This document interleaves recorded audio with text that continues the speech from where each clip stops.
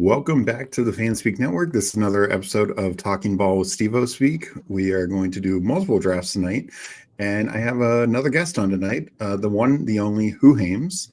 If you're not following Hoohames on Twitter, on his channel, I don't know what you're doing wrong.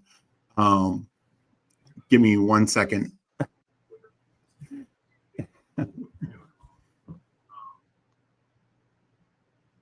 And now I'm in charge, apparently. I don't that Disbanded has it right. A dot. That is exactly what just happened. Sorry just about a single that. dot. Rookie mistake. I had it up on my TV and oh, okay. I had it up on my TV and the audio was going. So sorry about that, guys. I launched it again today and put myself out of the stage for a second and forgot to put myself back up. So I get it. So anyway, but yes, absolutely be following Hoohames on Twitter, which is what is your at on Twitter? It's Hoohames_FF. That's right. And then Hoohames, capital F's if it matters. Hoohames on YouTube. Just one of the best streams, does what, Monday through Thursday. 5 p.m. Eastern, 4 p.m. Central. Correct. And then Sundays now you're doing like 5 p.m. 6:45 Central, so 7:45 Eastern. 7:45 Eastern is what time I'll start every Sunday. Gotcha. Let me go to the chat real quick, and then we will jump into the first draft. We're going to start with my last mini schnauzer because that is about full in 30 hours. Yeah. It's people are thirsty. We got Mike Robb here tailgating before the stream. We got Jack Handles here. Imagine missing the stream. Couldn't be me. I will have Jack Handles on tomorrow at, I believe, 11 a.m. after his morning stream. We're going to jump into the stream together. We got Disbanded here with the dot. Always good seeing you. We got Jamie in here. Hey, fellas, how's it going? Jason saying you took over. Yeah. We got Disbanded saying he saw the new Superman. Well, hopefully that was enjoyable. I've heard pretty good things on it so far. We got Jack Handles here saying the Hoohames hostile takeover of Fanspeak. Mike, don't cross me. Mike, Chad, did Steve tell you that he's going to be wearing his silk polo pajamas with matching silk slacks? Dude is already ready for business. The dog Crypto makes the movie. I did see that. That's awesome. We got Hartman in here, GM, Pepper Tony in here, yo. UFC Jaguar in here, what up? And then Fantasy Football in Espanol. Happy to see you two on the same stream. Yes, absolutely. Yeah, this is the third time we streamed together. Because we did it once on Fanspeak, I think, and then. So you did it with Meg. Oh yeah, that's right. Yeah. You and I haven't been on Fanspeak yet. That's correct. Yeah. Mine being dry clean, terrible luck. And then we got JT Best Ball Course in here. He is, if Jack Handles is the early morning streamer, JT Best Ball is the late night streamer. Saying what's up. We're going to start with the last mini schnauzer. It is, let's see what it's at, 97.9% full. Man, I was really hoping to wait till like next week when some camp news come in to do the Dalmatians, but man. Yeah, even those are filling fast. Yeah. I saw you did your first Dalmatian on stream today. Yeah, I wasn't very happy with it as it happened. Sorry. We jumped in. I should have counted it down, but this thing is filling so quickly. Yeah. Sorry about that, people. Everyone. Yeah, that's my bad. I also started talking during that. But yeah, I was hoping, like, I really didn't like it. I went back and I looked at it, and like, even though I went 4 quarterbacks, I think it was fine. It wasn't bad. Like, that's the thing. Like, it wasn't bad. I didn't build myself into a corner that it can't advance for any reason. Like, it's fine. No, and I know you talked like your start was Malik Neighbors, Amon Ra. I know you said neither one's like your favorite guy, but at the end of the day, you got 2 of the top 10 receivers. Think we're okay at running back. Yeah. Your 2 tight ends were what, Andrews and somebody? Loveland. Yeah. So I think you're fine there. Your quarterbacks, yeah, you took 4, but it's also because you waited, especially for your second one. So, I think it's really strong to advance. We got Pepper Tony saying he multied 18 schnauzers. Don't recommend. Did you end up clearing your slows first?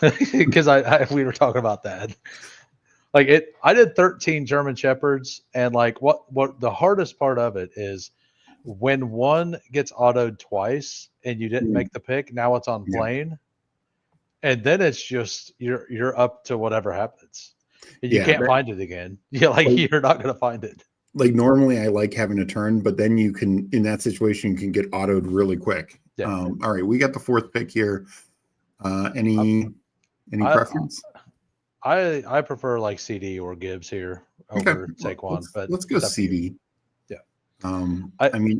I typically take Saquon, but I honestly think the first 6 picks, look, you never get Chase outside of maybe 2, and that's very rare. I think the first 6 picks, I'm rarely pulling somebody ahead of them. I just want good exposures to all of them. Yeah, I have it at 5. I have Saquon as number. Like I know you've talked about. I don't hate taking Saquon there, especially if somebody wants to. Like I think Chad Candles and I did on the BBM we did. I think that Bijan and Gibbs should definitely be above him, but that's just me. And then I think that the 3 wide receivers. Like I think even Puka possibly could be up there ahead of him, but it's hard to deny how great that offensive line is. Yeah, and like they didn't ban the tush push, but at the same time, Saquon had so many carries inside the 3-yard line, and it's like if 1 or 2 of more of those just pop in, even if he loses 200 yards rushing, if 2 or 3 more touchdowns, which could be easy. It's going to be one of the high scoring teams. They love running the football. It's run first. They give him multiple cracks. There were multiple times where he got the carry at like the 4, took it down to the 1, and then Hurts got in. But what if he just gets in like that 1 yard? And are you expecting him to get over 1,600 rushing yards again this year? I think 15 to 1,600 is still fair range, assuming health. He got 2,000 in 16 games played last year. True. Yeah. Because he wanted to go for the record. They told him that or whatever. Yeah. I think. And now some of that was, I think, also due to the fact that Hurts missed time, AJ Brown, Smith, Goddard all missed time. Saquon was the actually only healthy one of the core there. Yeah, the entire offensive line stayed healthy the whole year. I think that's like 2 years in a row for them, and that is very rare for offensive lines to stay that healthy. It could just mean that their training staff is really good too, though. Yeah, somebody should snipe the training staff. Like it could just mean that it could just be luck. Like we don't know. Yeah. Like there's no way humans could figure that out. All right. What do you like here? We get McConkey back, which I like that. I like that a lot. Very good. Don't they play like week 15, 16? Maybe? Is it 15, I think, or 16? One of those. Let me hit up chat real quick, just since I know a lot of comments have come in. We got disbanded. Cheers, brothers from another mother. And that's absolutely true. I think Hoohames and I, we have some difference of opinions, but we definitely both have a lot of similar thought process and similar mindset on things. Mike Robb having all 101 Dalmatians and Chihuahua and Puppy 2, about 20 slows each, kills your phone with notifications. Yeah, I texted a picture to Meg. I just had a quick dinner before the stream, and I texted a picture that I was up, not how many total slows I have. I was up on 44 slows. So, because especially with the rookie sophomore, and we'll talk about that in a bit. I already entered like 15 of those slow, maybe more. And those slows will go super quick. What do you like here? We have Lamb, we have Ladd. I've kind of been liking Chase Brown here lately. Yeah. Lately, I feel like him and Breece Hall. Like, I love Amari and Hampton. Yeah. But like, let's go Brown. I'm good with that. Devontae Adams would have been. I have so much Devontae Adams, but me too.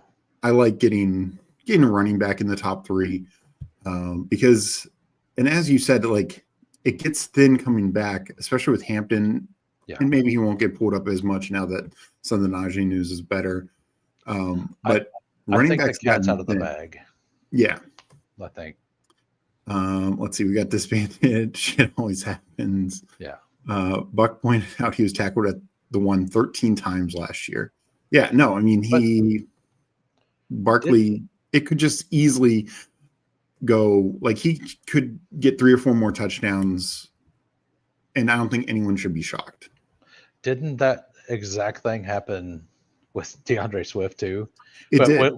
But with Swift, they said he fell at the 1, and with Barkley, it was he's tackled at the 1 because people respect Barkley but don't respect Swift. No, I think there's part of that. Now, I do think Barkley was still more efficient running inside the 5, but because Swift only had like 5 touchdowns or something like that. Yeah, but so like for every 100 yards less he gets, like he had 2,000 yards. So let's say he gets 100 yards a game and he plays 17 games. That's 300 yards, right? So that means he has to get another 5 touchdowns, right?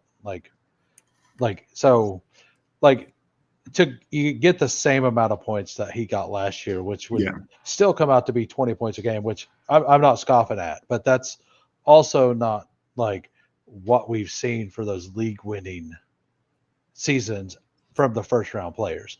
Like those are like 23, 24, 25 points. Like that one McCaffrey year was like 26 points or something in full PPR. Yeah. So like that's my argument against it, is that like, even though it's safe, I don't, and like for Underdog specifically, it's probably a better bet because like all you need is a one, like he definitely has the 40-point ceilings. So so like it could just happen in week 15. Like no, absolutely. And I think the pushback is sure Shipley's a backup, but the other guys, Bijan, Algier had 600 rushing yards. Gibbs, when Monty was RB10 and Gibbs was RB4 at the time, but through 14 games. So it's just like there is at least somebody else working in there, and just certain things can shift. I mean, Algier had a 100-yard game last year. How crazy is that, given how good Bijan is? But just sometimes it happens. Now, I do think down the stretch, what I like about Bijan is they seem to give him more of a workload, and especially inside the red zone. So I think that's good. But the playoff schedule is nuts. And I love that they're in a dome the entire time. To me, Bijan is the back that I think is the best. Like, if I'm making a bet on RB1 on the year, it's Bijan. Are we James Cook here? I'm fine with James Cook. I like James Cook. I know I'm probably one of the biggest bulls on James Cook, and I just had a hard time taking him over Hampton the entire time, and that is never going to be the case again. So I'm probably going to end up with a good amount of James Cook. And my thing is, like, I know a lot of people, and I've heard an analysis, and I was in chat with Hartman and a few other people, because it's just out there in the analysis is, James Cook didn't play 50% of the snaps last year, but that was also because he missed a game, so that will significantly make you under. And compare him to Jahmyr Gibbs. When Monty went down, Gibbs was only at 51%. So he ended up at like 54.5% because those last 3 games. And I just think Cook had the exact same offensive snap percentage the year prior that Jahmyr Gibbs had last year.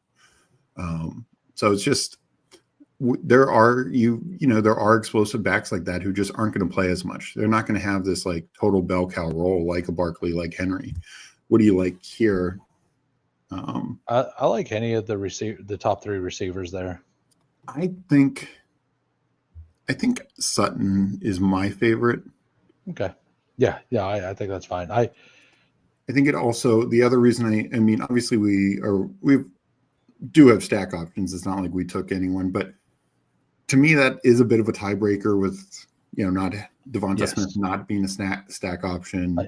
I end up with so much Trevor Lawrence that like I tend to not take Hunter as often, because I just get like, I have like 13%, and I'm like, it's mostly just because, like, I get in situations where I just take Tootin and then Lawrence on the turn there. Like, okay, I'll just take both. Yeah, But let yeah, me going back to catch up James. on chat a little Okay. bit. We got Leo in here. Thank you so much. Big old O-line. Yeah, and that is the benefit is anytime you're part of an elite offense, an elite offensive line, that's a positive. We got Jay Lives in here. Pepper and Tony, that's some work. Did foreign, what a mess.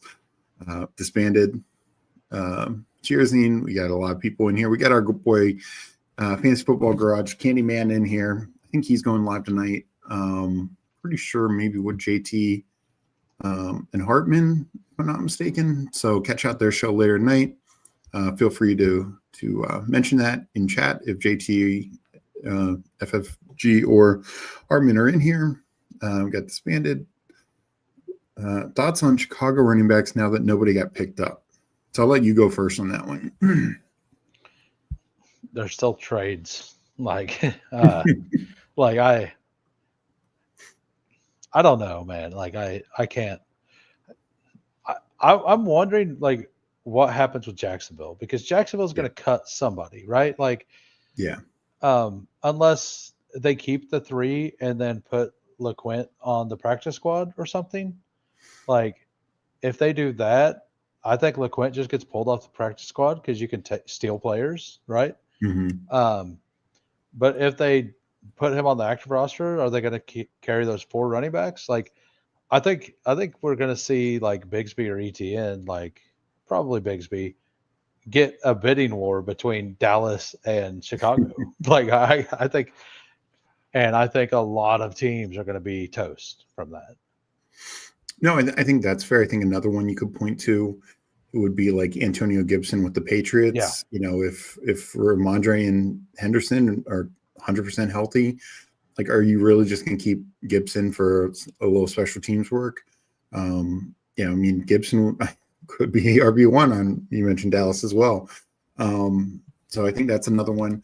I do think I feel much better about Chicago's situation than Dallas. So Yeah, I'm taking some of all of them. I probably will end up with the most with Roshan just because his ADP is where it's at.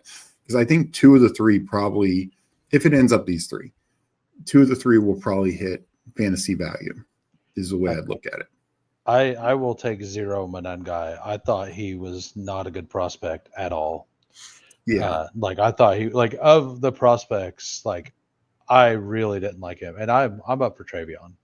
Henderson. Yeah. I figured. Yeah. I love Travion. And like, so something else, going back to James Cook for a minute, you were talking about the inefficiency and all that, like he only had 48% and all that.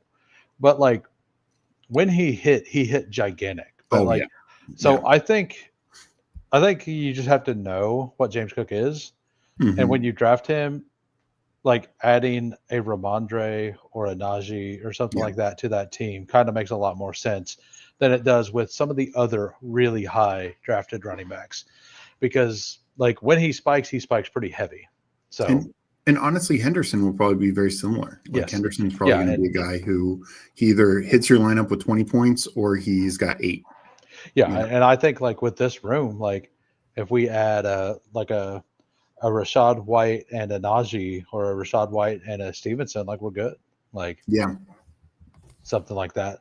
Just to talk about like layering how like not every running back's created equal. Like if that was Josh Jacobs and Chase Brown, right? Like they're both bell cow.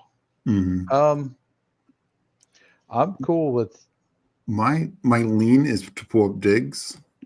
I mean, I would do that too.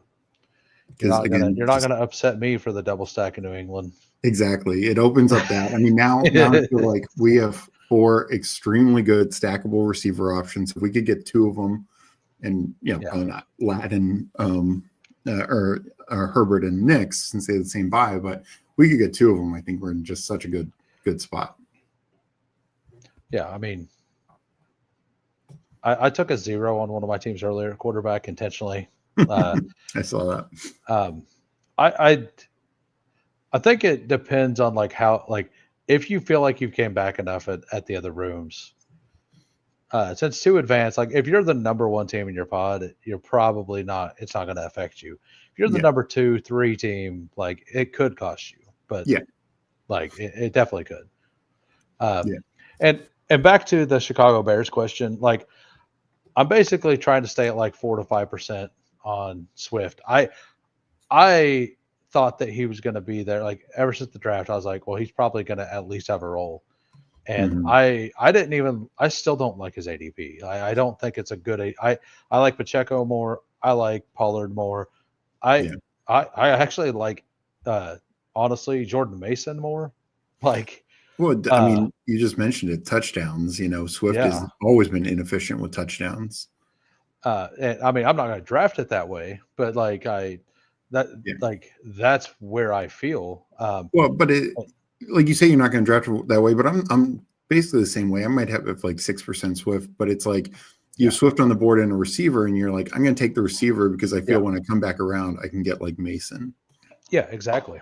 And like Swift versus Jalen Warren, Oh, I was I just going to use it that as an example, like Jalen like Warren, yeah, even Tyrone Tracy, if he's what I'm expecting. I think you're kind of the same way. We'll kind of have the Warren role with the Giants. yep. Like that's a 20 some picks later. I did my first Scattaboo plus Tracy build today. I didn't Nice. mind it. I didn't mind it. No, I don't think it's terrible Yeah, because since they both go in the now hundreds, yeah, um, yeah. we got Pepper Tony in here talking rookie sophomores is fun. Will Shipley has no ADP right now. Yeah, we'll get into that. Like this is because I know you talked about on your stream about not liking that it's a 150 max and you only get a third of the max to make finals. Right. And now I do think it's a little different because like you did mention, like you have a much better chance of making the finals than you do in say mini schnauzer or any of these other types of tournaments. But the other advantage is it's kind of, I view it also like Superflex where there's a lot of inefficiency out there.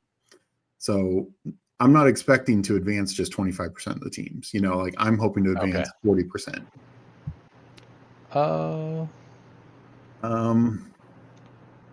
I like I Jaden Higgins I here. was gonna say I usually bring Higgins up here. Yeah.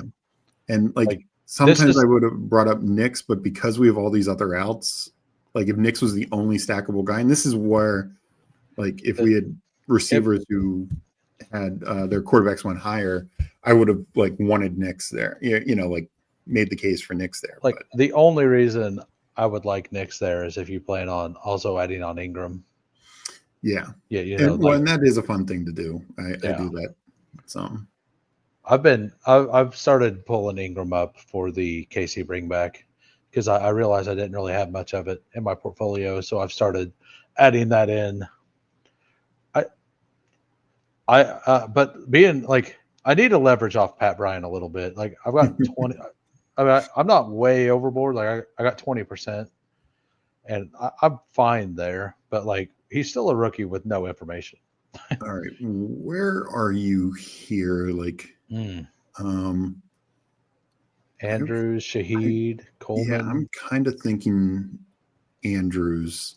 Yeah, I think Andrews is mispriced by a I lot. do too. I completely agree. I think it's That was my favorite pick about my Dalmatian is I got Andrews at 113. Like I think that helped with a lot of the inefficiency. Like I didn't get anything else that was really value. I guess I got Amon too, but yeah. like I had 2 values and then but that one I feel like is the biggest out there right now. I think that's one of the worst price players on the Yeah. board. No, Tim talking about our Devontae call, and I agree. Like Devontae Adams, and both Hoohames and I are in agreement. Like I think he's one of the most mispriced receivers Yeah, in the early rounds. man. Like I miss Big Board when it Oh opened, God, just smashing Devontae Adams at 52 yeah. over and over. I had like 35% Devontae I Adams. wish I had been that high. I was like 20%, Yeah, and I was like, there's no like if I'm wrong, I I'm willing to go gamble, right? Like I've stuck money in a machine and lost $200 in 5 minutes. Like it happens. Like I don't do it often, but like what's the difference of doing that and like, hey, this player's mispriced, and then going and then just smashing a bunch of your entries on that? There's no difference. Like in the one, at least you have some say in what you're doing, right? Yeah. I guess there is a major difference because you have all the control in what you're doing. If you think there's an inefficiency, and I did the same thing. Like I'm not planning on doing a lot of BBMs this year, but I knew for a fact that Rashid Rice was either going to tank to the 7th, 8th, 9th round, or he was going to go up to the 2nd. So I did 5 of my 10 BBMs before the schedule came out because I wanted to get a bunch of him. So I got 3 shares of the 5 drafts, and like I just feel comfortable like making whenever I see a massive difference in what I believe to the market, I want to attack that. Yeah. And Adams was like it's taken him a while, and he's actually starting to creep back the other way. And speaking of that, like, do you like? There's all kinds of players that are falling right now, like without a really good reason. And Xavier Worthy is one of those. And I know you kind of like Worthy at cost more than Rice. So what is your take on that? Like, I'm having a hard, like, I don't want to be 20% Rice and 20% Worthy, but it looks like that's where it's going. Like, I think like one of those 2 players is absolutely mispriced. Yeah. And just real quick, assuming he's there, this is just snap call. Yeah.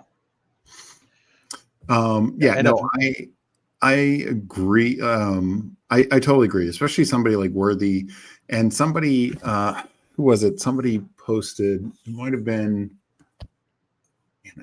I would love to give credit for who did the tweet, but somebody tweeted out the last like 8 games of their rookie years, Rice and Worthy, and they were like dead even. Yeah. And I understand Rice has a different, it might have been Ian Hartitz, and Rice is playing more the slot and getting those interior targets. But again, Worthy's playing outside. He's getting the Hill target. So if we're saying Rice is the new Kelsey and Worthy's the new Hill, the answer could be both. I mean, to be honest with you, it could literally just be a carbon copy of Amon-Ra and Jameson Williams. Yeah. Like literally, like that is what could happen this next year with them. But yeah, I mean, I think Worthy's fallen just because the Rice hype is so high. Now, would you want to just double tap and take Herbert here? We could, yeah. I like that since we also got Higgins as the bring back. Yeah, I like it.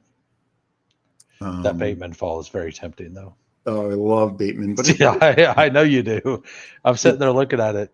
You have him ranked 109. Yeah, I think.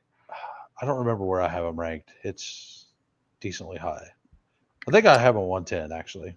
Yeah, and I mean his ADP has come up to 111, but yeah, like the fall here is nice, and like you're saying, we're just getting these random falls with nothing's happened, no reason. But the players that are rising, I don't like. Other than like Hampton, it's like they're rising just for people to get different, I guess. I think that's part of it. I think people are trying to get crazier and more unique, and some will blame the casuals or whatever. But I also think some people are just so entrenched in their takes. I mean, I've seen like Rice and Tyreek go at near the 1-2 turn, like in the second round, but like 13 through 15, and it's like that's pretty high to me.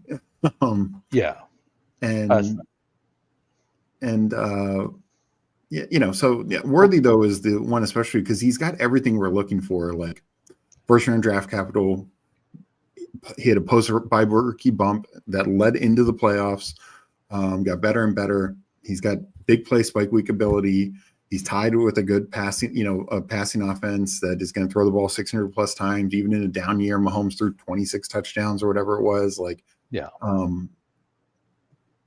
got a lot going for him, but yeah, he's falling, and it just, I will keep scooping him there. Like there is not, like you will probably disagree with this, but I cannot take DK Metcalf over or Xavier Worthy. I cannot do that. Like I have like a 10 to 15 pick difference in those two players. Like I'm okay taking DK Metcalf at the 4-5 turn if he falls a couple spots now. But the fact that their ADPs are like, I have to double tap him. I have like pretty much. Yeah. I don't understand that one at all. You mentioned him earlier, and to me, it's an easy call if he's here. Yeah, I think so as well. Yep. Yeah, so like we disagree on a lot of players at like, but those are usually like the big players, and both of us have reasons. And we understand the reason why the other one's on it. Yeah. But like for the most part throughout the draft, like you and I agree on where a bunch of the value picks are. I also think we agree on the way to build. Like obviously we didn't go 0 RB, but I think we both are in agreement with the types of backs that you do for like a hero or 0 RB build. I think we agree on like getting like prioritizing touchdowns versus, like say Zay Flowers, and stuff like that. And these are guys who, a 1, a 1, a 1, a 1, a 2, and a potentially high, quality situation. Mark Andrews, like you said, he's inefficiently priced. He can just be a touchdown machine. Like in a year last year where his targets were way down, he was there with touchdowns, and we could just see his targets go back up. Like it's not like this thing where his targets are guaranteed to stay down. What is your lean here? It's kind of dead for receivers. I feel like I almost say Ferguson. Yeah, Ferguson's good. Ferguson's great. Yeah, and this comes to another question. If Likely was here, are you okay taking Andrews Likely together and then just adding on a third without Lamar? I think with Lamar it's fine. Yeah. Without Lamar, do you think it's okay? I've not done it. I don't. I've probably not an 18th round draft because I feel like when I take Andrews and another tight end roughly that early, like we can add on a third, but a lot of times I'll stop it with just like Andrews or Ferguson. Like especially like with the mini schnauzer and like the Dalmatian and stuff like that. Like with the way that they like the small advanced structure, I think tight end like matters way less because you just have to try to get some guys to the finals to have those guys to spike. Yeah. And since that position scores the least points, like you just, I don't know. I'm trying to like ride pod variance through kind of with tight ends. Yeah, no, let me catch up on chat. And I know there's some questions in here. We got Leo. Do we have Mbuka too low knowing that 2 veterans get hurt and miss some games in the regular season? So, I mean, if we know that for sure, I don't know if we always know that. Like, I understand Chris Godwin's never played a full year, and people make that point. Like, Evans has missed time. But a couple years ago when Evans missed time, it was 1 game due to the suspension because of Marcus Lattimore fight, and the other game was because they had a playoff spot tied up and they just sat him the last week. So I don't know if we know that for a fact would be my pushback there. I like Mbuka. I love him as a player, but I do worry this is not like, say, the Colts situation where you can say it's much more fluid as to what the wide receiver 1 through 3 is, where here it's like we know who the 1 is, we know who the 2 is. If as they stay healthy, it's going to be tough for Mbuka to carve out a bigger role outside of like significant injury. Yeah, so I had a big thing in Big Board before they took Mbuka about how Evans was super mispriced. Mm-hmm. And the reason why is because of how consistent he plays. Yes, he misses a game or 2, but I'm going to read down from 2024 all the way through his career. Yes, you'll realize he's old because there's a lot of numbers here, but games played 14, 17, 15, 16, 16, 13, 16, 15, 16, 15, 15. And what year was it they switched to 17 games? Was it in 2021? 21. Yeah, so the 16, all of those 16s there were full seasons. Yeah. And then after 21, he missed 1 game, 2 games, 0 games. And that And then 2 games three was games the last year. suspension, and they sat him because they locked up the playoff seed. Like, it was not an injury situation. Just be careful, coolers. I'm reading. You'll understand when you get there. So I want some in Buka. I just wish he was like, I have a hard time that, and I understand they're second rounders, not first rounders. Let's make this pick. Oh, I mean, Pat Bryant's just sitting right there. But we also have Thielen. I'm up for either one of those. Those are both my favorite players on the board. So let's just go with Thielen. We have some younger receivers. I mean, good ones, but younger receivers. So the thing about Thielen here, if we had to, you could stop 6 with Thielen. With Pat Bryant, you would have to add on another player, I think, as well. So, do I want to stop at those 6? Probably not. But if you had to, I think it's fine. Yeah. Well, we have another pick coming right back up, and then I mean, there are some tight end values, including a stack here, including a bring back. So I wouldn't mind either one of those. In consideration. I'm fine with either one of those, or even just snagging Cam Ward 10 picks after ADP. Let's actually do that. I mean, you know me, I'm much more high on three. I could see you hovering over it. I don't want to recommend it. I don't know. But it's also, like you said, he was value. I wouldn't take Cam Ward there at ADP, but around later, anytime you're getting around a value is huge. Especially at quarterback in today's market. The quarterback market is wild. Wild right now. Some of us are out here taking 4 quarterbacks. And just to finish up the Mbuka thing, it's just tough for me when I feel like Higgins and Trey Harris, I know he's sitting out right now, but I think these guys are just walk into number 2, clear number 2 roles. And what happens when Keenan Allen signs there? That would mess things up. What? We had Schuster saying you did a Superflex draft in the Dalmatian. Yeah, and that's why I was referencing. I'm with them. I miss Superflex too. I started taking ETN for this reason. He could wash up in. Yeah, I'm more higher on ETN just because I also feel like Liam Cohen, that could be his guy. Like Gladstone loves Tootin, but I don't know if Liam Cohen loves Tootin.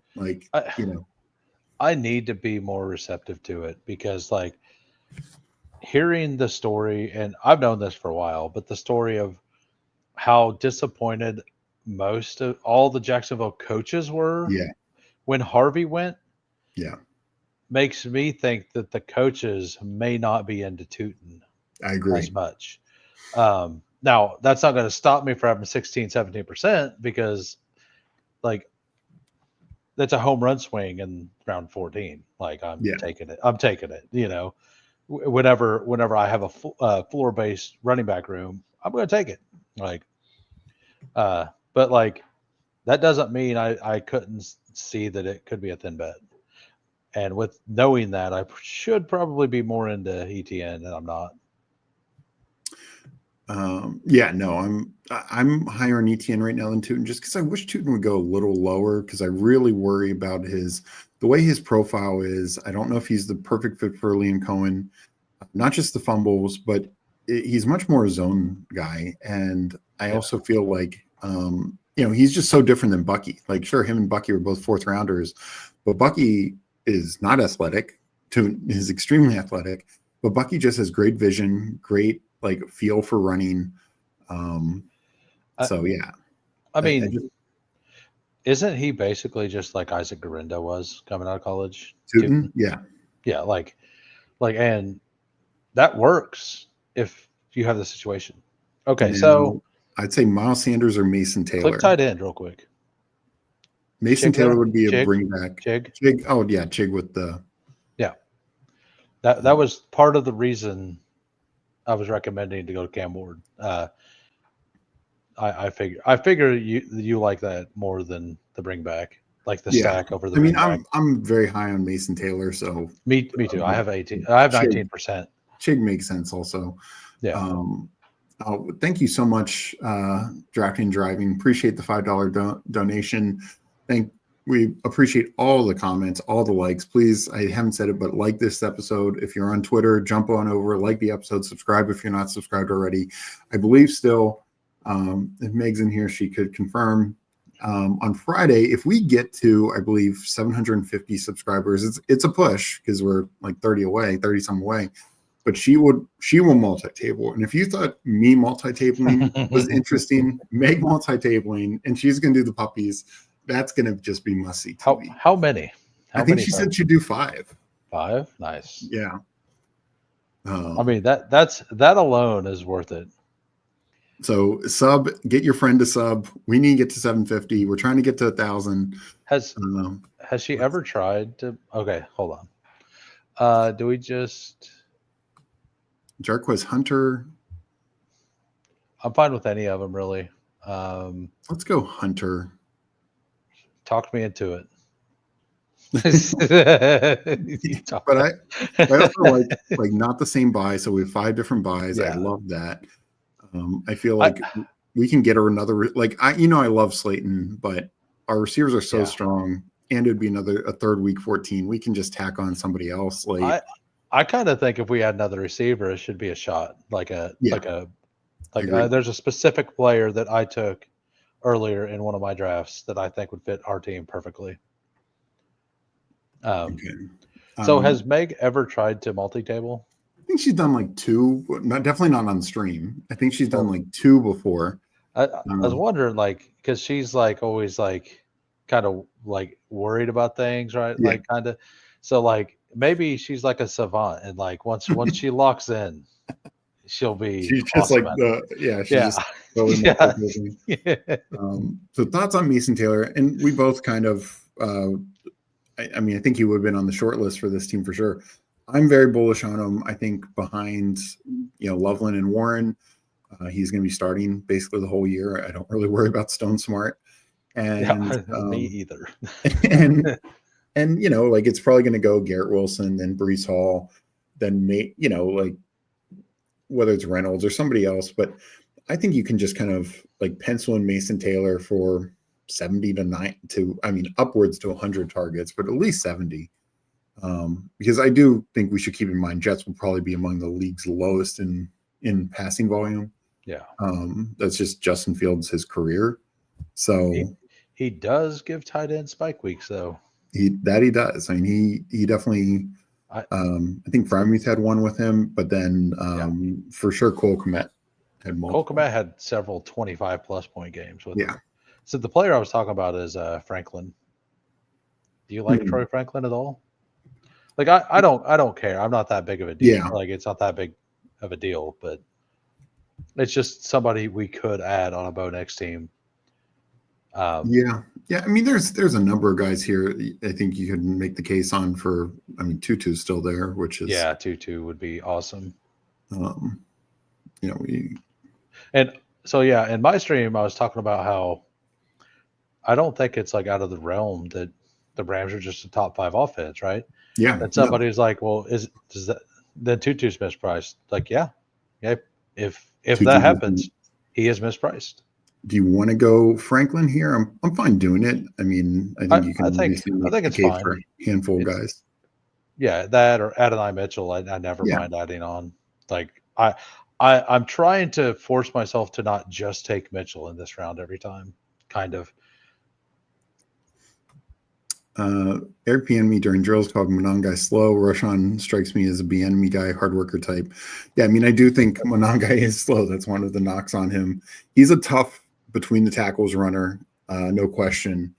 But Bieniemy has never been a friend to the players. That part is true also. So like that's just how he is. So like you never know. Mitch in here, thank you so much for joining us. Either of you in the Albatross final. I only did a couple golf teams, nothing got through, so I am not. But yeah, Underdog, this is something I hope they're working on in general. I know they definitely are talking about for football this year.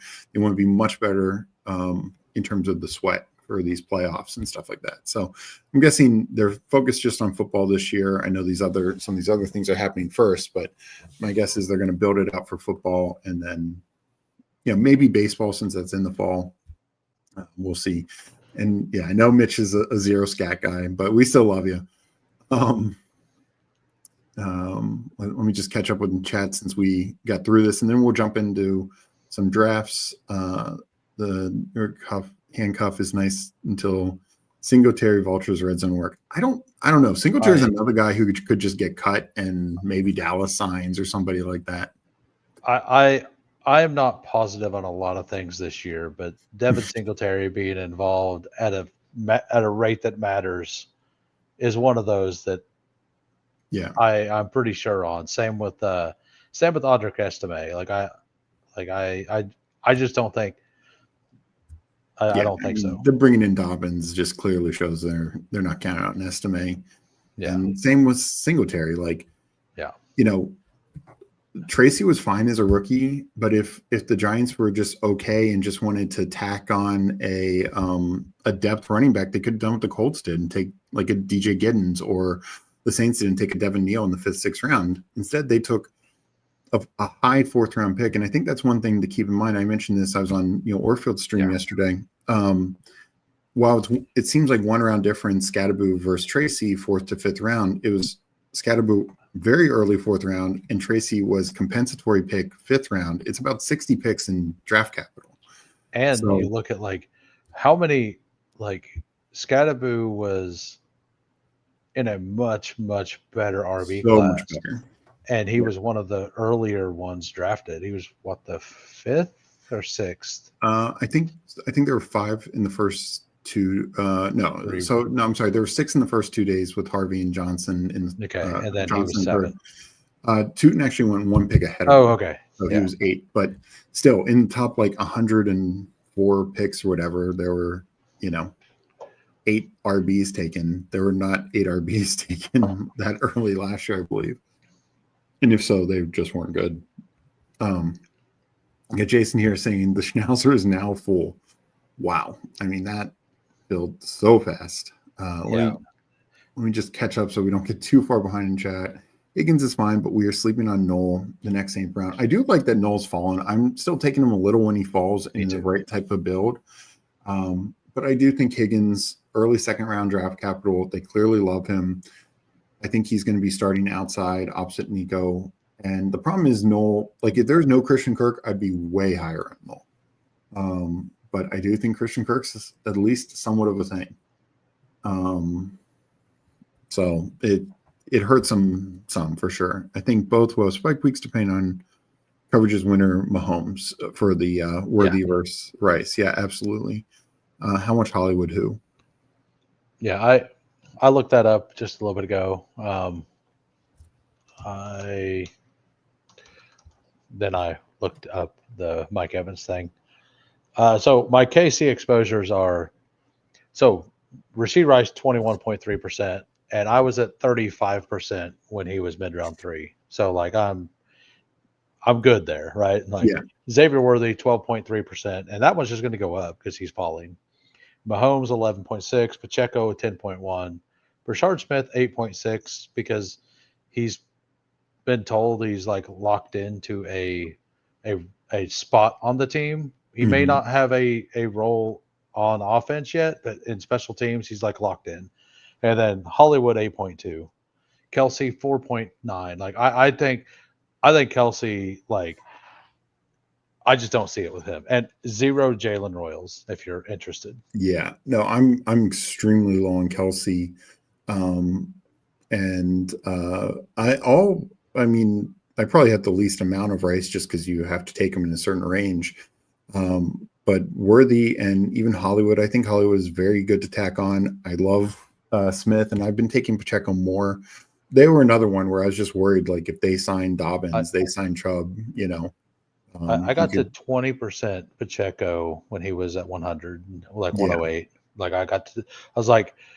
I basically made a stand then because I was these 3 players are definitely going to rise. And that was B-Rob, him, and Swift.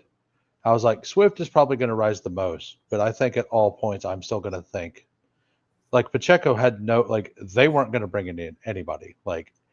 I didn't think they were the most likely, but these guys are coming in at such cheap rates where it could easily, if they get to camp and they didn't feel Brashard Smith was ready, if Pacheco's not looking as fast, I mean those kind of things can change quickly. True. And Pacheco was a 7th round pick as well. People like who shined in camp, like that still could happen, like with Smith. Hey, I mean, for Monangai, the last Rutgers 7th round pick running back turned out pretty well. Leo here has 3 comments about DK. So let me put them up all together. Rodgers will feed DK like he did Adams down the stretch. Who else he's thrown to? DK to the moon. DK will get the Browns and Bengals twice. Grown man there. So what I'll say to that, because I know you're more down on Steelers in general and DK. I'm like, in terms of like DK verse worthy, I think it's fair. What worries me about DK is just his profile. He has not been for as much as we think of DK as this big physical red zone receiver or deep threat guy. He actually doesn't have many spike weeks over the last couple of years. Nope. Now, sometimes when he does spike, it's a monster. That was a Thursday night game against the Cowboys a couple of years ago. Yeah. He had like a 25-point game last year. Now, he's actually been very consistent with a lot of like 10 to 15-point games. So it's just interesting. He's much more of a floor play than a ceiling historically. Will that change this year with Rodgers? Because we have seen Rodgers obviously just feed who he trusts. And that's kind of my thought. But I do think there is some worry there. Even if he is Rodgers' number 1 target, it could just be very spread out.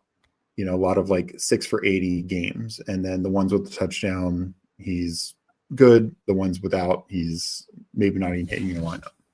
Yeah, so on that a little bit, like, so with DK Metcalf, he is like, as an actual football player, I love him. Like he's very, very good at what he does.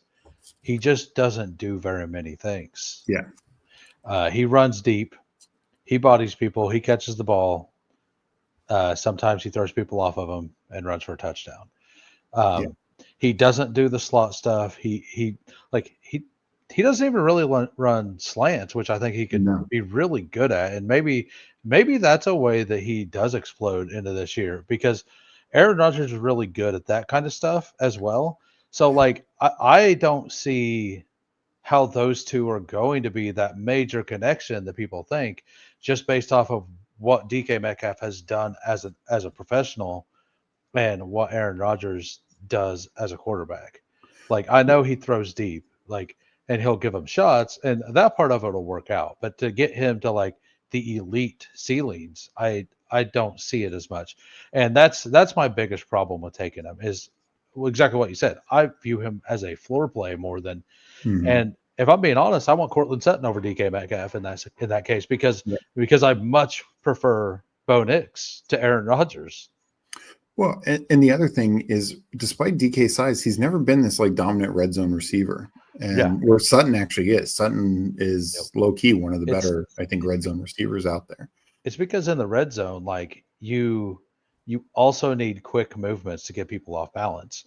And DK Metcalf, although he's an absolute man, like he doesn't have the ability to shake early. What I do wonder though is, one of Rodgers' strengths is to isolate his receivers in the red zone, get the matchups that he wants.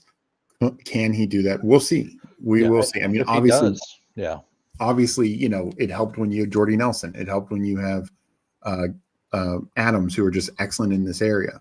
But that is one of the interesting things. So I want a good percentage. I want a decent percentage of DK, but it's not a guy that I'm going to be like massively overweight on. My goal is like 4% is my goal. Yeah, Mike Rob, only 23 likes. Appreciate you calling it out. Hopefully we can get that up there. Al Boogie in here. What up, fellas? How's it going, Al? FK, who sounds like he's reading off the launch codes. What I was saying, the dates for evidence, like the games played. Yeah. Multi-saving 5 of these to get in before it closed was a bad idea. I hate my team. Yeah, it's not always fun. Meg saying, haha, yes, tabling 5 puppies, puppy 2 at once, maybe a couple rounds if we hit 750 subs by Friday. It will be chaos. Make it happen, friends. 100% agree. We need to get that. Like, we have to see it. I can just tell you how insane it's gonna just knowing Mag my entire life. It's gonna be interesting. We got Leo. Hopefully, Scatter Tracy can pick up the blitz. Singletary is good at picking up the blitz. First 5 games, Giants are predicted to lose. Singletary will be on the field early in the season. That is true. Like Scadaboo, for as big as he is, was really bad at blocking. Yeah, but I do wonder sometimes that can be quickly coached into you. It just wasn't something Arizona State ever asked him to learn how to do. Because we know the willingness was there, but he would just launch himself at guys. It was if you remember Clinton Portis. Now Clinton Portis was good at it because he knew how to square up a guy. But Portis would just blitzing linebacker or safety would come in, and Portis would just launch at him and just knock him out. Yeah, he was very good at that. Yeah. So Peanuts in here saying, "Are you taking some Noah Gray then?" I replied in chat. Yeah, so. I took plenty of Noah Gray early when I thought Kelsey might be retiring in the big boys. So I'm probably done for Noah Gray. I did not. I knew. Well, so Jared Wiley was drafted last year in the 3rd round by Kansas City, and he had a torn ACL in the preseason, right?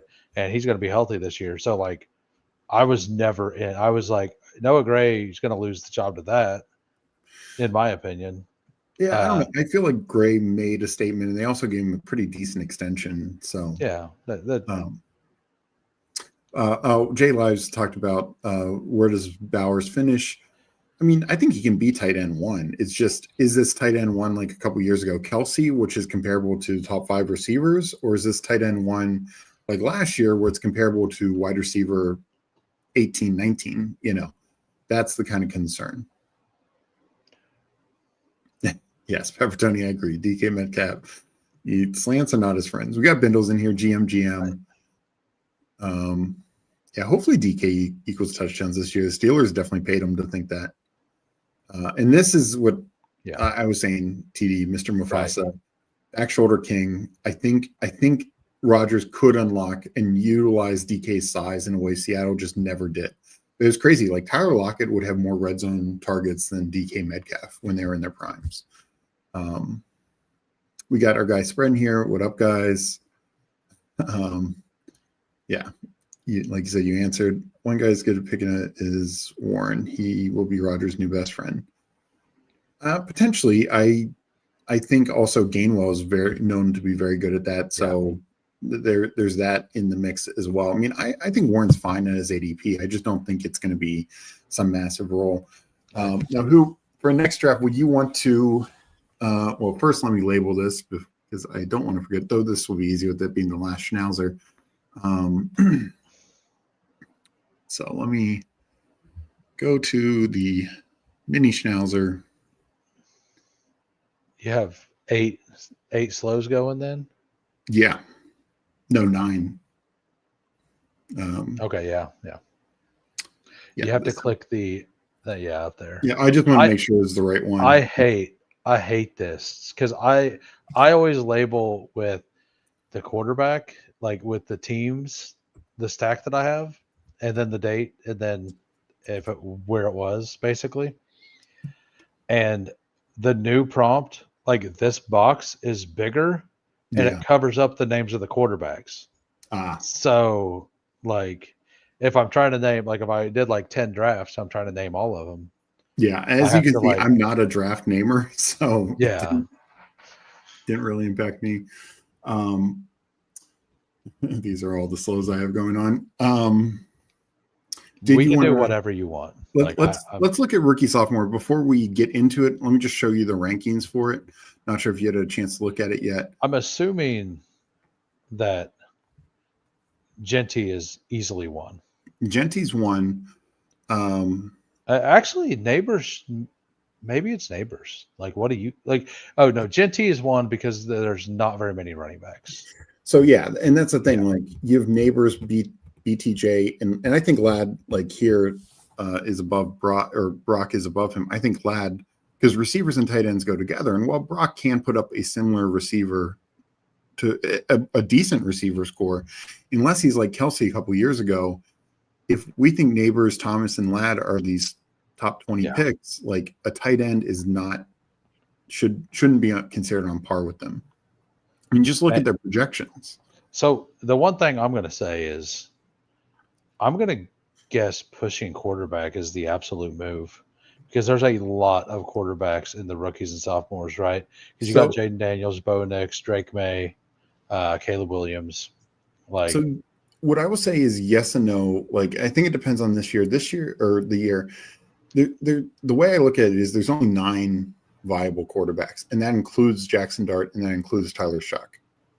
Because you had the 6 rookies last year, or so 6 sophomores, and then Ward, Dart, and Shuck. Because I mean, Shador, Milroe, I just don't think there's or Dylan Gabriel, any of that.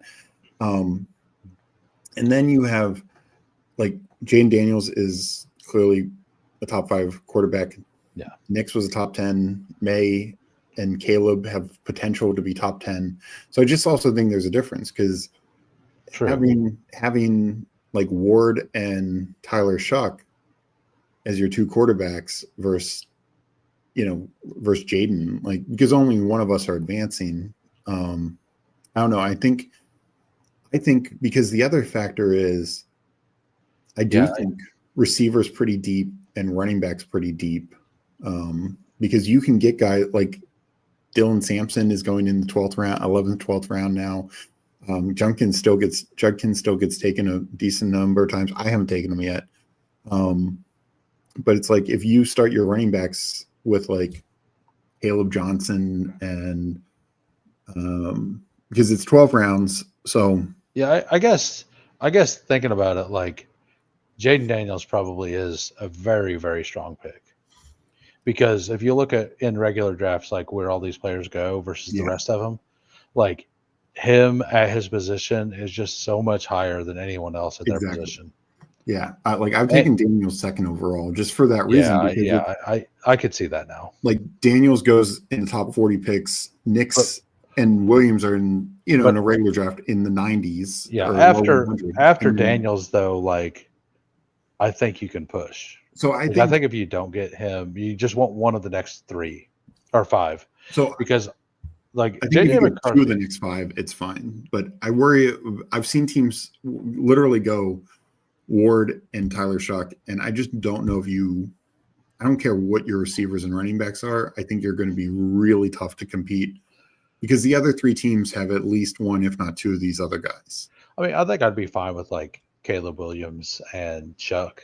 Or Caleb Williams and Ward or whatever, like that's what I'm saying. Like if you don't get, like you just take whichever one of the next, because as long as you don't let yourself not get somebody down to JJ McCarthy, I think you're fine. I think I agree with that. As long as you're getting like through JJ McCarthy. I mean, if you go like Penix, Ward, Shuck, you're probably fine. Doing 3, you're probably fine that way. But it is just it begins to tear off pretty significantly. Are you gonna? I meant to do a rookie sophomore. Are we gonna pull up Bo Nix so we can rekindle last year's Troy Franklin? Let's run it back. It didn't work last year, but this is the year. You know, there's people out there doing that right now. Oh, like, for sure. Oh yeah. We get. This is the contest that Troy Franklin is actually a pick. I'm in. Yeah. I'm going to do 150 of these. I'm going to have 135 Troy Franklin shares. There are, obviously a few stacking options like May and Kyle Williams, but you don't because people would ask me on Twitter and stuff like stacking is nowhere near as important here. Like if you take Jaden Daniels, I'm not taking Jalen Lane. Like there's just no value there. Luke McCaffrey, run it back. Or Ben Sinnott. Sorry, let's get in the first one. We're going to jump into rookie sophomore. These fill pretty quick, and there's only 4 spots, so it's But I'll count it down at 5. So I'm going to enter it in 5, 4, 3, 2, 1. Enter. These feel very quick. It filled insta-filled. And I do think there's something to mix it up. Pepper Tony got in. So, and I think there are different ways to approach it. But the way I look at it is you kind of have Genty in these 3 receivers. I don't count Bowers there. I definitely want a percentage of Bowers. just because he obviously can explode. But I feel like he's clearly behind these other skill guys. And then you have like Bucky, and then it goes down to Hampton and Harvey. So Hampton to me is a cutoff, because then I think there's a gap to like Harvey, Henderson, and Caleb. So to me, it's so much about tier breaks. Absolutely. I agree. And wide receiver probably is very deep, honestly. It's super deep. Like, look, like they were saying, like guys who go undrafted, like, you know, you can get Jack Besh, Pat Bryant at the very end, Mason Taylor, Jatavian Sanders. I mean, you didn't even mention Tyler Warren, who like I would absolutely want over like Leggett. Oh yeah, I take these guys. So first, do you want to go Neighbors or Jaden? I'm fine with Jaden. Yeah, let's. And I think that's the biggest break. Like I think that's a good point. Like that's what I was trying to say whenever I said I think you can kind of push quarterback. I hadn't got to that point, but it's if you don't get Jaden, there's so many of them, because there's another 5 that are like very serviceable. Mm-hmm. As long as you get one, like as long as you kind of like if you're building a super flex and you go the first 2 rounds without a quarterback, it can work.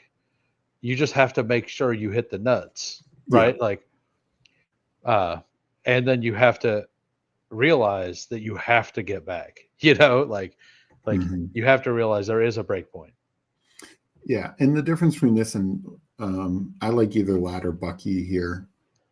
Yeah, I'm fine with, I think Bucky. Yeah, Bucky, I think it's the better call just because you have Harrison, Worthy, Tet, Hunter. I mean, we're getting one of those at least, Yeah. I think, and like this person probably takes one of the 2 quarterbacks here, and we probably get Harrison, right? I could see him doubling up at receiver and them kind of going to, like what you said, like wait. Yeah. You do have to worry. They pulled up Hampton, which I think I think that's smart. Do you want to go back or Harrison? Yeah. I'm fine with it. I will say that I actually believe Worthy and Harrison should be close in ADP, and like the fact that they're like 2 rounds different. Like I have 1.4% Marvin Harrison right now, and it's only because I specifically pulled him up once or twice to have a chase team with him. All right, T-Mac or Hunter or Dunze, I would lean. T-Mac, I think it's fine. Or like I think Harvey would make sense too. Harvey, or actually, yeah. The reason I didn't say Harvey is Caleb's. I feel like we're probably going to get, with him taking 2 running backs so far, I think there's a better chance of Harvey falling back to us. Yeah. And if not, I hadn't looked at that. Yeah. Because now he double taps quarterback. So yeah, we get Harvey. Yeah. And then we don't even have to, like, we could just eat a 0. Like, what do you think about in this contest, just intentionally eating a 0 quarterback for the 1 week? I with still the think only 4 people. Yeah, I still think there's value. And how, like, had Caleb been there, I would go Ricky here. Yeah, I'm fine with either. I have those 2 rated exactly next to each other. And Dart actually kind of makes some sense for us. Like if you think that like by week 12 is Dart going to be starting. Yeah. Yeah. But it's a gamble. So like Shuck is guaranteed. Yeah. I think here, let's see if we can push Shuck to the next grouping.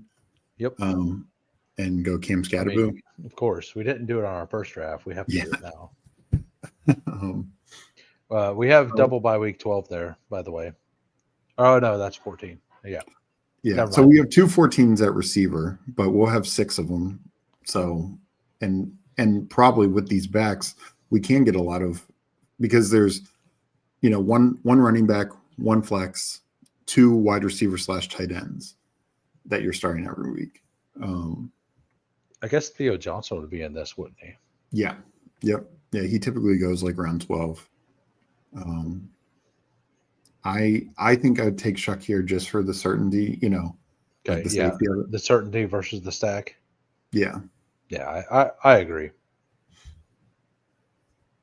And I mean, just look at these receivers / tight ends that are right here, like Burton, Harris, Coleman, Colson, Loveland, Kyle Williams, Tyler Warren. Like we're It's getting really weird that Loveland is ahead of Warren in this. Yeah, Is that because people are stacking him with Caleb Williams? that would be my guess. Do you want to go Trey Harris here? Sure.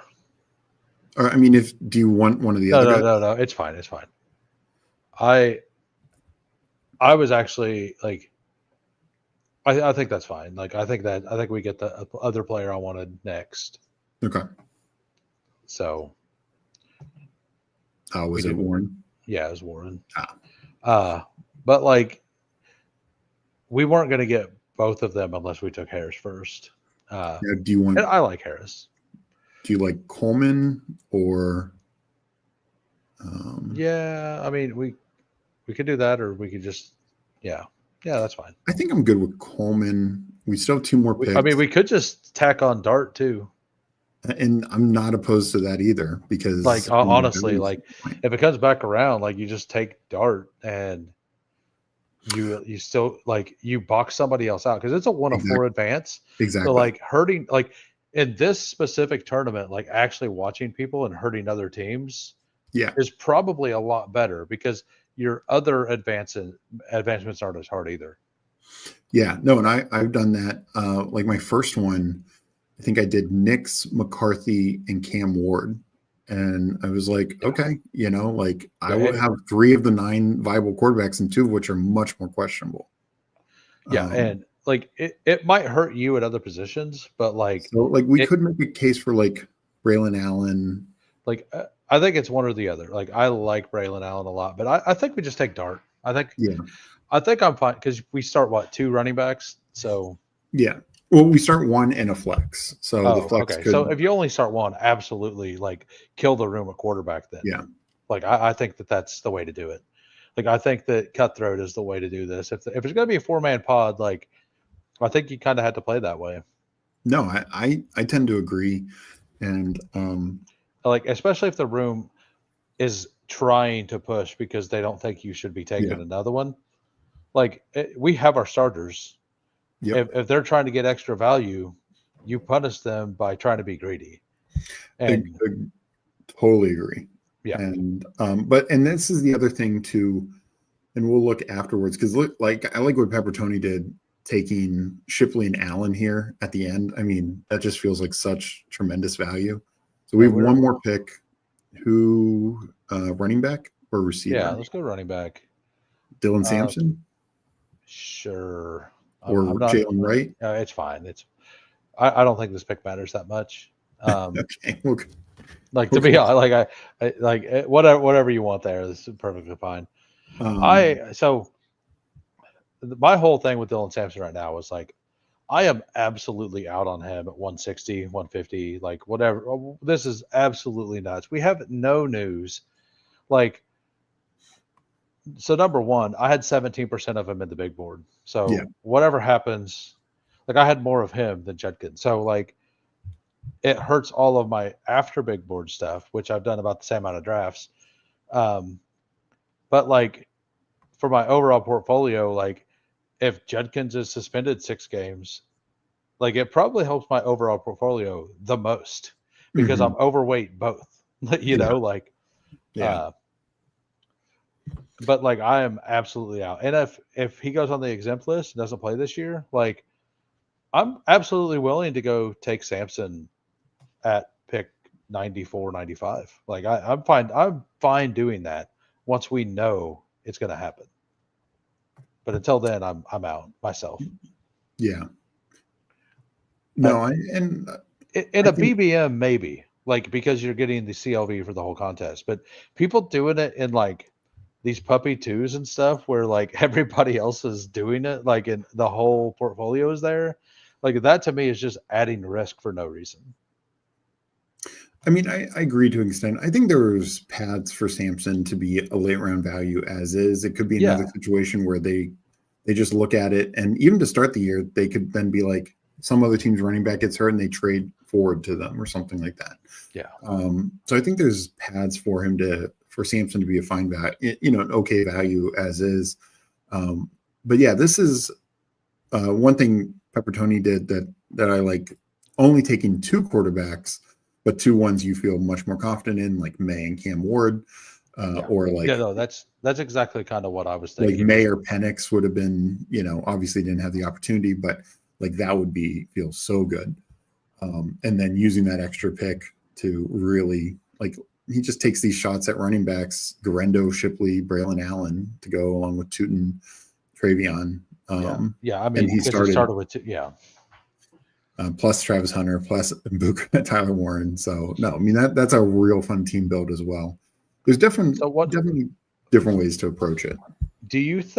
What do you think the ownership percentage of some of the players like Trevor Etienne and stuff is going to be in that? Do you think it's going to be higher? Like, do you think more people are going to be scrolling down in that contest than other contests? Like, because I feel like people going to play the rookie and sophomores are the people who went out and like scouted and did all that stuff. And like, they're going to want to get their players because that's where they want them. And maybe the best way to play the contest is to just take the highest ADP every time. And to like instead of taking shots on like, don't get me wrong. If I do one of those contests, I'm absolutely throwing my first one. Like Damian Martinez is going to be on it. I still tack him into a team or two here and there. Like I'm at like 1.5%. Like I basically every contest it's like 20 max or more. Like I take a share of them. Yeah. So no, what I would say is I just think there's a lot of inefficiency out there. Like for an instance, in ADP, it's been a day. It's going to shift pretty, I'm sure, significantly. But just looking at receiver, like Mason Taylor, projected starting tight end, Jatavian Sanders, projected starting tight end, Theo Johnson, projected starting tight end. I know these are not great tight ends, but they're going to outscore a lot of these other receivers and receivers being drafted. Like even a Jalen McMillan, is he going to outscore with barring, some major injury on Tampa? Is he going to outscore Mason Taylor? Is he going to outscore Jatavian Sanders? Probably not. And then you have upside cases like Adonai Mitchell. So I agree. I also think a lot of people are going to look and be like, oh, I like Jalen Coker. I take him in BBMs all the time. Let me take him. Yes. It's like you could just go with the ADP. Same with running back. Like I take Benson. I take Jalen Wright. I take these guys. I take, Ollie Gordon, Taj Brooks, Jerquez Hunter. And some of these guys are just not being drafted. So I think you should mix him in some, like particularly like Brashard Smith. I took Brashard Smith in an earlier one because he probably won't be, clearly not 100% drafted. I think he has a chance for a role in a good offense. So I just looked. This contest is already 15% filled. Yeah. I do think that this is a contest that like just waiting. Like if you can wait a whole week and get some camp news, like I think this contest specifically, like you could take your shots, but like there's plenty of sophomore players that are awesome right now. So like you're not really taking absolute scrubs at all in this contest, right? No. So like I think getting camp news on like Trevor Etienne, like actually getting some pass game stuff or something like that. I think if that came out, like leveraging him in the field, then it would make sense. I think doing it now doesn't. Oh yeah, no, like a perfect example. And again, we take these guys in BBMs, but Taj and Jarquez, like, we're hoping when we take these guys in the 17th, 18th rounds and BBMs, but right now, like I'm not taking them over Will Shipley and Braylon Allen, who I think are much more locked into the number 2 roles. I'm drafting in volume, so I want some of them for sure. But like you said, a week from now, we could know, have a much clearer indication whether that's the right or the wrong call. So yeah, I do feel like there is a lot of, and potentially even a guy like Jaden Blue, like, could he be extremely inflated right now? So speaking of these kind of players, so something I've been doing in the time box slows, I'm starting to mix, like, I don't even like this player, but it's a very low owned player that like has reasonable chance to have a role. That's Woody Marks. Like I've actually started throwing him into the time box contest specifically, mostly because I watched Nick Chubb last year. Nick Chubb was such a great talent, but man, he was not the same last year coming Yeah. off of that injury. And then he got hurt again. Yeah. Like I'm rooting for him, but I'm not drafting him. Like, Yeah. and I think like Woody Marks, I'm not saying that he should be drafted. Like if he was drafted every draft, I would probably have 0 of him too. But like with him being a low owned guy, I think like very low. Like he's like I do like 40 drafts a week, and I never see anyone take him ever. So No, like I've taken note of that, and I've started taking him in a bunch of my slows. Like any slow that has the a single Charger or Texan on it, I'm just taking him right now in the 20th round. I'm making a little stand, not like any team that like feels done before the 18th round. Any team that I feel like I can't afford a running back, right? Like I don't do it, but I've got like 5 shares of them now in these slows that are currently going. And Mike Robb saying Tyler Shuck still hasn't even signed his contract. Well, all the second round rookies, like the only one who has, there's 2 of them. There's a defensive end. Don't remember which one. It's a linebacker, Carson Schlesinger. It was the other Browns guy. Yeah. And then Jaden Higgins are the only 2 that have signed. Yeah. So and that is because Jaden Higgins got a fully guaranteed contract. And so did Schlesinger. And so did Schlesinger. So they're all waiting for the dominoes to fall, because now the next one in line is going to argue he needs it, and then it's just nobody's going to sign until that happens. Well, and that's the issue with a guy like Trey Harris, and that's to extent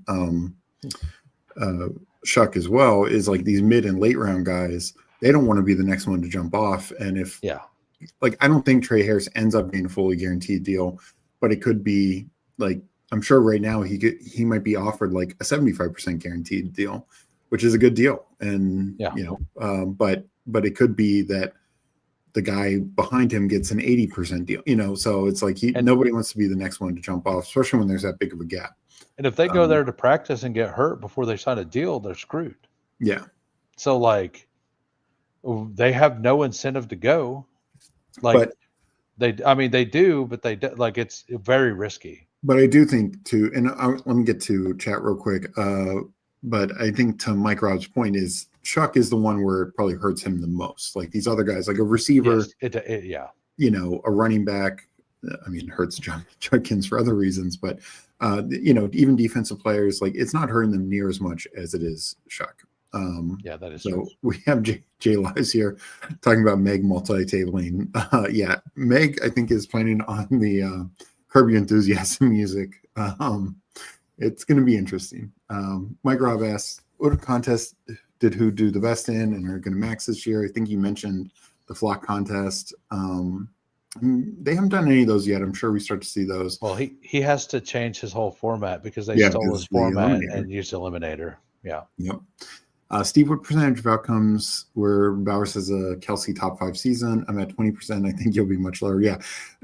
Spread is a Raiders fan. It's one of those things, like Bowers is clearly going to get a ton of targets, ton of catches, should be a 1,000-yard tight end. That's amazing. And I think the touchdowns will be up, but are they up from, where he's at 7, or is he going to get like a Kelsey, like 12, 14 touchdown year?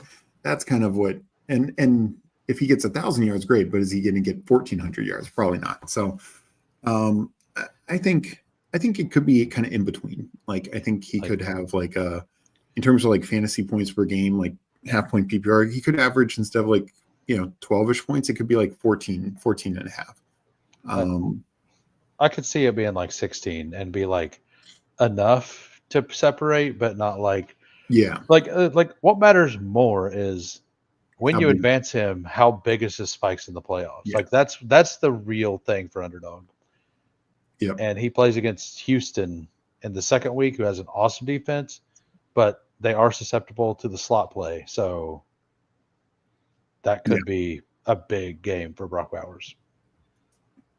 Yeah, we got Peanut in here saying post-draft, he's 12% Manon guy.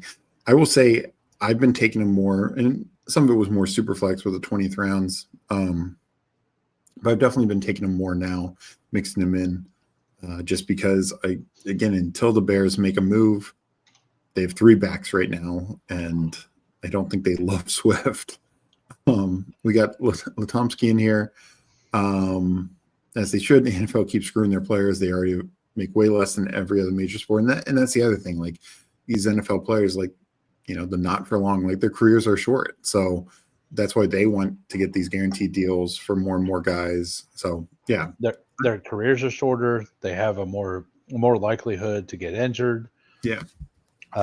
Like the sport makes way more money. Like everything about it. Like it's all. Yeah. Now I will say, unlike any other sport, like if you look at how many players end up the year getting hundreds of thousands of dollars at least because of injuries, it's a 53-man roster, but well over 75 on average players per team end up getting paid because they get called up and all that kind of stuff. So that's part of the issue from the NFL team side. And there needs to be, because it's also a cap issue, is when you bring those guys up, you need to have enough cap room during the season to deal with injuries. Like not so much for the second year or second round guys, but for like free agents, why contracts aren't fully guaranteed, because then every contract would essentially be De'Ami Brown's 1-year deal. Like you have 3 players every year signed for a multi-year deal. Everyone else is just getting one and done, because it's just not worth it from an NFL team risk perspective. But yeah, no, it's tough. They need to find more. And I know like there's the next CBA is coming up soon, and they'll figure something out, I feel like, for this. I mean, I've had an idea for a long time that I think would be the absolute best way to do the NFL, but no team would agree. We got Go Arizona Cards Charles in here. Is this the man, the myth, the legend, and the person I don't want a piece of in UD drafts? Hoohames and Doug. Doug. Yeah. I don't understand the Doug part. What is that from? That's from something. It's when I see the word the emo Liberty Mutual or whatever. Oh yeah. And Doug. And Doug. Yeah. All right. Yeah. So just to go on a completely random tangent here. So like I think the most chaotic and most fun way, like, and very few people would agree with this because people like to root for fans and the players and all that. I think that every single year it should just be a Madden draft for every franchise to create their team, and your pick number is your contract. Like just from head to toe, absolute chaos. Like they could run an NFL draft over the course of 3 months. Oh yeah. And like just milk it out. Like there'd be so much money involved in it. And it would be, everyone would be involved. It'd be like the first 6 rounds of the NFL draft. And like you just bunch the rookies in with them. Like the rookies. No, like, that would be absolute chaos for sure. Yeah. And it would be, from a fan's perspective, I think it would be fantastic. I think it would show who the best coaches in the league truly are. Exactly. And ownership and talent evaluators. It mostly show who the best talent evaluators are. And the coaches, because like you'd have completely new continuity every year.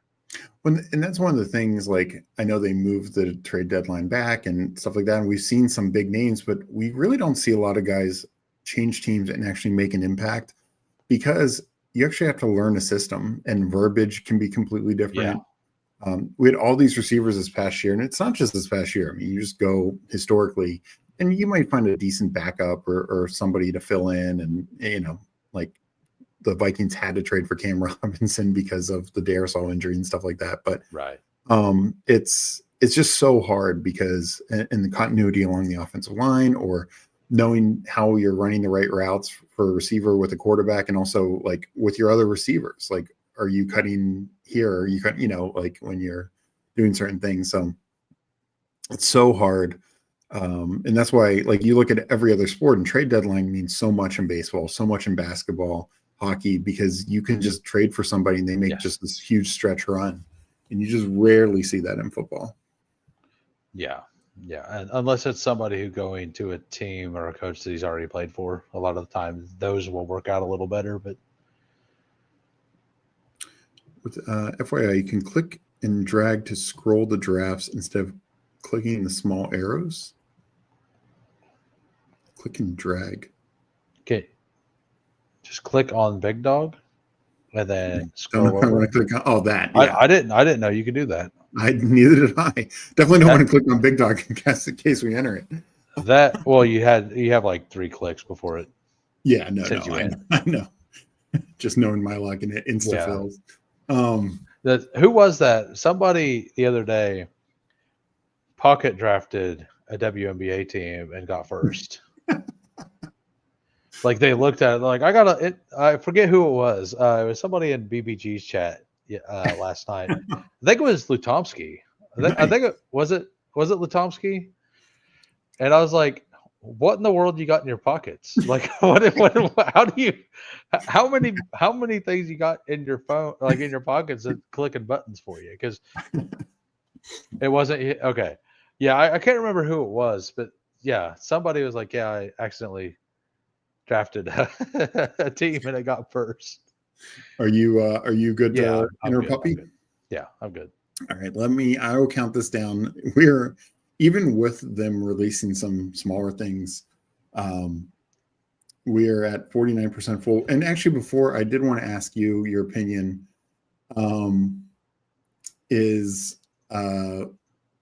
So I don't know, you follow Hope Bishop on Twitter?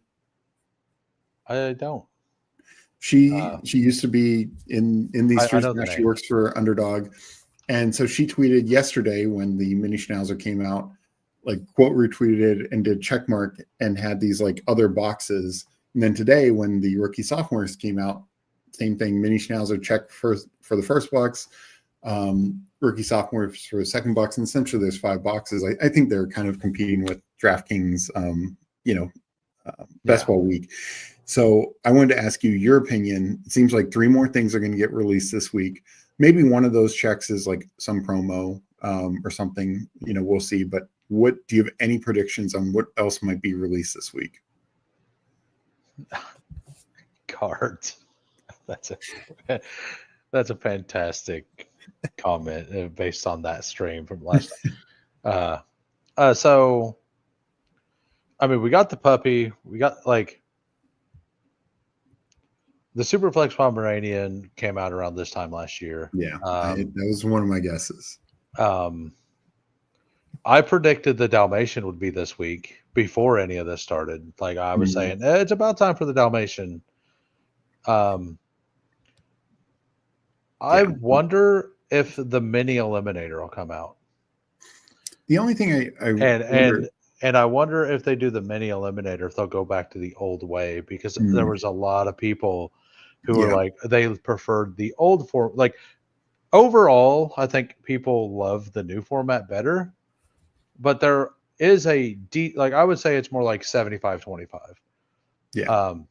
I love both styles. Like I understand this one is way more aggressive and it's very hard. Yeah. But like the old one, like I love the layers of strategy in both of them. So I think I wonder if they do like a mini eliminator, but they revert it back to the old, because they couldn't do a mini eliminator and use the head-to-head all the way through because of the number of entrants, right? I mean, I'm sure there's a point where they could. It would just have to be much smaller, Well, they'd have to be and if they want to do head-to-head for the last 6 weeks or whatever, that's fine. Like if you advance like 8 of 10 every week up until then or whatever, right? But yeah, I could see like a mini eliminate like that, because they do a little. I think they call it the little eliminator every year. Yeah.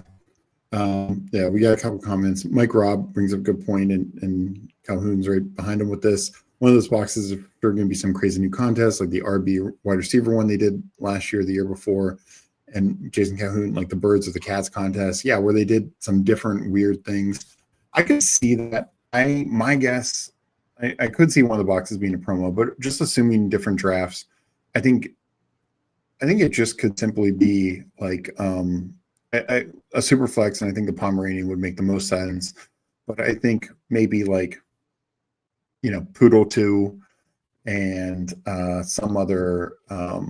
They did 3 Hound Dogs last year. I think they did 3 Hound Dogs. They did 2 or 3 Poodles. They did 2 German Shepherds, and the first one wasn't even until like July last year. So I could see like I would say a lower stakes, like a Poodle or German Shepherd, like 20 max. And then I could see like a higher stakes, maybe single entry or like limited entry. Like the Chow Chow was late last year, so I don't know if it'd be that. But just with how quickly the Dalmatians filling as well, or it could be something mid-tier, maybe like a Pitbull too. They didn't do a second one last year, but that filled pretty quickly. So yeah, it got smashed. That Pitbull got smashed. And Best Ball is just gaining a lot of traction. Yeah. And I hope what I was talking about yesterday is something they do, because I would love it. And that is to do a $5 tournament that is exactly BBM structure with 800,000. Yeah, because BBM. I think they could start that now and fill it. Oh, I think so. Yeah, especially if they wanted to go down to $3. I think if they went down to $3, yeah, because that's 200. I think that it would max. Let me jump in, and then we can keep talking about this. All right, so I'm going to count this down from 10. Probably, those trying to enter around the 6-7 mark. That most people seem to have the best chances around then. So we are going to enter this in 10, 9, 8, 7, 6, 5, 4, 3, 2, 1. Enter. Another contest that came out around this time last year that I refused to play, and I won't play again this year, is the winner take all. Yeah. They did a single entry winner take all tournament. I wonder if that could be something that comes up. I don't know, it filled pretty quickly, but I would have zero interest in that. I couldn't imagine getting a team to the finals, getting second, and getting 0 out of it. Oh, I know. After and that's the only team you got to the finals or something. It's just terrible ROI. And so let's see here. We got Losimo in here. We got Go Arizona Cards in here. D. Lutomsky in here, and Jason in here on River Rat. So good group in here. Good luck to everyone to get the other spot from with Hoohames and I getting one of them. We're flipping the board, aren't we? We could. But I will say to Go Arizona Cards, Charles here, they did that with the Corgi. I think if it's small entry and single or 3 max, I think that's fine. But at the end of the day, there was 25,000 entries in the Corgi, and only 75 people get a payout or whatever it was, or 100 people, whatever it ended up being. And that, to me, I don't think that's generally plus EV and ROI. Granted, it's a good payout. It was $250, but I think it works for smaller, single entry stuff. But bigger stuff, I would not be in too much for just paying out for finals. Yeah, Mike Robb kind of has a good point. The mini BBM thing would kill other I don't know that it would, because the DGens out here are maxing everything. Yeah, without a care, and this the mini schnauzer filled in 32 hours or something like that. Yeah, the Puppy but Superflex, a $225,000 Superflex contest, filled in 3.5 weeks or something. It was it was 37 days. Okay, yeah. So and that was a $5 contest. Okay. We did CD last time. You want to just do Gibbs? I'm good. I'm good with that. We could do Gibbs, or we could pull somebody up. I'm fine with Gibbs though. I mean, I I like just Gibbs. generally don't pull guys Anybody up just because you can get them. I think if anyone, McCaffrey is the case, but it's just like Puka, Neighbors, Collins, Amon-Ra, like they're all so like I can make the case for any of them to be right. Is the way and I'm just getting enough of them. I'm not feeling the need to. Like in a certain contest, I can see doing it. Like when you did in the Poodle and you were pulling up Puka wherever you went, then that's one thing. But especially in this, like the puppy too, I think it makes less sense. Something I've said for a while is, by the way, we got 40 likes. Oh, that's great. Thank you guys so much. Like, I don't mind flipping the board at all. I just want the contest to be like 90% full before I do it. Or something that I know is going to fill within like 60 hours because like I want to know what the time like I don't want the Judkins news to come out on a third round pick and then my whole thing is now no longer unique. And it has to have a large enough finals for it to matter as well. Yeah. So like doing it in a Dalmatian just makes no sense.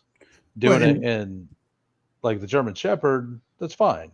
Yeah. And same with one of these other things, like let's say Nico. What if we get the news that Higgins gets hurt and is going to miss the first 6 weeks or something like that, then Nico's going to go way up and he'll probably start entering the top 6 type thing. So then you're just not unique anymore.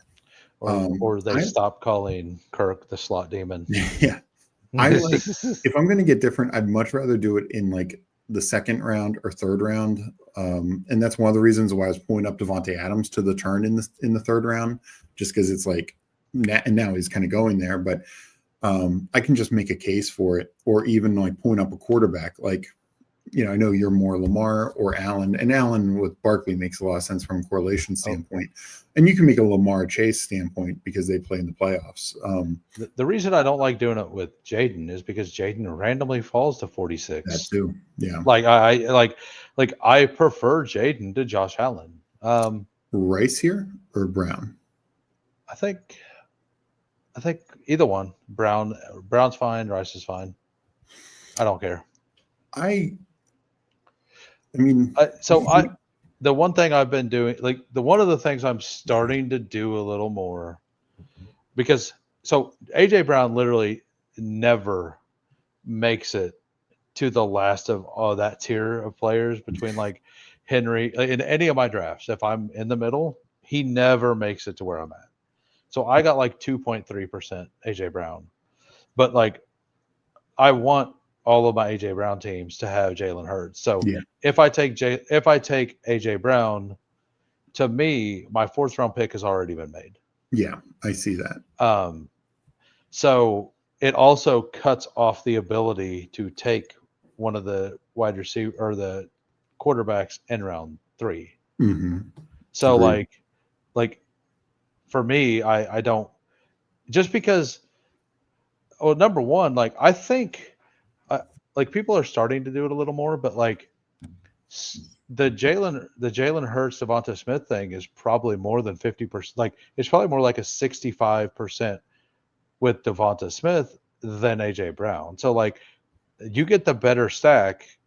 Yes, you got a little higher price, kind of, but like, is the difference between Devonta Smith and Travis Hunter really that much?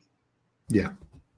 Like, so just taking Jalen Hurts there, like, feels like in the 4th just feels fine. Like, if you take AJ Brown, I think you kind of have to, because you used to be able to get it back in the 5th.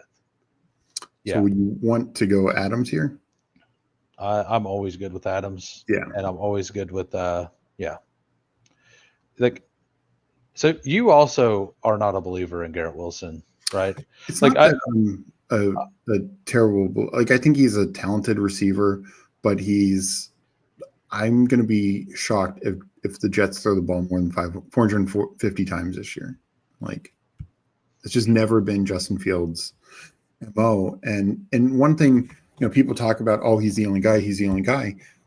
for the first 6 weeks last year, George Pickens was by far the only guy, and this is when he was healthy. He got hurt later in the year with Russ. He was like wide receiver 46 through the first 6 weeks. Like, it was not good.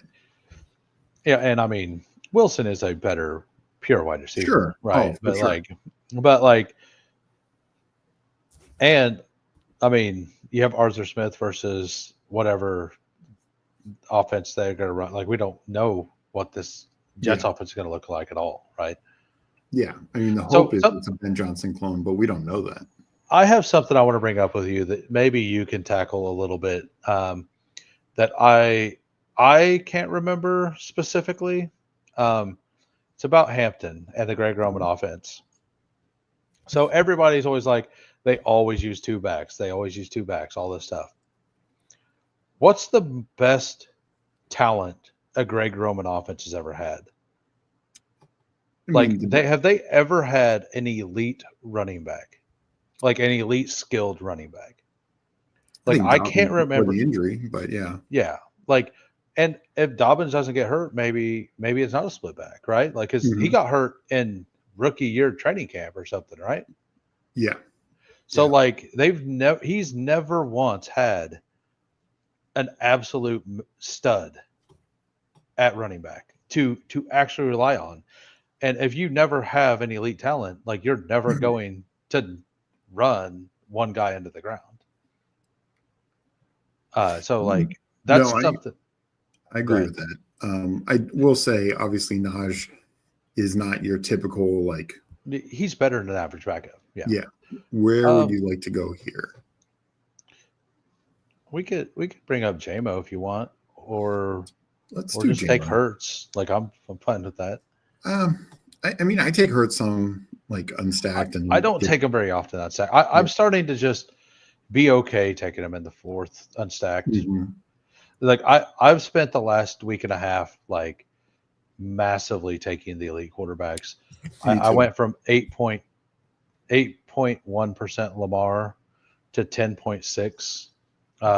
My Jaden went up to 11% from 10.4. My Josh Allen's went up to 5% from 3.8. Like, this entire time, like, I've said the same thing, but I've been like, these elite quarterbacks are too cheap, and I hate the way that the third round's priced. Yeah. Like, I don't like Garrett Wilson at price. I don't like MHA at price. And like, why not just lean into it? It's not like the elite quarterback is going to kill you.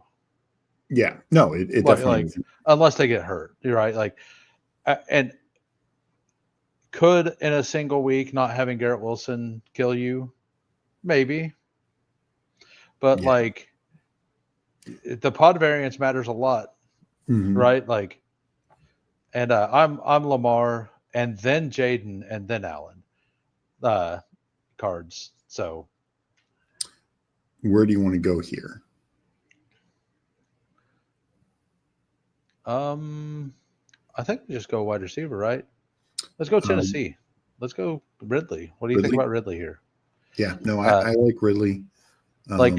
Something I'm going to start doing a little more is I'm going to start, instead of just like, I'm going to start attacking week 15, like at least one week 15 or 16 game every time. Like, just to have a stack somewhere in week 15, 16 instead of 17. Just because. And like, so mostly because I think it'll create unique combinations. Because everybody's trying to week 17 stack. So if you're doing a little bit of both, I think that it's going to make you more aware of everything that's going on. So like, Tennessee plays KC week 16, I believe. No, I think that's very fair. And again, like you said, getting through pods can be key, and having that right combo in week 15, 16 can honestly matter more. And again, we just saw the BBM winner last year have 0 bringbacks to his 49ers and Bengals stacks. Who all did he have? He had a massive Bengals stack, including I think Burton. And then he had a pretty decent 49er stack. And did they play in like week 15 or 16? Like, no. did he have bringbacks in the other weeks? That I don't know. That's what I'm wondering. Like, did he like luck into some like maybe he did it on purpose, maybe he didn't, but like Yeah. I need to actually look that up. Just look at LeGrew's BBM6 winning let me roster. bring up some comments here. Chayat said, kind of feel like about weekly winners, perfect for 10K, no thanks. And Mike, you were talking about these comments, talking about the money. And I do think, like, had they do a $5 BBM style, they should have done it from the jump. But yeah, it's from not enough time right now. But no, I'm saying for like next year. Yeah. Like I think next year they could do that on day one, and it would. I bet it would fill by the middle of August. A month before the season. Yeah, well, I think just more people will max. Like, yes, you'll have to do probably less puppies, but I think more people will just max with the top prize $1 million, whatever. So for sure. Yeah. Let's see, we're coming up on a pick. We need another running back. Swift's there, but why don't we just go receiver here? Since Monty and Gibbs are the same. I'm fine with we could do that. We could do Godwin if you wanted. Godwin. Yeah. Or Olave. I'm fine with either one. I don't mind Olave. Actually, Olave, if you can. Okay. Okay. No, it's all good. Olave's week 17 versus Tennessee. Oh, that's right. So that was it's fine. Like I have Godwin higher. Yeah. But like in that situation, and it took me a split second to remember that, but I was like, oh yeah, they play week 17. But that's fine. Like, and when I go, I kind of like if I don't know what you feel, but if I get Bijan, Gibbs, Barkley, I tend to not take another running back in the next 4 rounds. But if I take one in the second round, I'm fine going with like 2 or 3 more, like right in a row, because I don't mind anchor wide receiver builds, especially double anchor wide receiver builds are a lot of fun. Like, did you see the one I did a 4 running back start last night. I did it was Genty, Achane, and then Breece Hall fell back. And I'm like, don't tempt me. I will take Breece and Hampton. And then they sent it to me. And I'm like, all right, you asked for it. No, I think that's the thing. Like you can win anyway. It's just a matter of doing it right. Because it's like last year was obviously not a 0 RB year, but there were 0 RB backs, Chase Brown, Bucky Irving, guys like 0 that. RB did kind of win it though. Where do you want to go here? Pacheco went. This is ugly. I think we just finished up wide receiver here. Do we? Golden or Diggs? Go either one. Golden. Let's go Golden. Okay, got it. I was fine with Jacoby too, honestly. Yeah, I don't mind Jacoby. Like because of the Chris Godwin thing. Yeah, but like I didn't say him because we already had 2 week 8 buys. Yeah. So looking to spread out the buys a little bit in case we only go 6 wide receivers. Right. You don't want to start 6 wide receivers with 3-4 week 14 buys. Don't want to do that. Why not? What could go wrong? And it's our only running back has that buy, so like we could get 0 points that week. Yeah. But what was I just saying? Sorry, lost my train of thought. No, it is so much like you can win anyway. It's how you build. Like 0 RB did in the final, yes and no, because Bijan was actually one of the best first round picks. Gibbs was one of the best first round picks that you could potentially have in week 17, and then Jonathan Taylor was the best second round pick you could have in week 17. So yes and no, you just needed the right combos. Those just weren't necessarily the guys you needed throughout the year. Because it was like Chase and Barkley, those teams were the ones that were just killing it. And but no, there were more 0 RB-ish guys hit, because for as healthy as the running backs were last year, it was brutal in the playoffs. Pollard missing time, Connor missing week 17 essentially. I was going back and looking through things, and everybody's like, Saquon sucked in the playoff. He actually put up 17.7 points in the playoffs, right? Yeah. Oh no, that's full PPR when he had so it was like 15-ish points or something. Week I think 17. he had 17 week 17 Okay. because I don't think he had any catching. He might have had one catch. Yeah, but like the thing is that Taylor had a lot, and you took Taylor. Okay, so do we just take Baker? Yeah, let's take Baker. I was hoping Mahomes might come back. Sometimes you get Mahomes to come back. I actually almost just said, do we just smash Mahomes in the last round? Like, yeah. I have not thought that on a board for a long time. Like I'm not gonna lie, I have not thought about that for a long time. And so, what is your point to take Judkins now? I think I'm like I've got 13%, and like if I was underweight Judkins, I think right now I would be taking him at like 103, 104. Yeah. So I think I'm at 7 or 8%. So I'm kind of not as much as you, but I'm kind of in the same. Like, I don't really want to take him right now because it's especially in this kind of build where we kind of need to count on our next running back. Well, I actually kind of think the other way. I think that you just take Judkins and then like we do need a running, but like, and then you just double tap like Eckler, Rashad White, Stevenson. Yeah. I think you like if you do it because it's a massive value, you just understand that he's a zero for part of the season, and he's the guy you needed in the playoffs, right? Like that's how you would have to build it. But we don't. If we had Metcalf, I think it'd be a reasonable thing. But we don't. Yeah. We don't have Metcalf. I don't know where the other. And I don't. I think that week 17 game is going to be awful. Like, yeah, I really. That's not my favorite. Yeah. So where do you want to go here, Warren? I think Warren's pretty much a smash there. Where did ETN go already? I believe he did. Oh, Scadaboo's still there. I didn't even realize that. If he's still there, I've started not taking Scadaboo, because I'm seeing him fall to like 120 in rooms. Yeah. So no, I'm refusing. That was the pick I was most upset about in my Dalmatian, is that Scadaboo went before ADP, and I haven't been seeing him go before ADP in forever. Yeah. Latumsky here. I have 4 teams in the DK Millie with Chase and AJ Brown. That's what DK can do. You get some good. I have one in the. Right now, we're drafting a puppy 2. Putt Daddy. That's what we're drafting. Yeah. I have a $3 one. That's it was CMC,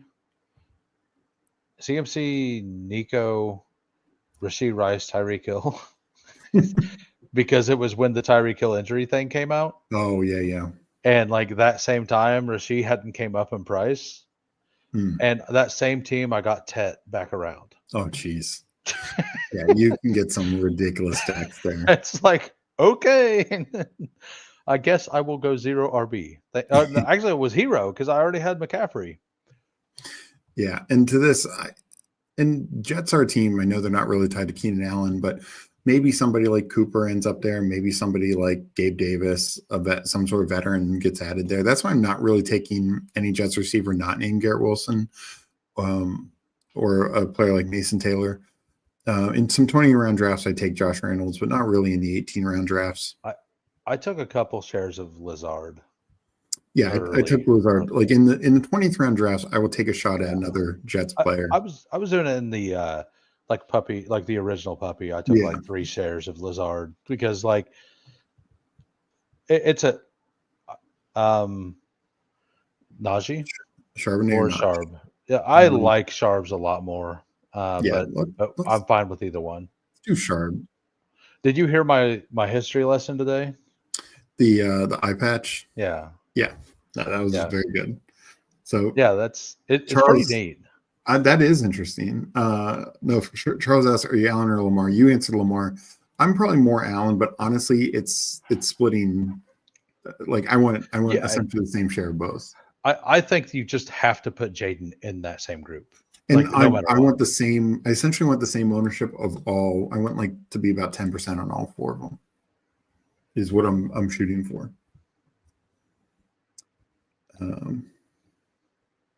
Going back to when he was on offense coordinator with the 49ers. Yeah, they did have Frank Gore and then Shady McCoy. So that's a good point by Pepper Tony. Like before the Ravens.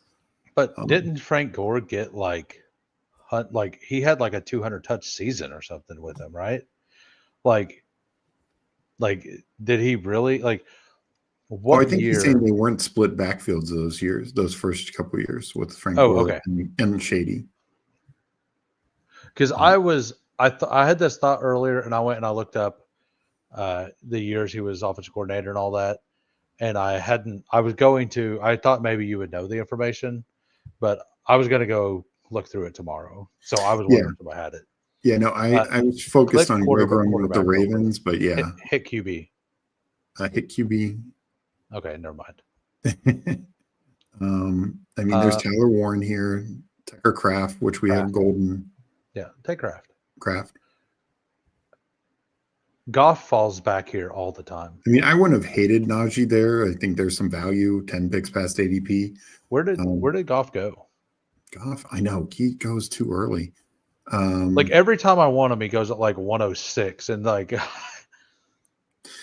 Goff 113. That's right as right ADP. Before us. Yeah. So before our last pick, I have Goff rated at like 122. Yeah. Number one, I don't get to a lot of the line stack. I honestly do believe that the interior offensive line is a negative thing for Jared Goff. Like that doesn't mean I think they're going to score like 18 points a game. Yeah. But that just means I think that like they're already like the most expensive offense in the league, like other than the Bengals, right? And I think Joe Burrow at least had the ability to move around a little bit if their offensive line's awful. Yeah, I mean, my worry is, they're still priced to be a top 3 offense, and even if they're 7, it's like some of these guys are overpriced. Exactly, and they lost Ben Johnson. They lost one of the number 3 run blocking guard in the league, and like one of the top 5 guards overall. And then they're all pro. Like I think Ragnow, he's ranked between 1 and 4 every year at center, right? So like literally like the entire interior of the offensive line has been solid because of those 2 players for years. And not saying they can't make it work, but we'll see. All right. Let's see. We are. Where are we at? 141. Rashard White. Yeah. I feel, we could use some catch up, and then there's, team correlation, obviously, with Baker and Godwin. I what's your percentage on White? I feel like I have more White than Eckler, and I look and I have like 19% Eckler and 17% White. I think it's because everyone else figured out that White is an awesome click, but they haven't quite figured out that Eckler is basically the same click. Oh, for sure. Like White's probably a little better, but White, I'm 17%, Eckler 16.3. So okay.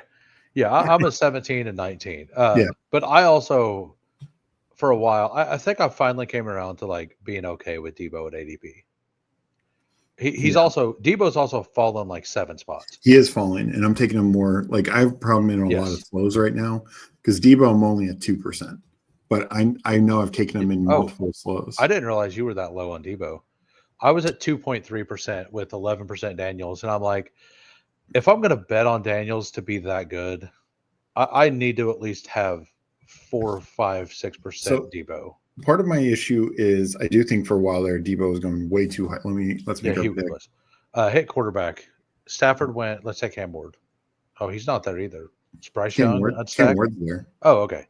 Yeah, let's take Yeah, I Cam mean Ward. it's a little early, but let's just do it. I don't mind. I kind of don't care about the quarterback ADPs. Yeah, you just want to get ready. Based on this 3 quarterback meta that's going on, I think that, and especially with the picks from like Bo Nix or Kyler Murray or Fields, all the way down to like Justin Herbert. Like, if I think I'll look at the board and like if I think there's a chance, like based on how many stacks I have available that are still on the board, I'm willing to push it up. And like we were kind of out of options if we don't get Cam Ward, right? And since we went to 6 wide receivers, we have to solidify one of those guys. Yeah. No, and you're asking about Debo. My thing was I think he was too high, and I either wanted like, I'm pulling up, even when he falls a couple of picks, I'm pulling up Diggs, I'm pulling up Golden, I'm pulling up Mooney, I'm pulling up all these guys, Pearsall. So I have the Pearsall, Diggs, and Golden above him, right? Like, but I have them above Jacoby Myers and Shakir's actually fallen to like the correct spot. Like I've always liked Mooney more. I've kind of thought Downs was similar to him. So like, and we've talked about that before. I don't ever think it's a terrible pick. I liked all those other picks, and exactly like literally, I would say 90% of everything I disliked in the big board that I've talked about continually are all the things that are starting to move in that exact direction. Like Laporta was one of them. Zay Flowers is one of them. Where do you want to go here? Do we still need another tight end, right? Yeah. Jonnu, Ertz, Gesicki. Go Jonnu. Yeah, I think the fall is too crazy on them. Well, we have Jalen as well. Yeah. No, and that could open up and it opens up Rodgers, who I'm not a fan of, but I respect as a third quarterback. Well, and the other reason I'm low on Debo is either I've stacked him with Terry or Jaden, that is, and I have 23% Ertz. Like Ertz is one of my highest tight ends because I'll just stack them late with Ertz. And I tend to just stack with Eckler like all the time. Like that's the stack I end up with all the time, and that's why I have so much more Eckler than I thought I did. That's my philosophy. Is I'd rather have Diggs, Pearsall there, where you get Debo, on a Jaden team, and take Eckler and Ertz in these 2 late rounds. Let me hit up chat a little bit. Mike Robb talking about Najee, like that is, he doesn't go away, and that's very true. Pepper Tony pushing back. But I do just think Najee is a better running back. Like you said, like, is he a top 10 running back, top 15? No, probably not even top 20 outside of his health. But he is a good back. Like, this is not your typical, this is not Mostert even to, Genti, or like Najee's better than Dobbins to, what these rookie running backs are facing. So that is something to keep in mind. But I love, Hampton. This was a while ago, so hopefully he got filled, but needing 6 more for a big dog. Hopefully some people could jump in there and fill that. Do you like Braylon Allen here? Yeah, I think we just take Braylon. Yeah, because we need to catch up at running back a bit more. So I think we're good at running back. I think now if we add a 6th as a late rookie, like I was actually fine. Like I think Braylon's still a good pick. I personally would have been fine without Braylon and adding like Brooks or not Brooks. Yeah, is that his name? Taj. Yeah, Taj Brooks. Taj Brooks and the KC stack. Brashard Smith. Yeah, Brashard Smith would be fair. Yeah. Or even like I've started clicking some more Trevor Etienne, and we would have to bring back with Charbonnet there. I haven't yet clicked Khalil Mullins. I want to. I really want. I loved watching that guy run, man. Oh, yeah. I love Damian Martinez, but like it was pretty obvious that the NFL wasn't going to be in on Mullings, but man, like he is really fun. Like if Mullings would have went to the Commanders, I think that B-Rob would be in trouble. No, like I like Mullings a lot more than Merritt. Well, when I watched this film, though, I think the other issue with Mullings is obviously he's converted linebacker, so he's just very raw to the position. So I think it's going to take him a little time. I'm not surprised, like he went in the 7th round. Yeah, but yeah, that's my thought. And I get what you're saying about we could have waited, but I just feel like when you only have one clear starter. Well, the thing is we have the one clear starter, but like Warren and White have roles. Charbonnet, that's true. like Rodgers went right before us. Take Darnold. We have Sharbs. Yeah, like we're fine. If we really want, we could just tack on. We do need to add a tight end, not week 5. Yeah. Oh well, Arroyo may not be the best bet for that. Yeah. So we might just need to pivot to a tight end. So that, I mean, Chig would make sense. Yeah. I just realized that. I was like, oh shit. But no, I mean, I'm fine with where this team's at now. I think it's good. And yeah, that's the one. So I don't know. Like you like to have a little more stability than I do at running back. Don't get me wrong. I like stability at running back, but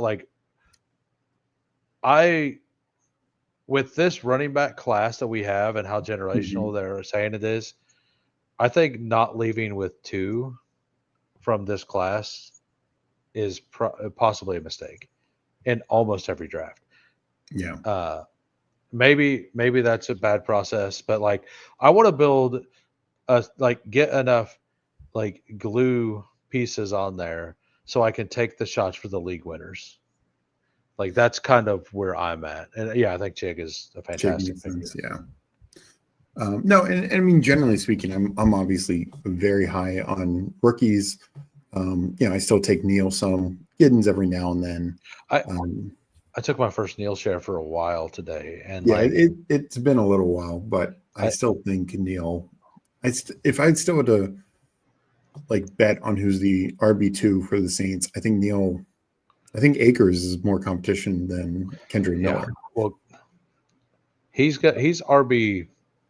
Akers is going to replace Aaron Jones whenever Aaron Jones gets injured. Then the Vikings trade for him. That's so whenever they give a 7th round pick, trade fodder. Yeah. So we got to bake that in, and we got to bake the Allen Lazard, Aaron Rodgers. So those 2 things are they're already. It's already happened. I've seen through the multiverse. Yeah, in every permutation, these 2 things happen.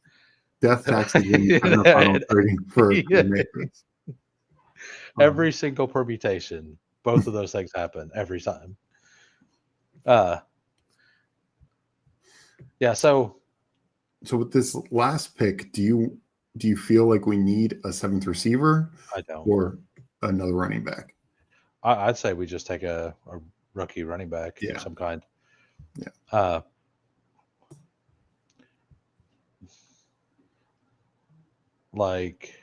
I'm fine with any of them. Mm-hmm.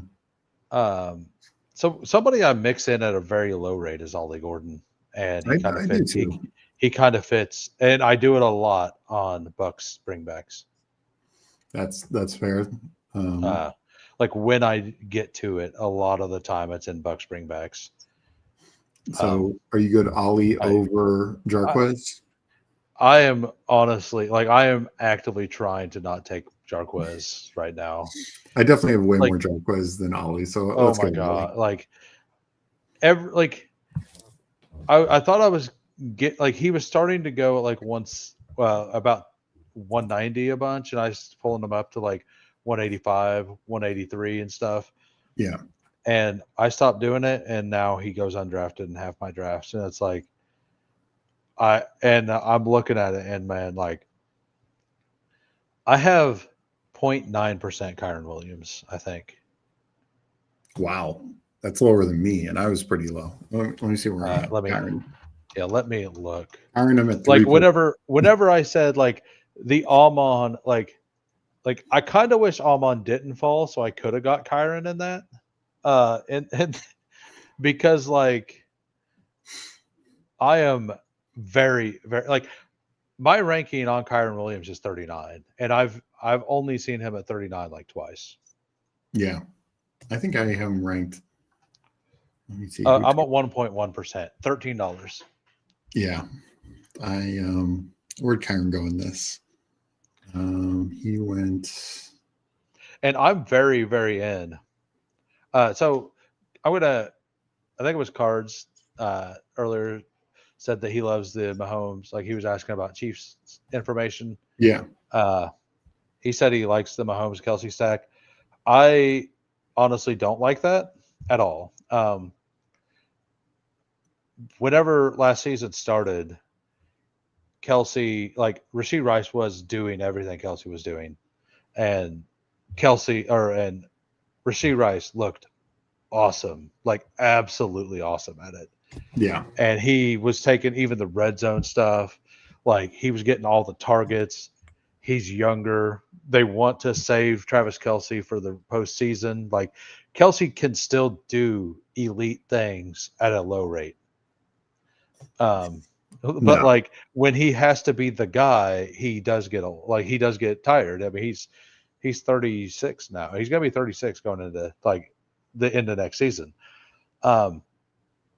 And I just think as long as Mahomes doesn't blow up his knee again, like Rashee Rice is going to be an absolute load the entire season.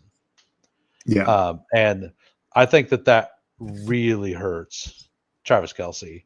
Now, I have like 5% because Kelsey still had 97 receptions. Mm-hmm. But my question is, how many receptions would he have had if Rice stayed healthy? Like, it still would have been enough to where he goes. Well, Because I think he still would have had like 50 to 60, right? Like, yeah.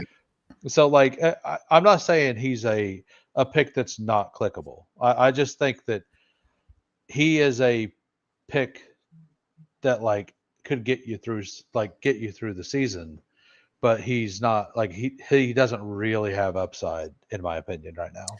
Yeah, I think what I would point to is, of course, Noah Gray had a pretty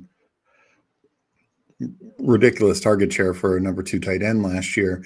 I think that was a lot of Rice, but it's like if you just give, say, Noah Gray plus 20%, like take Kelsey's numbers and give most of that to Rice, and essentially Noah Gray plus 20%, Kelsey would have been like tight end 14. You know, like it's not like you would have been drawing dead with Kelsey. Yeah. So I think that's like a fair thing with all these other guys healthy and stuff like that. But I agree. And what I will say is Kelsey also just ran so cold touchdown wise. Because like you said, with his receptions and yardage, if he got like what Jonnu got 8 touchdowns, he would have smashed. Yeah. But I do think this is a different year. I don't really like him at ADP. I wish he'd fall a little bit more.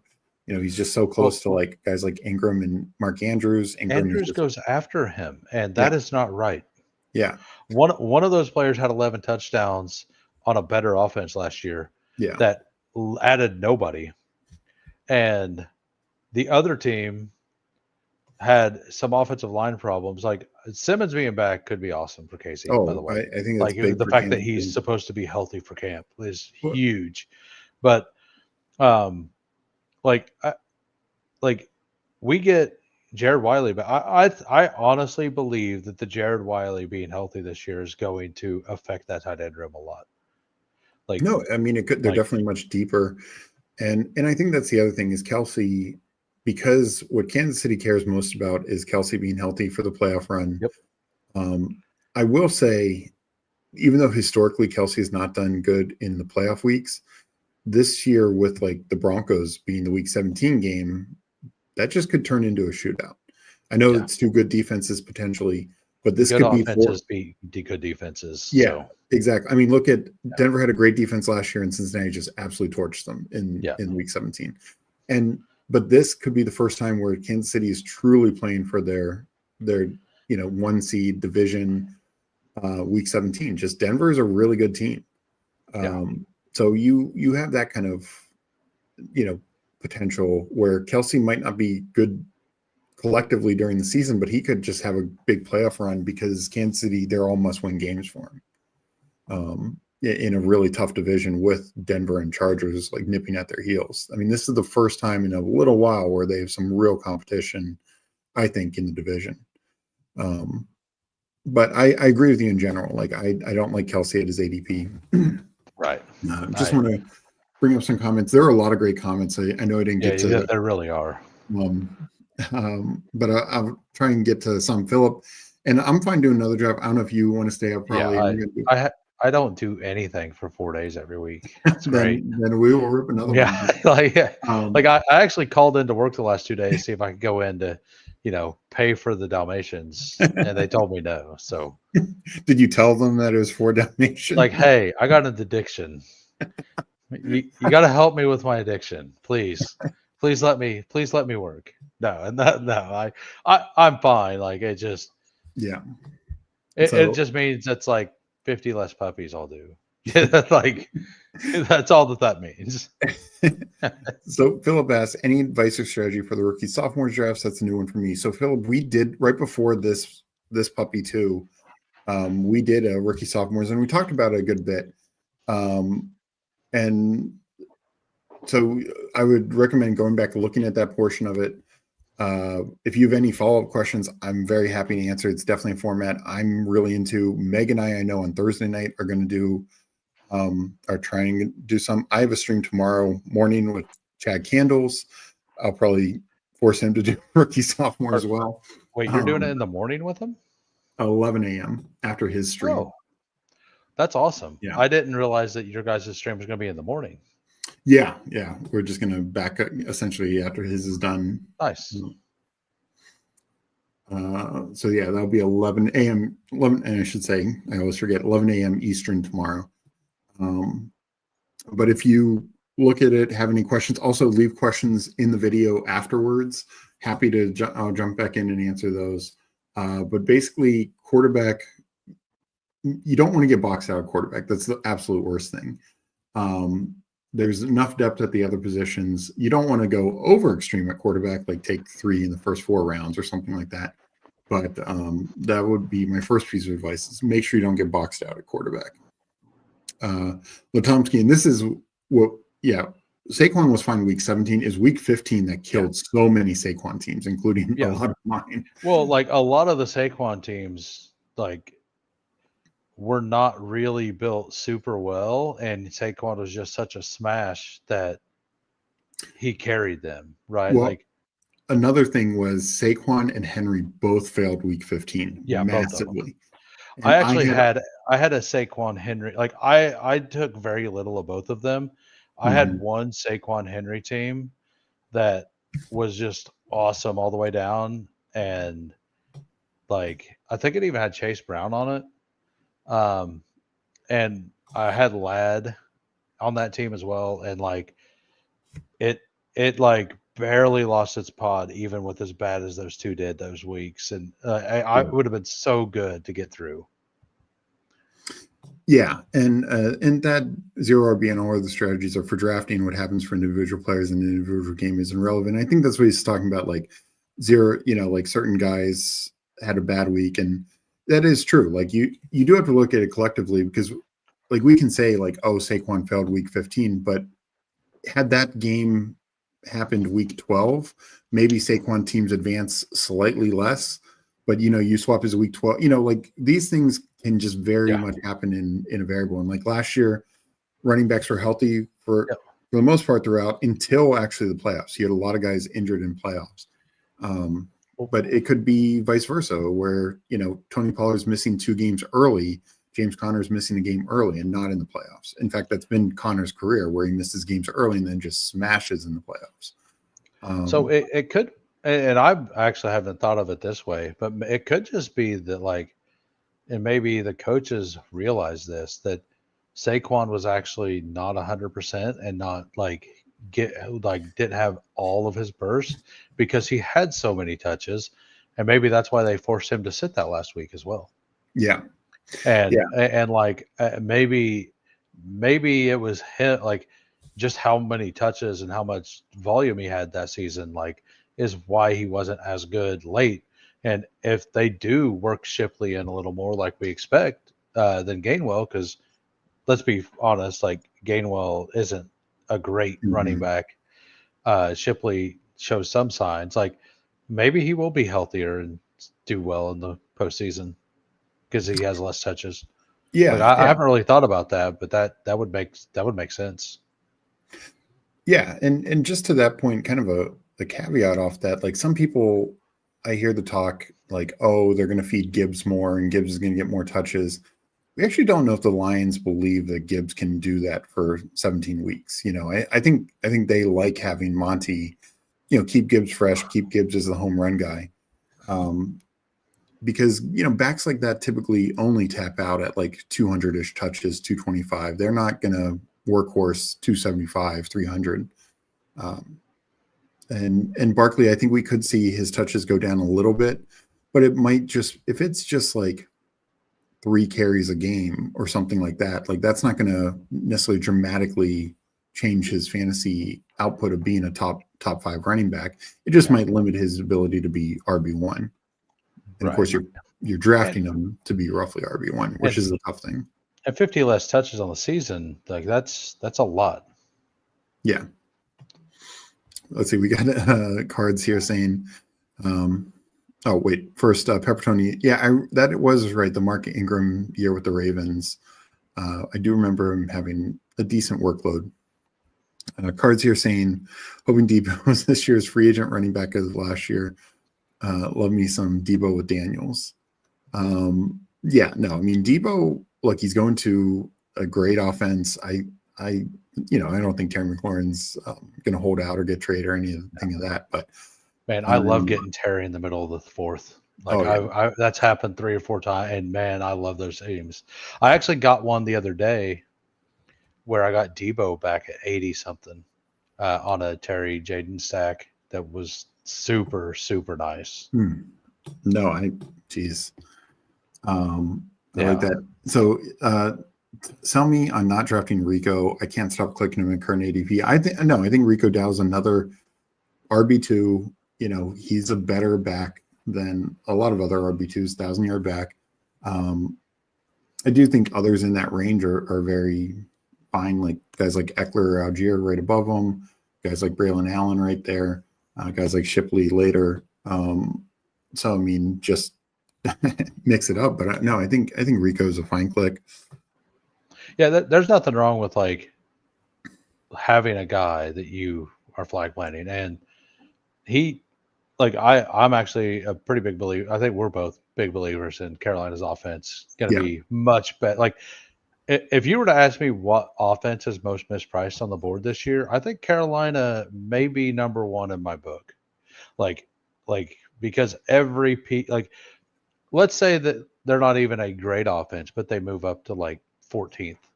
Yeah. I think that even at 14th offense, like their wide receiver 1 is round 4.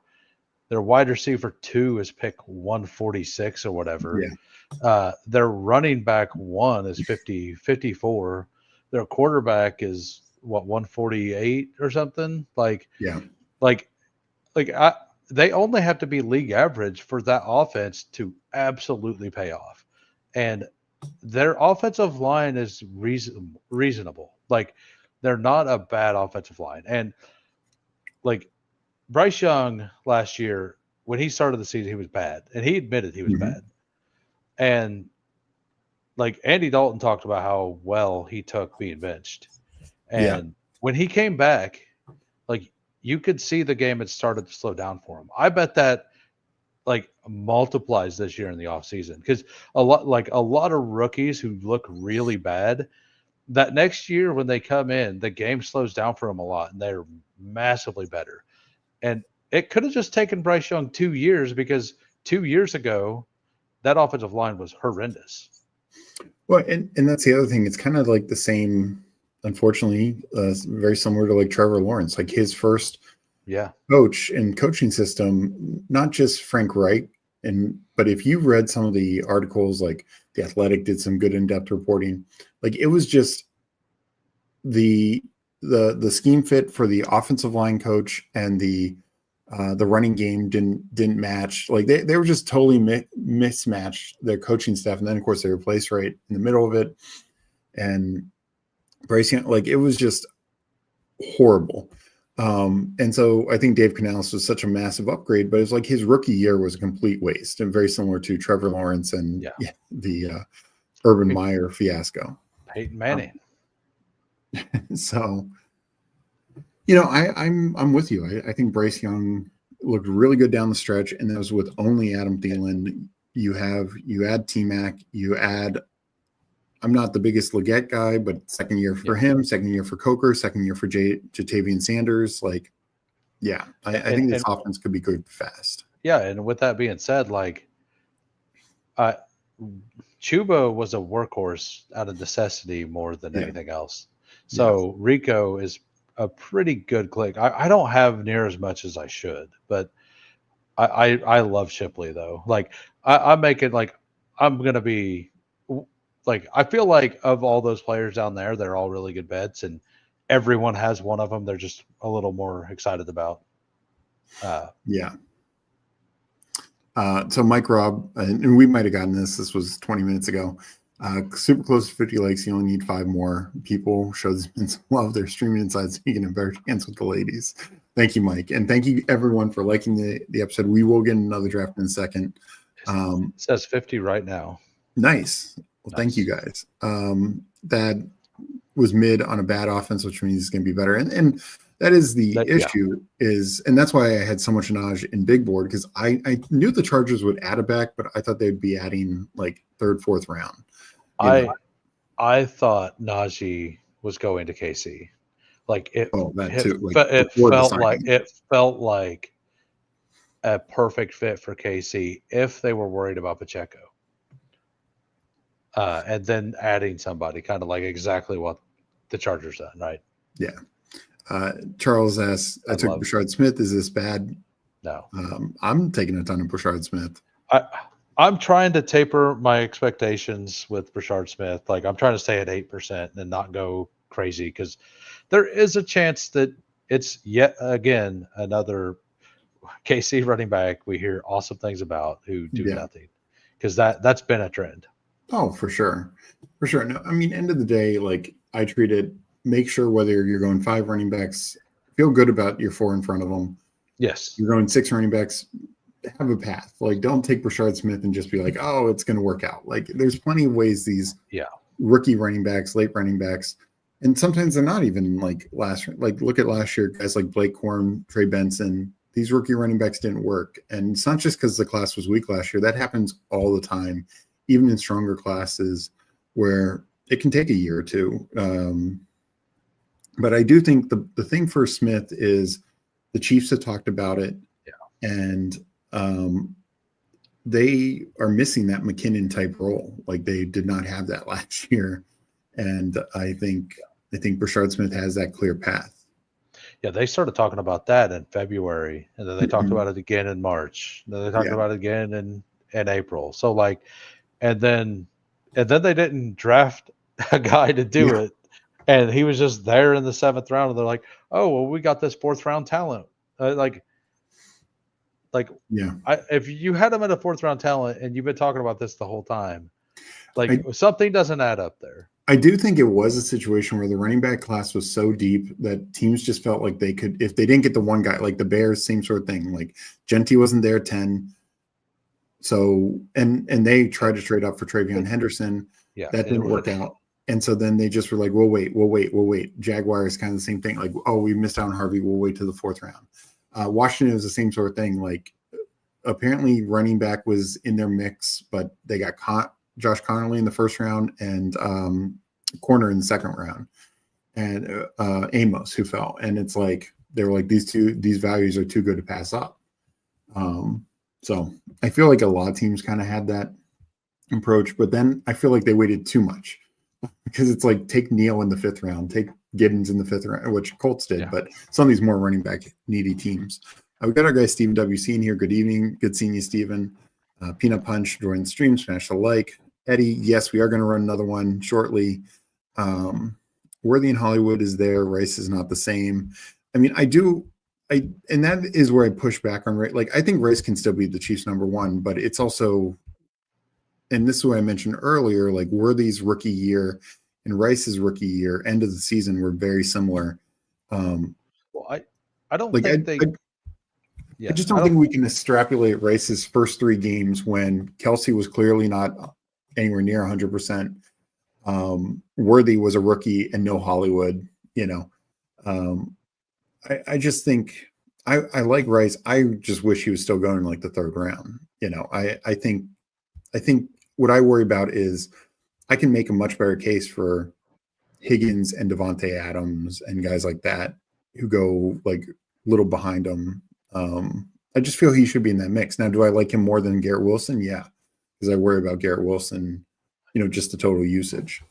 I don't think Hollywood and Worthy take away from anything that Rice does.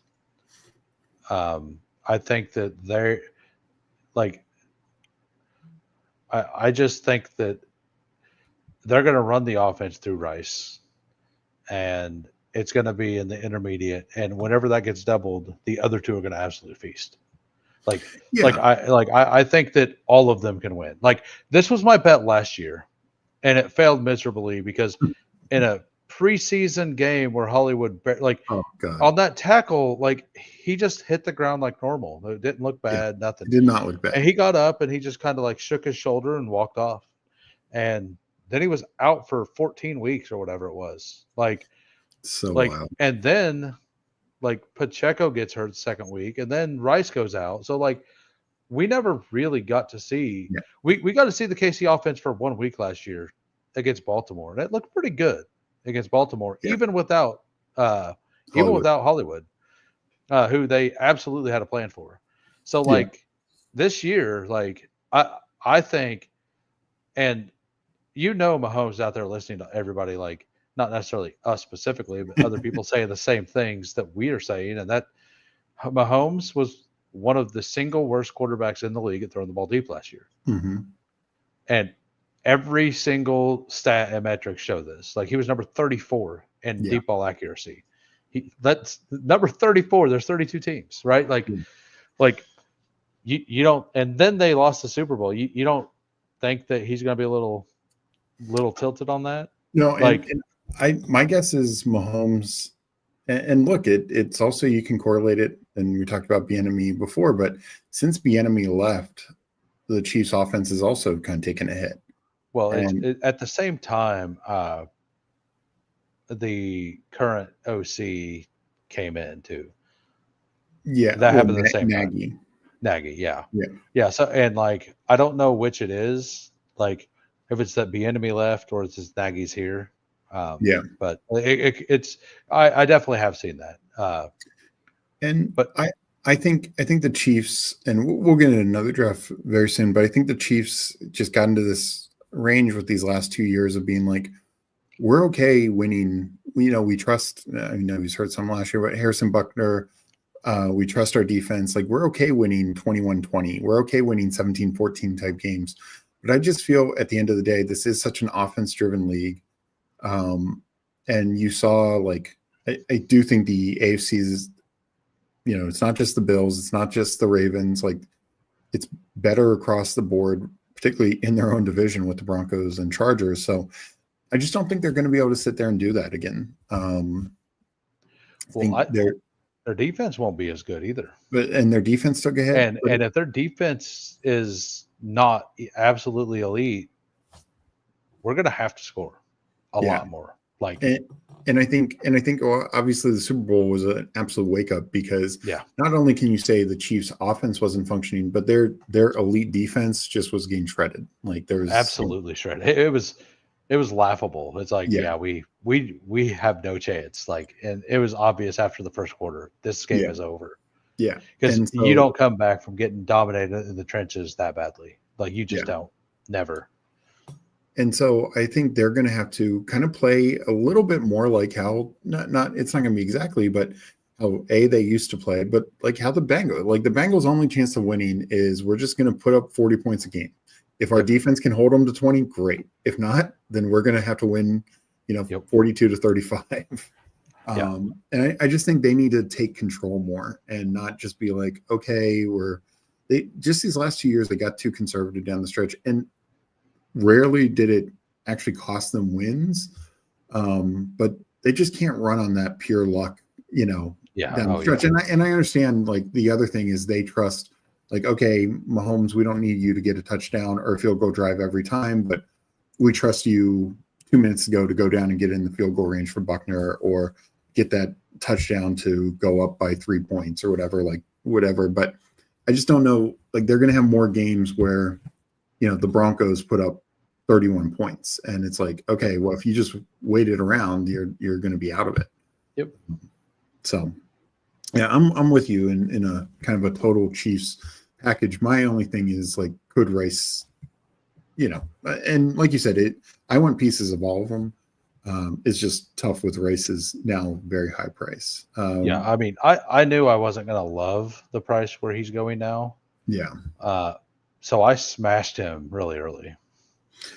Yeah, and I think he's pointing to Kelsey here. I agree. If Kelsey can do that again, I think that's the concern.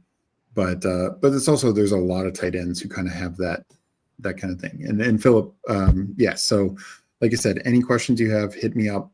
Always happy to answer questions, and I'll be doing more shows on the rookie sophomore as well.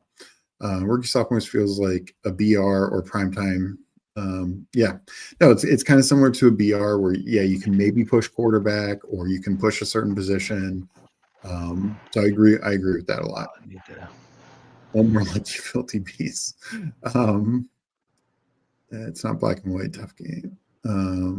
Yeah. Rooms are tricky. Burrow moving up instead of down. I think you're getting was last I saw late. Yeah, I mean, sometimes, and I know you did it in a draft. Was it Chad Candle's draft or something where you took Burrow at the? Yeah, I think you do it some for sure. What I've been doing is 1 out of 3 times I take Chase at 1, I just smash Burrow at the turn. Yeah. Depending on who's there. But like, if I'm going to be betting on Chase, I probably want some of those teams with Burrow. And if it's very unlikely for, like, I have a couple teams of Burrow at 72, but not very many of them. So, like, I don't want all of my, like, I would rather have 4 teams with Burrow and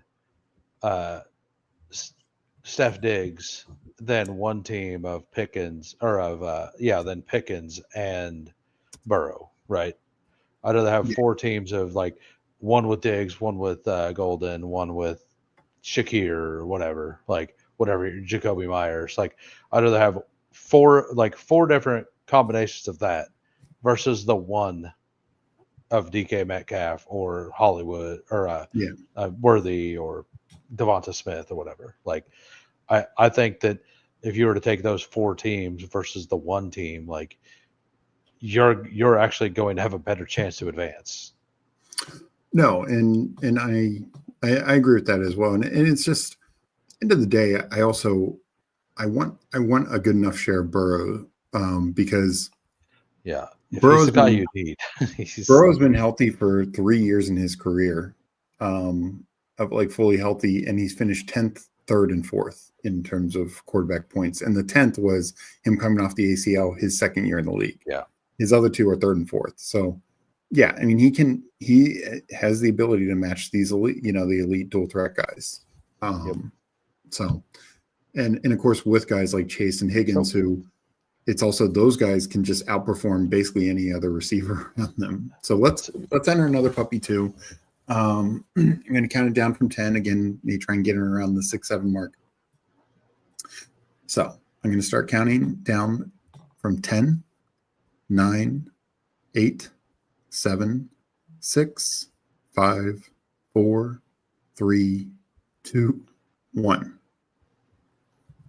So you know how earlier I was saying I've been trying to like do a little bit more like 15, 16 stacking and stuff. Yeah. One of the games I'm kind of targeting with that is the Bengals Ravens Week 15 game. Okay. Because the Ravens, for whatever reason, cannot ever stop. Yeah. Cannot stop them. Like, I think they played 4 times in the last 2 years, and I don't know if the Bengals have had under like 34 points. Oh, yeah. No, I agree. And especially if it turns into a night game. And we know the Bengals can't stop anyone. So, yeah. Like, if we thought last year was bad, just wait. Just wait till what the Bengals roll out this year. So, like, I think, like, to advance the most teams to week 16 to give yourself the most chances, like, I think making sure you have a Bengal, like, I think having a Bengal is going to be a huge deal whenever it comes to that. Like, and there's only like 4 of them. Well, and that's why, like, if you start like Chase Higgins, pull up Lamar to the yes, I've been doing that. The 2-3 turn. And that's very interesting. I actually have 3 teams I did that in the big board when nobody was thinking about it. And those teams feel really good. So real quick, we got a lot of guys in here. We got Hulk Smash Potatoes, Good Go Arizona Cardinals, Lego My Nego. We got Mitchell Mack, who's in here earlier, Losamo, and then we are at the 12. It's all good. That's like the best spot. So yeah, can I convince you to take Brock Bowers, Trey McBride? It's not something I. Oh, okay. I mean, if you want to do it, I'll do it. There was a question earlier about that. I have done it like 3 times out of the 500 and some drafts I've done, and it's only just because, like, I know it's going to be extremely, extremely rare. Like, I don't think very like. So in big board, it was extremely hard to get. Like, so when I got the one chance I had to do it, because Bowers was never falling to the middle, and McBride was never coming back. So if you got the chance to do it, it's like, this is like a 1 in a 2,000 chance to even have an opportunity to do it. So, like, even though it's not a good strategy, I went ahead and did it. Like, I would not do it every time, especially now that they're both kind of crossing paths on the other rounds. So, like, it's something you can do reasonably. Like, you could probably do it once every 15 drafts if you really wanted to right now. Nice. 15, 20. Yeah. I mean, I'm still, it also, because of them having the same buy, I think that also limits it. Yeah, because I did that in the Superflex. Yeah. Where they both fell 10 picks. So what do you want to do with this double tap here? I mean, Neighbors Genty, right? That's week 17 bring back. Yeah, like they just handed it to us. Yeah, that's hard to get. It is hard to get now. Like, I actually, that's the thing. That team I had that had Jaden Daniels, Terry McLaurin, it was Genty, Neighbors. Oh wow. It was Terry. It was Terry. Then Jaden came back, and I got Debo at 80. I think I had Travion Henderson. I think I got Travion Henderson in the 6th. Like, it was a really, really fun team. Like, it's one of my favorite teams. So we have Philip here. Did you all hear the report about Gibbs getting more snap splits out wide?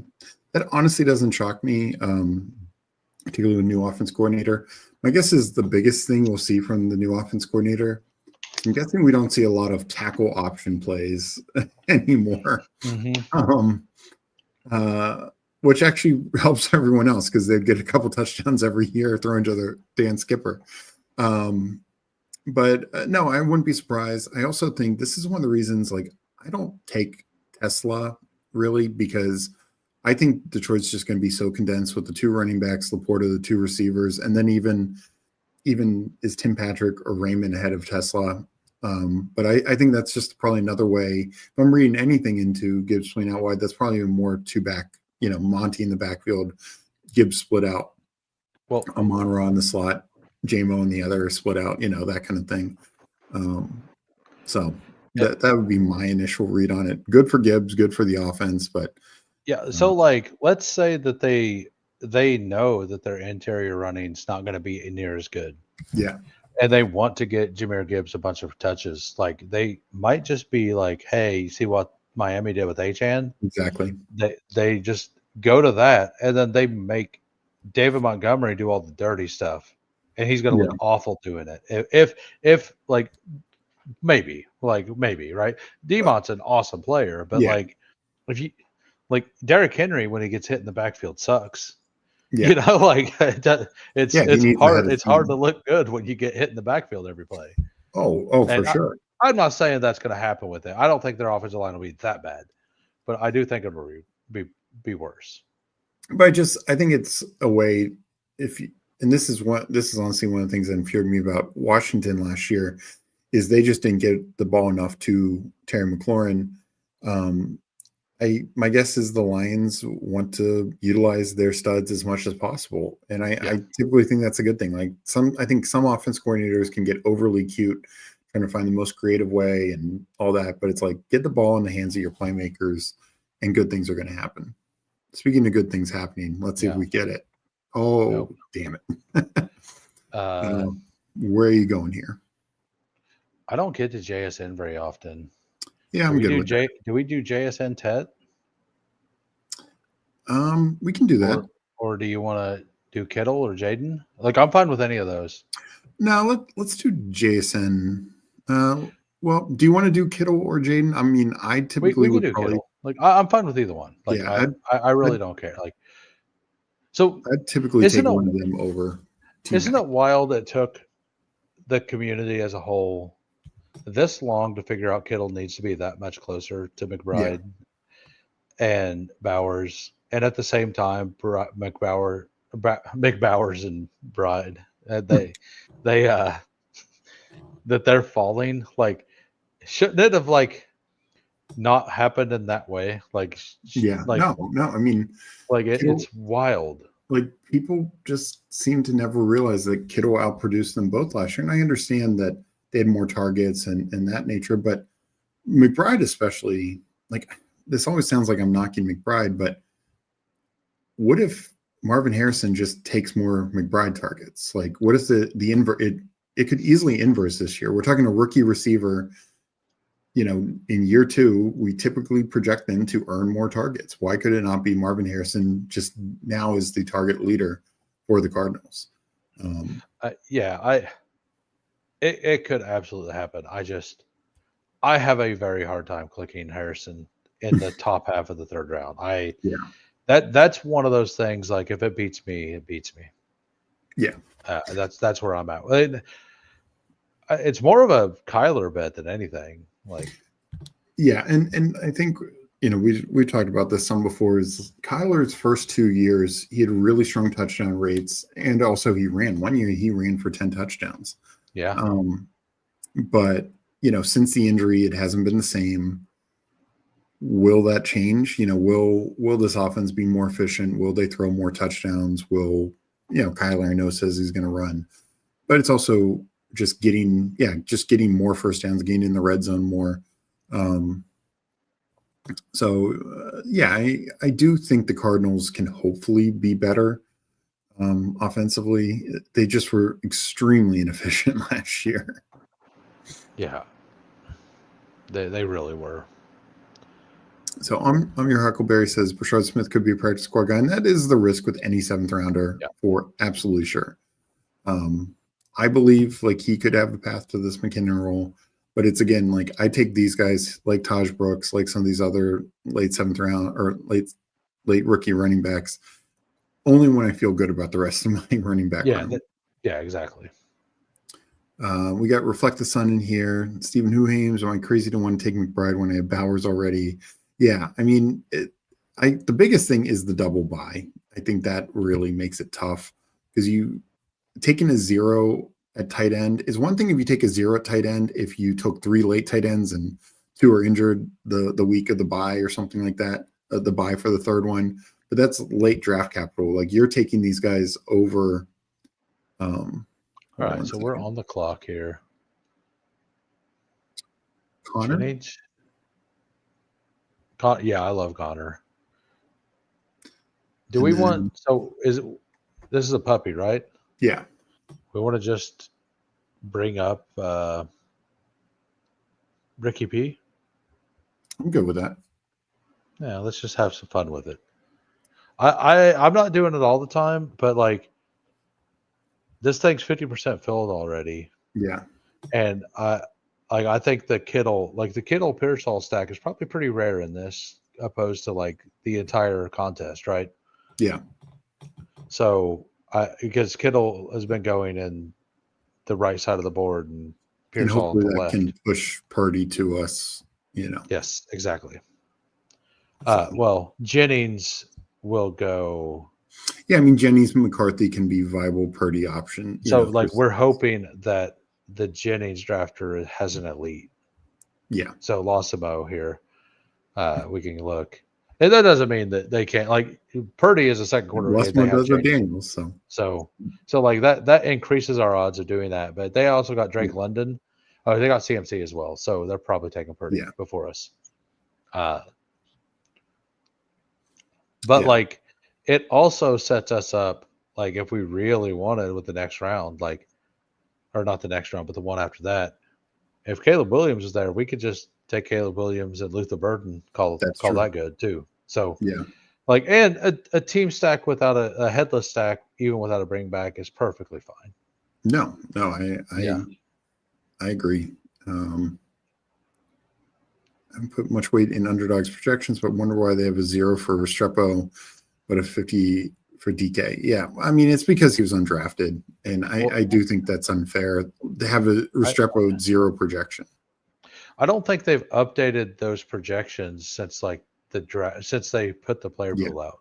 Yeah. So like, I think we're gonna. I don't know when they plan on updating the projections, but I'm assuming once like an official depth chart comes out of some sort, they might. So I don't know what their plan is with that stuff, but yeah. Reflect the Sun here. It does have a good point. Like the Cooper Cup interview where we talked about how teams are playing things differently and the Rice Puka. No, I mean, defenses are getting better. There's no question. Like they're figuring, but then offenses are starting to evolve more. So that's why that role is turning to bigger people. Yeah, like because they figured out how to defend it, but they were all small, quick guys, and it was basically they bully those people at the line, and now they're just getting people that they can't bully. Yeah, like so. All right, we are up in a couple picks. Let me go back to the board here. Always Quinshawn. Quinshawn's always there now. Yeah.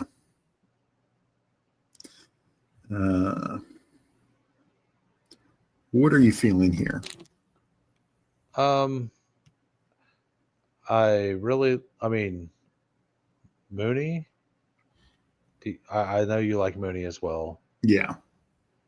And I'm fine with kind of anything else. Like Aaron, I kind of like Hawkinson a lot, but it's not great with what we have. Aaron Jones is fine. Let's do Aaron Jones. I just think, especially with us both RBs already having week 8 bye, I'd rather have a known starter for week 8 instead of like the Jalen Warren types and stuff like that. Absolutely. Yeah. No. And well, this side of the board, we never have a chance at those kinds. And that too.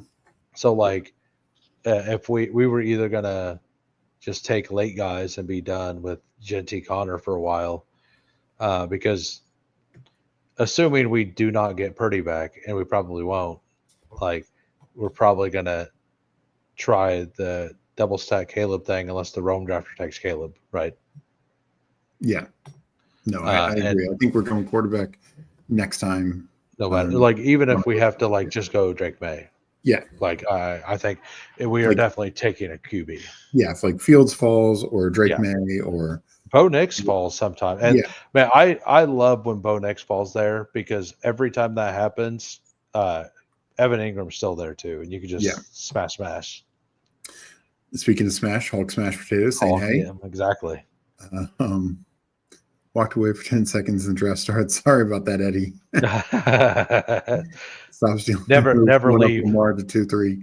Yeah, it's something I've done a couple times, and I agree. It's an interesting pull up because I was already doing like Josh Allen to pair with Barkley because it's like if that game goes off for week 17, and that's a week 17, but it's like, yeah, why not? Yeah, I was doing it in big board because like the last 10% of big board, I'm like, nope, I've never seen anybody do this.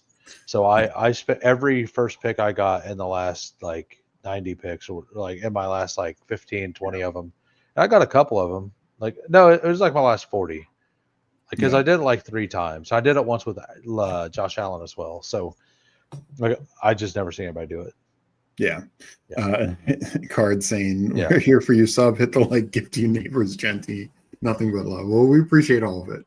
We got Chris in here. He's in the draft. GNGN. Huckleberry, the line would be fine. What are we doing? Yeah, he's talking about he said that whenever I was dogging on the interior line of the Lions. And I don't think they're going to be awful. Oh, sorry about that, Chris. Sorry to interrupt. Sorry about that, Chris. Hope everything's okay. Drafting one. Yeah, I think he said, did somebody in one of the chats, I think it was him, saying that they had an emergency surgery last night. Damn. Maybe it was him. I was half asleep when it was in BBG's chat last night. I was half asleep. So I'm sorry if it wasn't you or to whoever it was. Or no, it was in Chad Candles this morning, which I was still half asleep. Yeah, I missed that. I was definitely needing my coffee this morning in that chat. Yeah, we'll see. Okay.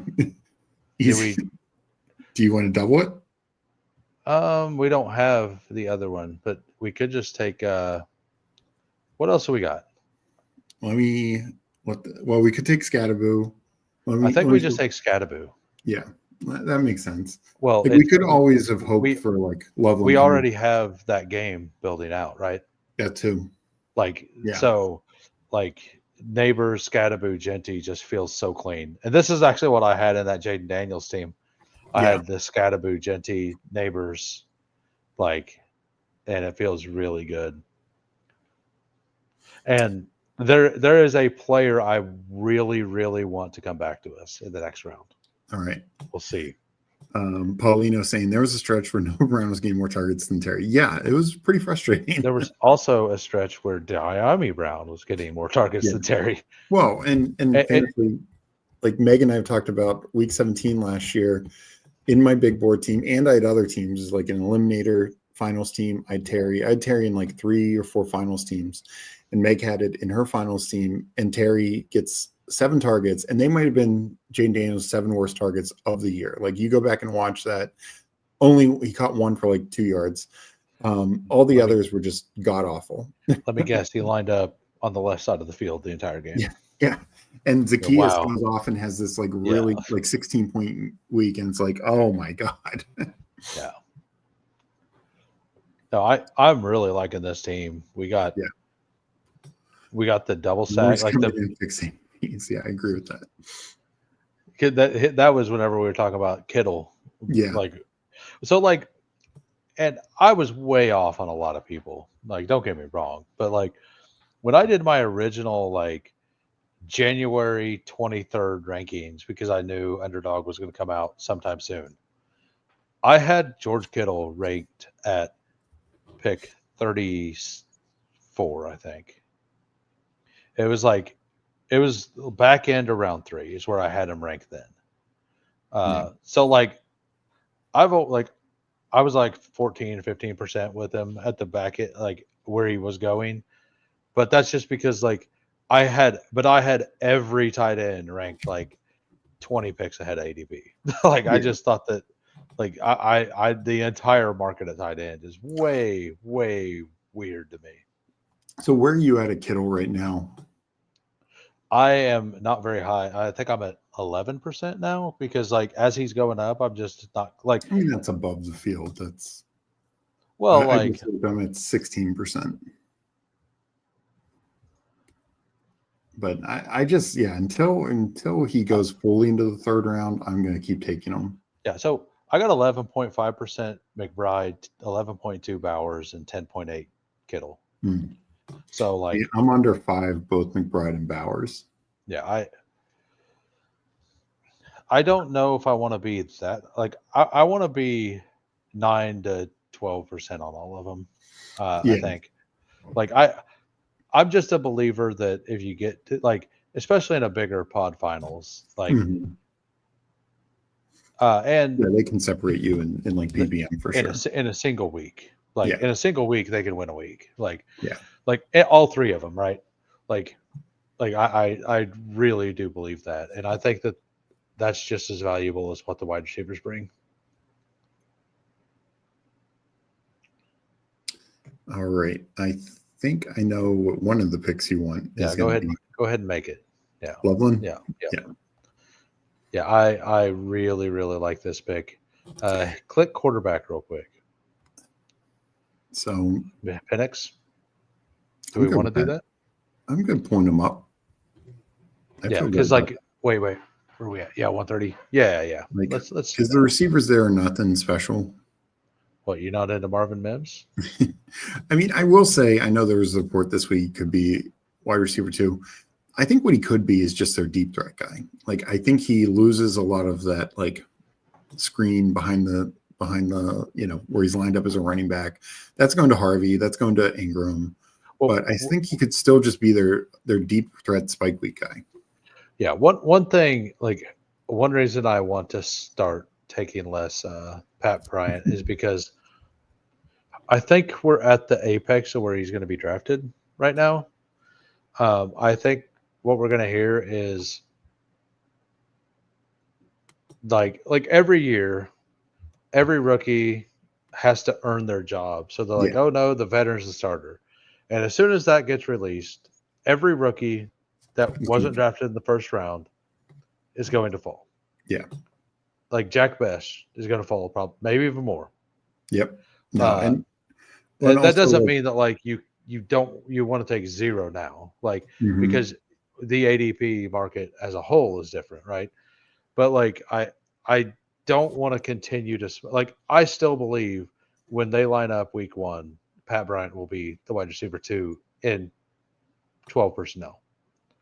Yeah, and even like, that's fine. I think that's it's by week. I know they have a later buy, so I'm not going to say just post by rookie bump, but I think it's like by week 7. Even if it's not week 1 that he's the first guy out there, by week 7, I think he is. And that's what matters to me, because where I'm taking him, I'm not counting on him for week 1. I'm not counting on him for week 2.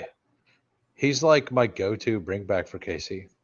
Go-to bring back for KC, secondary stack, especially if your stack with Knicks is like Ingram, and it's like, oh, I still want a receiver. Like, that's a great secondary option.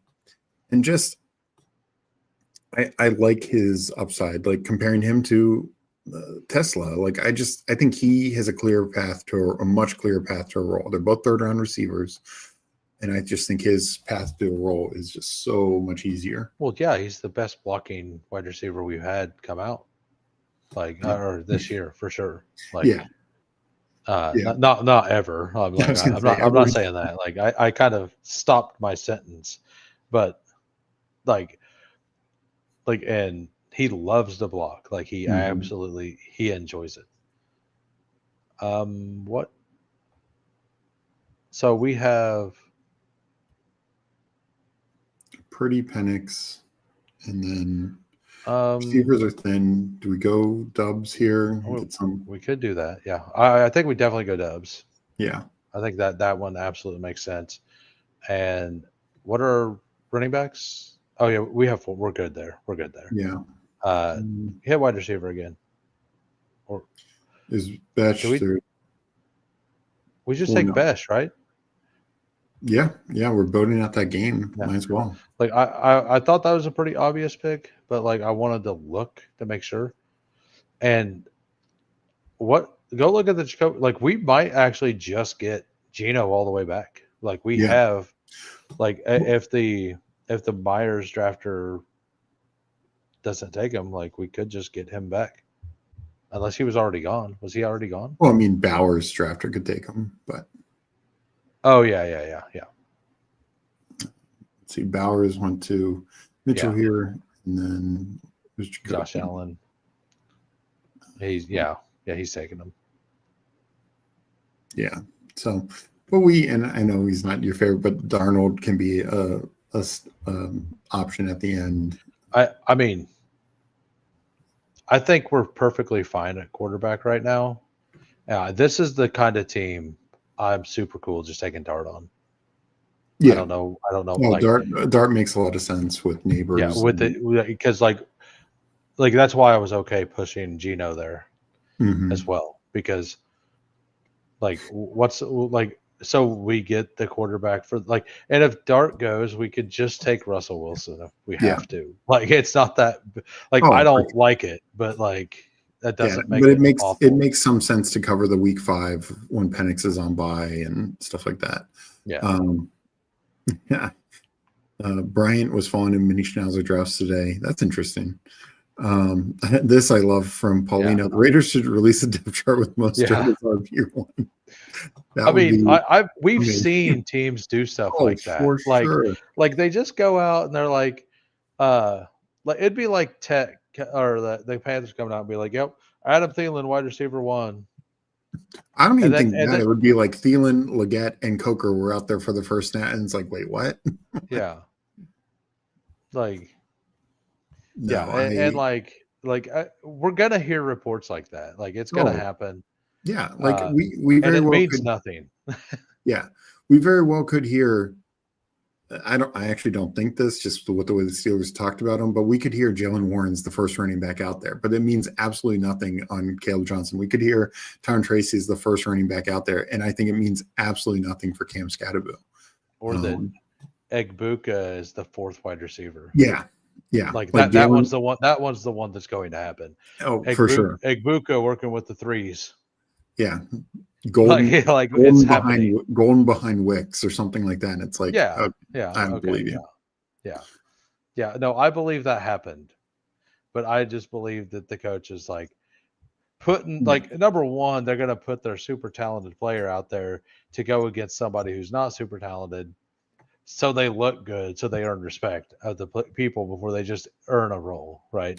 Well, and the thing is, like the depth charts that are released are literally some intern that does it. It's not the coach. Yeah. It's not, it's not going to be, whatever coach it is. But we only have one tight end, right? No, we have 2, Loveland and Kittle. Oh yeah. Roshan, I think is an auto click there. Yeah, like we're building out those games pretty heavy right now, so. We might as well do that. And I'm fine with anything other than DeAndre Hopkins. Pierce is fine. Yeah, let's go with Pierce. That would give even another, late option in case Dart gets taken or something like that. Yes, yeah. And then now we're just sitting here and a Rich. Like it also. Like if you have to, yeah. I mean, I think I have 0 Anthony Richardson in this. So, I take him in the 18th on teams that I'm fine at quarterback, but like basically the ones where it's like I have Jaden Daniels and Matt Stafford. It's like, why not? Like I feel really good about my floor. Yeah. Why not take a shot? Like if I have a bonus pick at the end of the draft, why not just take a chance on Anthony Richardson? Like maybe starting at the end of the year, right? No, and I mean that would be when you do it. It's the people who take them in at 180. Well, yeah, I've got them at pick 216 like 3 times. Like on like either a Jalen Hurts plus Dak team or like a Joe Burrow, Baker Mayfield team or something. It's like, let's throw Anthony Richardson on this. Why not? What's it going to hurt? And this is why I have him ranked 243, because I would not want somebody to use my ranks and take them like thinking he can fit any build. Like you need the right kind of build for it to work.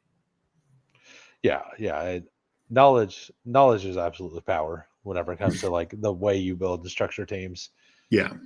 And I think you and I, like you mentioned it earlier, we agree on most of that stuff. Yeah. And by the way, I'm looking at the stream. This is just between us, but like the chat probably doesn't care. But looking at the StreamYard thing, there's actually a button I can click to where it will stream to my audience. Oh. I don't know how that works, but at some point, I wouldn't mind messing with that. Like yeah, like we can definitely do that sometime. Like you'd have to like stream. Yeah, like I don't know how it works. I'll probably just watch a video. Like I didn't realize that there's just a button up there now. Maybe it's always been there, but I'm seeing it for the first time. So what are you looking for these last two picks? Dart's could take this is the puppy, right? Yeah. Dart went? No, he's still there. Yeah, we take Dart if he's there, definitely. And then an RB. Like this is kind of what I was like. I think with this rookie running back class, I think your last pick, you just smash a random guy. We can take Taj Brooks. Who all we got? We got Taj. We don't have any buy overlap. Hunter's actually gone in this one. So yeah. Actually hit wide receiver real quick. We'll Dart go first, so gives us a little time. Do we just double stack and go with Ray? Or do you want the extra running back? Like I'm fine with Brooks, but that's the other option is we double stack Ray. I think we there's Ray. I think that makes more sense just because I think we're fine at running back. Yeah, I think we were fine at either position. Mm-hmm. So I think building the team stack a little heavier makes a little more sense. And it's just this area of receiver, or depending on what Betch does, and because we only had 4 by Mooney, and then we waited. So like I think that actually does make more sense. Yeah, and like I love this team is well correlated. Like this is a very fun team. Yeah, heavy. Just total correlation week 17, because also like San Francisco, I think week 16 plays Indianapolis, and there's some stuff just down the line that I think plays out. So speaking of that, like the correlation stuff, do you know the Commanders week 15, 16, 17? Yeah, Giants. Yeah, I noticed that for the first time today whenever I built out a CD Lamb, AJ Brown, Terry McLaurin team. And I was like, wait a minute, all of this is like perfect, and you can just throw a giant on and you at least have a mini stack somewhere. Yeah. No, so and actually if you remove what's a better stack than that, and this is more for like sprint talk, but like if you remove Dallas from that and you make it the Raiders play 2 of those teams week 14 or 15, 16. So like you get a whole bunch of games between if you go Eagles, Commanders, Giants, and Raiders. Like there's a whole bunch of correlation there. Yeah. No. I think some of that is interesting to do. Like you said, especially the sprint. Because getting as many multiple of those games correlated can really pay off. We got Philip here saying, I think Davis and Liam do that a lot where stream simultaneously. Yeah, and I know like BBG and Tyler were doing it some. So I just never messed with. I knew it was somewhere. I've never seen the button. Yeah, I think you used to have to set it up somehow. Okay. I first time I've seen it, but I'm also new to this. Any week 17 game or team you must have a piece of. I mean, for me, there's not like one that I want in every, like regardless. The most fun is obviously the Monday night game. Yeah. Because speaking from somebody who got to week 17 with nobody in week 7, like in the Monday night game, in a game that was projected to score that many points and then did, it's an awful watch. Yeah. It like, especially when because I think I was third going into that game, and I lost I went from $4,000 or something down to 1,500. So not that's not like a huge swing compared to the way BBM would be. Like you go from 2 million and watch that go down to 20,000, right? Like not having a week, like not having a sweat at all in that game does feel bad. Yeah. But you might not need it.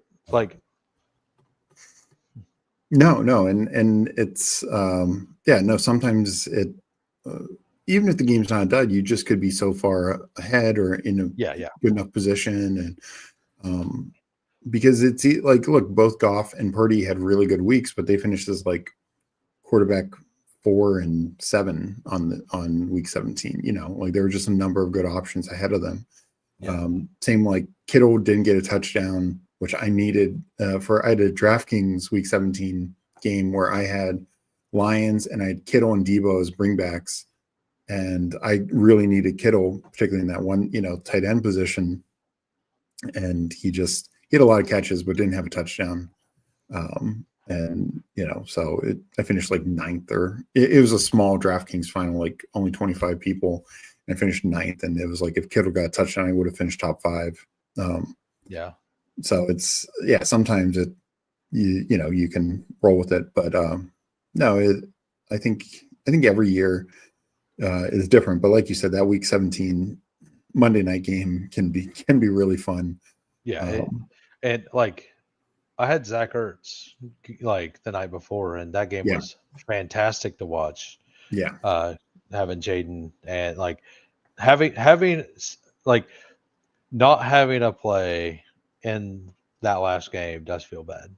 Yeah, and that doesn't mean you need to smash Falcon or Ram into every team. No, that would just be bad process. But no. But it is something that's fun. And it's also something look, we both take Jarquez Hunter, but there's just a real possibility Jarquez Hunter is a 0. So it's not taking him every time just to get that piece, that late piece is going to be, or Ray McLeod. I mean, these guys could be zeros. They're the backup running back, the number 3 wide receiver. So it's just because they're late doesn't mean they're a great pick. Because that week 17 game, it could go off, but it could just be, London and Bijan on one side, Puka and Adams on the other side. Nobody else matters. But yeah. So let's see. So go over the team real quick. Yeah. Chris in here. 2 years ago, the week 17 Monday didn't happen. So you never know. Yeah, that was very crazy. It happened. Yeah. For a bit. So we ended up this one 3-5-8-2.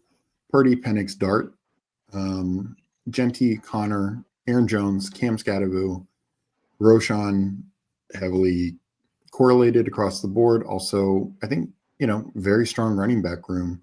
Yeah. And then receivers, weak in the middle, but extremely strong up top. Malik Neighbors and JSN. That's a unique combo. I don't think they.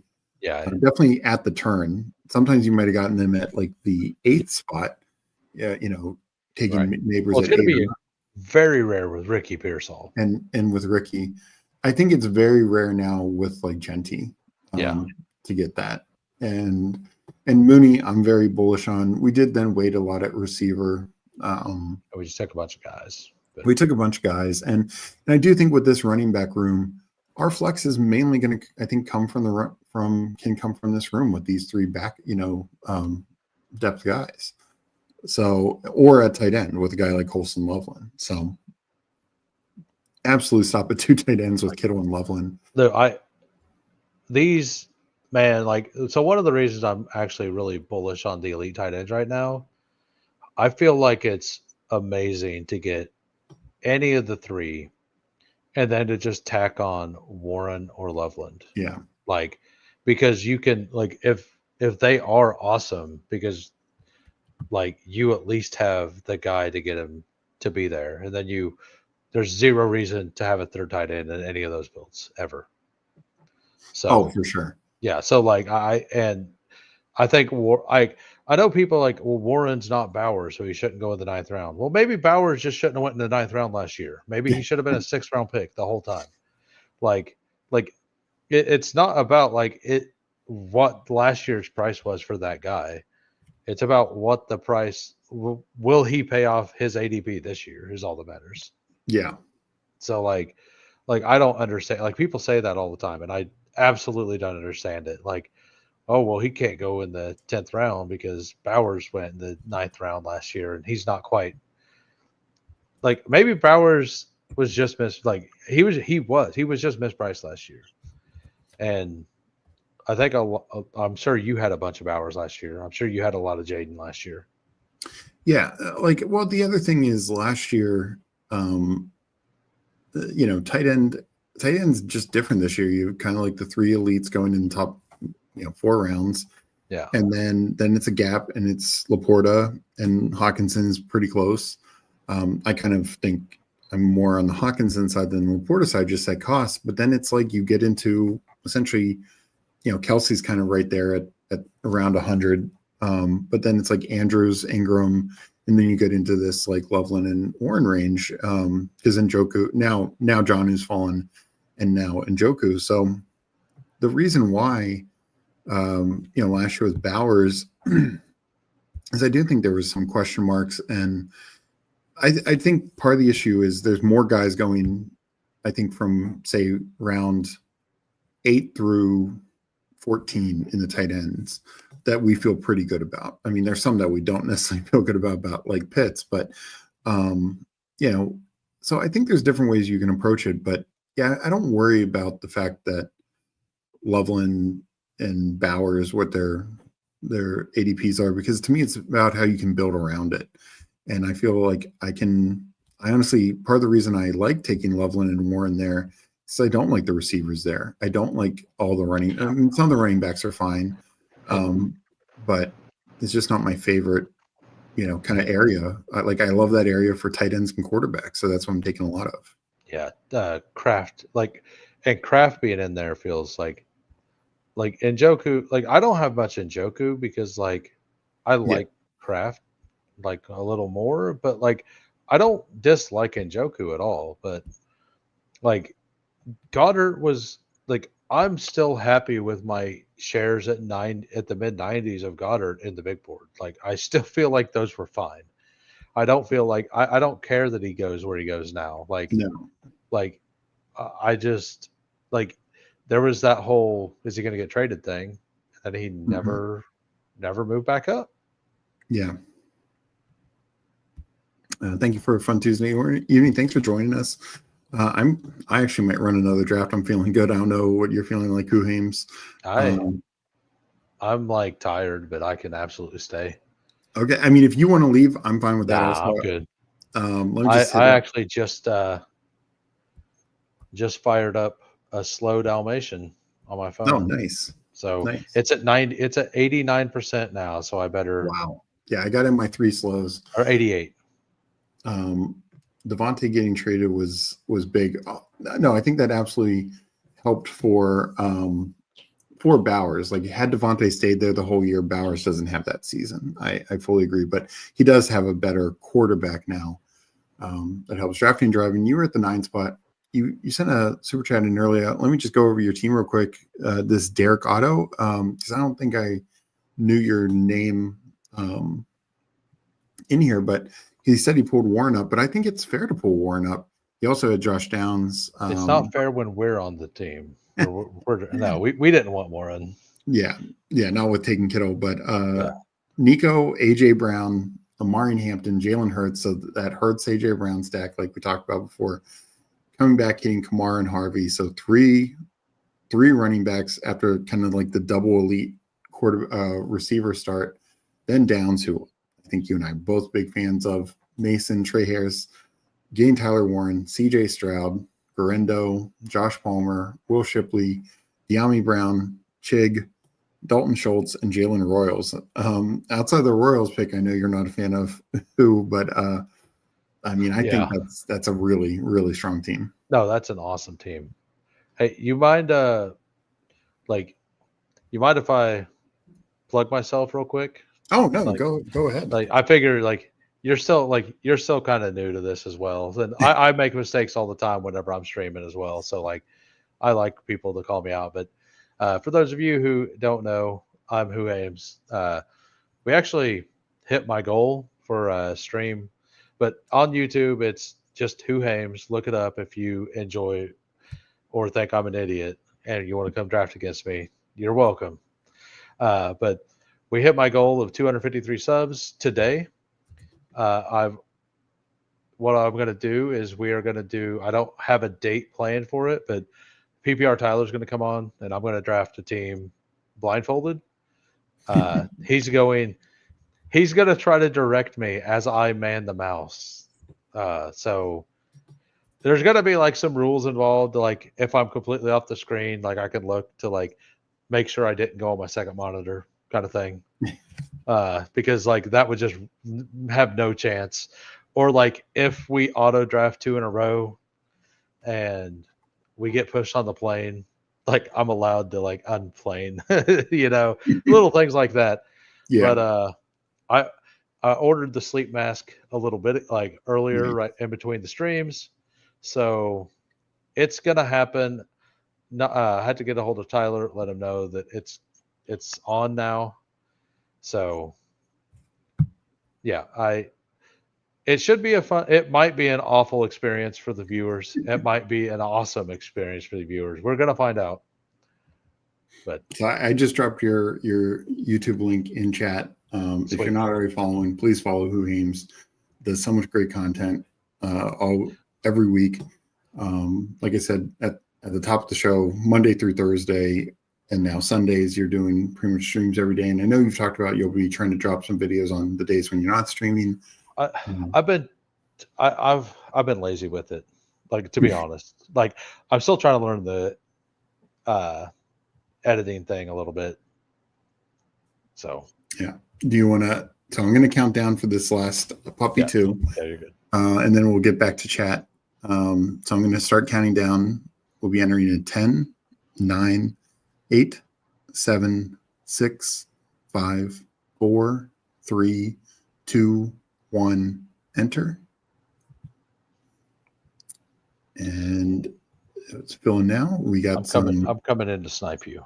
We got Pepper Tony, rookie sophomore time. I will be doing plenty more after that, but I wanted to do another puppy 2. It is filling fast, so I wanted to get some out there. We got the pound in here. Fellas, how's it going? Doing well. Hope you're having a good night. I prefer to go Kittle for an elite over Bowers McBride costs with TDs emphasized. Yeah, and Kittle's just the other thing is we just trust the 49ers offense to be better. Like they're probably going to score more touchdowns, just be a better team all around. So we've got a few people in here, Lego Manego, King of QC, Cards again, and Jason's back in. So yeah, we got a good fun stream draft again. Nice. We are in the back half again at the 11. So we'll try and be a little different than what we did last time. Maybe we'll see. Yeah, I pulled the 12 hole for my second Dalmatian, so I get the crazy start with the first one, and I might have butchered it. I think I did fine with it. I think there just wasn't much value in that one overall. But I got the 12 hole. I love the 12 hole. Hopefully, an elite quarterback falls back to me. Yeah. And there was like 5 non-badgers in that room, so there may be a chance for. Like, I absolutely want an elite. Like whenever I see a lot of non-badges, especially in a high dollar tournament, I am absolutely taking an elite if I can. Just because, like, if all of your stacks go, it's fine. It's fine, right? Like, I might even just pull Jalen Hurts up to that end if I have to be honest with you. No, and like you said, higher dollar tournament, getting an elite, feeling very comfortable about your quarterback situation just allows you. Especially after what I did earlier. And I was going to say, it's also balancing out your other team. Yeah, if I just take 2 quarterbacks on that one, I took 4 on the first one. Like I'm averaging 3. That's good, right? Like, Yeah. no, I mean that's like the worst way to look at it, but that's what we're going with. So Charles saying, not gonna lie, I didn't know you streamed until now. I don't know if you're talking me or Hoohames. It was me. Yeah. But and then Philip is in here at 8. So Blue Blood UNC is Philip. We're on the clock. Nico? Yeah, I think Nico should be with Neighbors, like neck and neck, and I kind of think Amon and Brian Thomas and Genty are kind of the next tier, and I actually have CMC in that tier. Like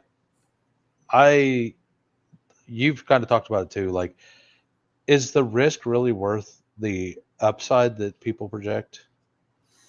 Where do you go here? I don't really care, honestly. Like, we could do the lad thing. We could just take Genty again. Let's do the lad thing. I mean, I don't mind pulling lad up. I think there's definitely he's outscoring London and Brown. So, and I don't think people do the Nico lad thing as often as we thought it was going to happen. Like lad seems to just fall sometimes. I know. Sometimes lads fall into like 20, and I'm like, I don't get it. Yeah, so I think the Nico lad thing is it could be the CD Amon Ra from 2 years ago that people just aren't doing as often. Like it's there every time. Yeah. And I mean, that's where I'm getting a lot of my Bowers is I'm doing the Neighbors Bowers thing. Yeah, I see that. Like I just think that absolutely could be the thing that you need. Like Jason in the 12 spot again says, as much as Steve gets the 1, I get the 12. It's unreal. Good luck, boys. Good luck. The 12 is probably like, if I were to pick my spot that I want to draft this year, 12 is probably it.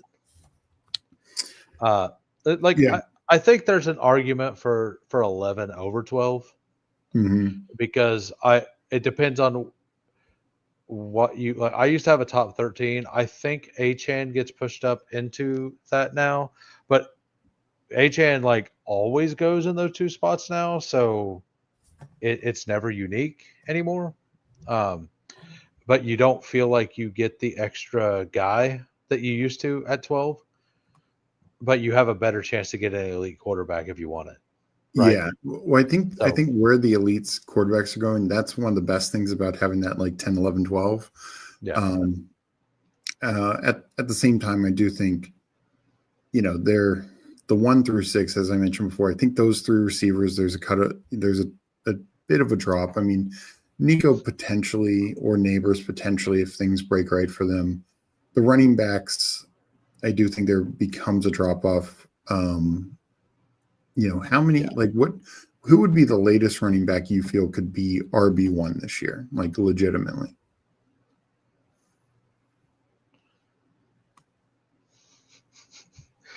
I wanted to say Cascadaboo for the lulls, but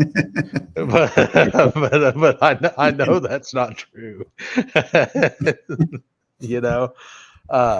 Oh my. I mean, I absolutely think, and people will call me crazy, but I still think that Hampton could be there. I mean, I think Hampton would be a stretch. I would, if I had to point to one, I would say Brees got pulled up to the 1-2. You see that? Wow. That's Lamar. Yeah. Terry's not there, so we actually. Do you want to do Harrison here, and then we just get one of the 2? Yeah, let's do that. Let's because I don't have a lot of Harrison, but I'm fine with him back here. Yeah, that's a really unique build. These 3. Yeah. And then we could just take naked Jaden. Yeah, unless they want to go Lamar Jaden. Yeah, I mean, if Jason wants to do both of that, then I'll take Kittle. I'm fine. I mean, I do prefer Lamar to Jaden. I do too. But I think I don't have very many MHA shares, and I don't hate him. I just hate him at the front of the draft. We got Pat in here. $2. Drop a sub. Get the dub. Appreciate you, Pat. Thank you so much for the pound. Of course, best ball overlay. We use it, we swear by it. It is the best caddy, whatever you want to call it, overlay system. Sorry, my brain. It is almost midnight here. Out there, I think like not just when you're in the drafts, but then looking afterwards, like your combos and things of that nature are just so great to build. If you are doing ad volume and have a large portfolio, I think it is very very beneficial to you and your ROI. Yeah, the new update is absolutely fantastic. Yeah.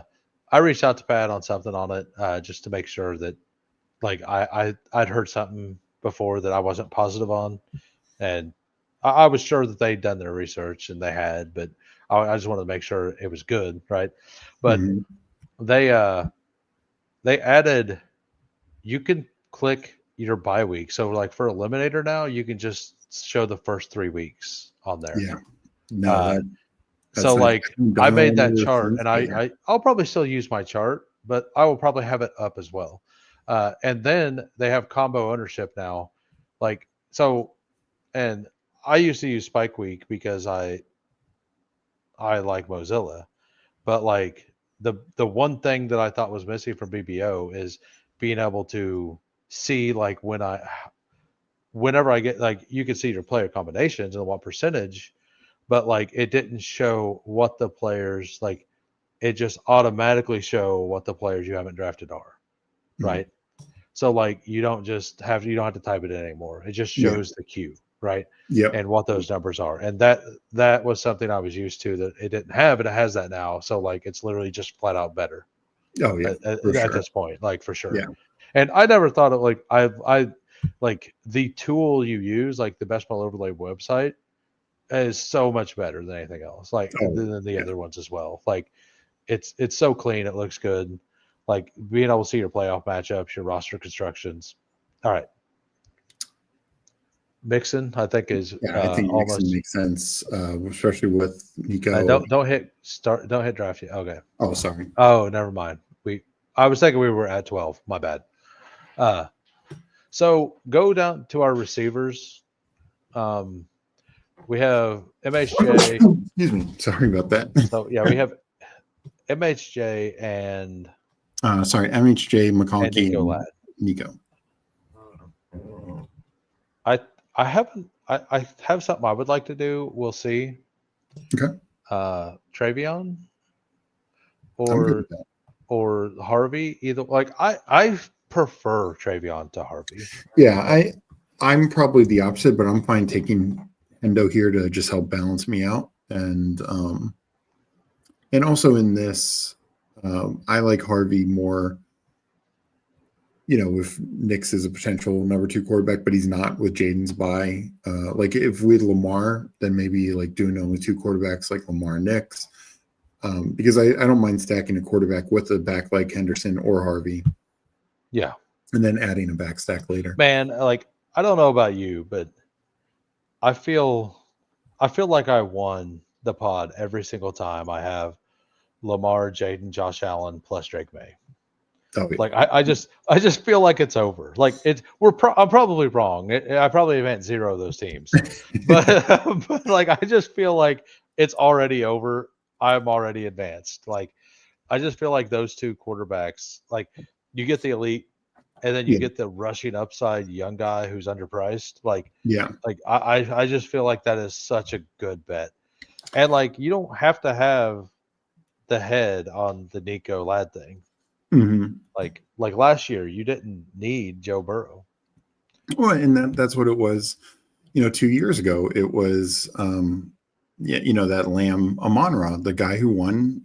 He got sniped for Dak and Goff, and so he pivoted to 3 other quarterbacks, to Stroud and Love. With Jaden Reed was the winning combo, and that's just another example that year.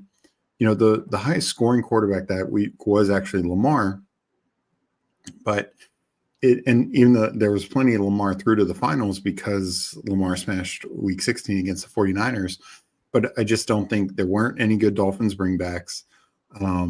And so I just think also because you paid a high cost. So that's why sometimes like Jaden Daniels might get us through, but it could be Drake May is just the guy who smashes in week 17. But I'm with you. Like May, it feels he's such a cheat code, whether you're starting with him, whether he's your number 2 quarterback, like either way, like he just has such upside potential. You want to hear what's awesome is when you get May at 130 as your third quarterback and you have like Kyler, Herbert, and then May comes back around the corner and all of them are stacked. Like, it's like, I don't care if Zach Charbonnet is my running back too. Yeah. And I don't have a third yet. Yeah. Like, I'll just take 7. Like, it might not be the best, but man, it looks good. Like, you got Shep here saying, "Sup, all you amazing, beautiful people. Thank you so much for joining us. Thank you for being in the chat, everyone. Appreciate it. I think we've been having some great drafts and some great combo, but thank you, everyone, for joining these drafts, joining the chat. Definitely appreciate all of it." I believe Chef did scouting, like at a collegiate level. Oh, okay. I think. I know, like at one point he was saying he had a job lined up that he might have to stop doing best ball. Last year. Wow. All right, let's see. I mean, yeah. We both we know what we want. We know what we like. You flash the thing up there. Like, and mixing Travion feels really good. Oh, I agree. That's fine. Obviously, this now wide receiver room, Diggs is your fourth. I love it. Yeah. We'll see what Jason does here. I mean, Mooney would have been on my short list, but I have like, okay. So what do you think about just bringing up Jordan Mason ahead of Aaron Jones this time? Do you hate it? Fine like with that. Like I'm fine with either one. I think with this room, go ahead. I don't know what you think about it, but like we have Mixon who should be like an absolute monster, right? Like that's how we're drafting it. But Travion is like a boom bust player. So like with RJ Harvey or Travion, I prefer to not have Aaron Jones. I prefer to have the guy I would presume to be the touchdown, more consistent point guy in Mason than Aaron Jones. Yeah. Maybe I'm wrong on that, but no. I mean, I have more Mason than Jones for sure, but I want some Jones. Yeah, I'm like 5 and 13%. I think. Yeah. Like, and Jason, we got a nice fall in Harrison. I honestly think that's where Harrison should go. Yes, I think that's exactly where I'm at. I think one of the worst things that happened to Harrison was the week 17, them having the week 17 schedule game, because it was already baked in low from the big board of him being the top half of the third round. But once that happened, it like locked him in there way too much. I think he would have already fallen. Let me look. Like in big board, I didn't have. Yeah, Pat, I need to do the update. I'm looking forward to it for sure. Nice. Go Arizona Cards. Charles just said he subbed to you. Who? I got 3 subs from that, so I appreciate everybody. Yeah. So in big board, I had 8.5% Marvin Harrison, and I have 1.4% in post draft because he's went up 6 picks in the third round. Like I don't like it. Like you could get Harrison in the 4th round all the time, like pretty reasonably, like reasonably often in the big board, and nothing changed. Like we've said this a couple times, nothing changed there. Yeah.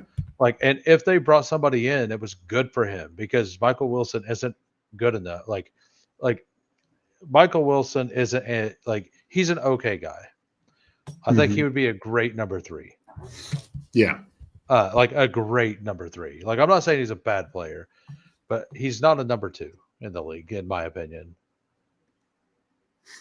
No, I mean, I agree. I know like Hayden and Josh have talked about liking Wilson a little bit more, and a few of their guests have talked about that. I'm like in between. Like I think he's fine. It's just the volume of the offense. It's going to be McBride and Harrison, whichever way it is, whether Harrison's the one or McBride's the one, it's going to be those two just dominate targets. I feel like, and I think Wilson's just a guy. Like he's he can play. If he was on a team that threw the ball more, obviously he'd have more viability, but.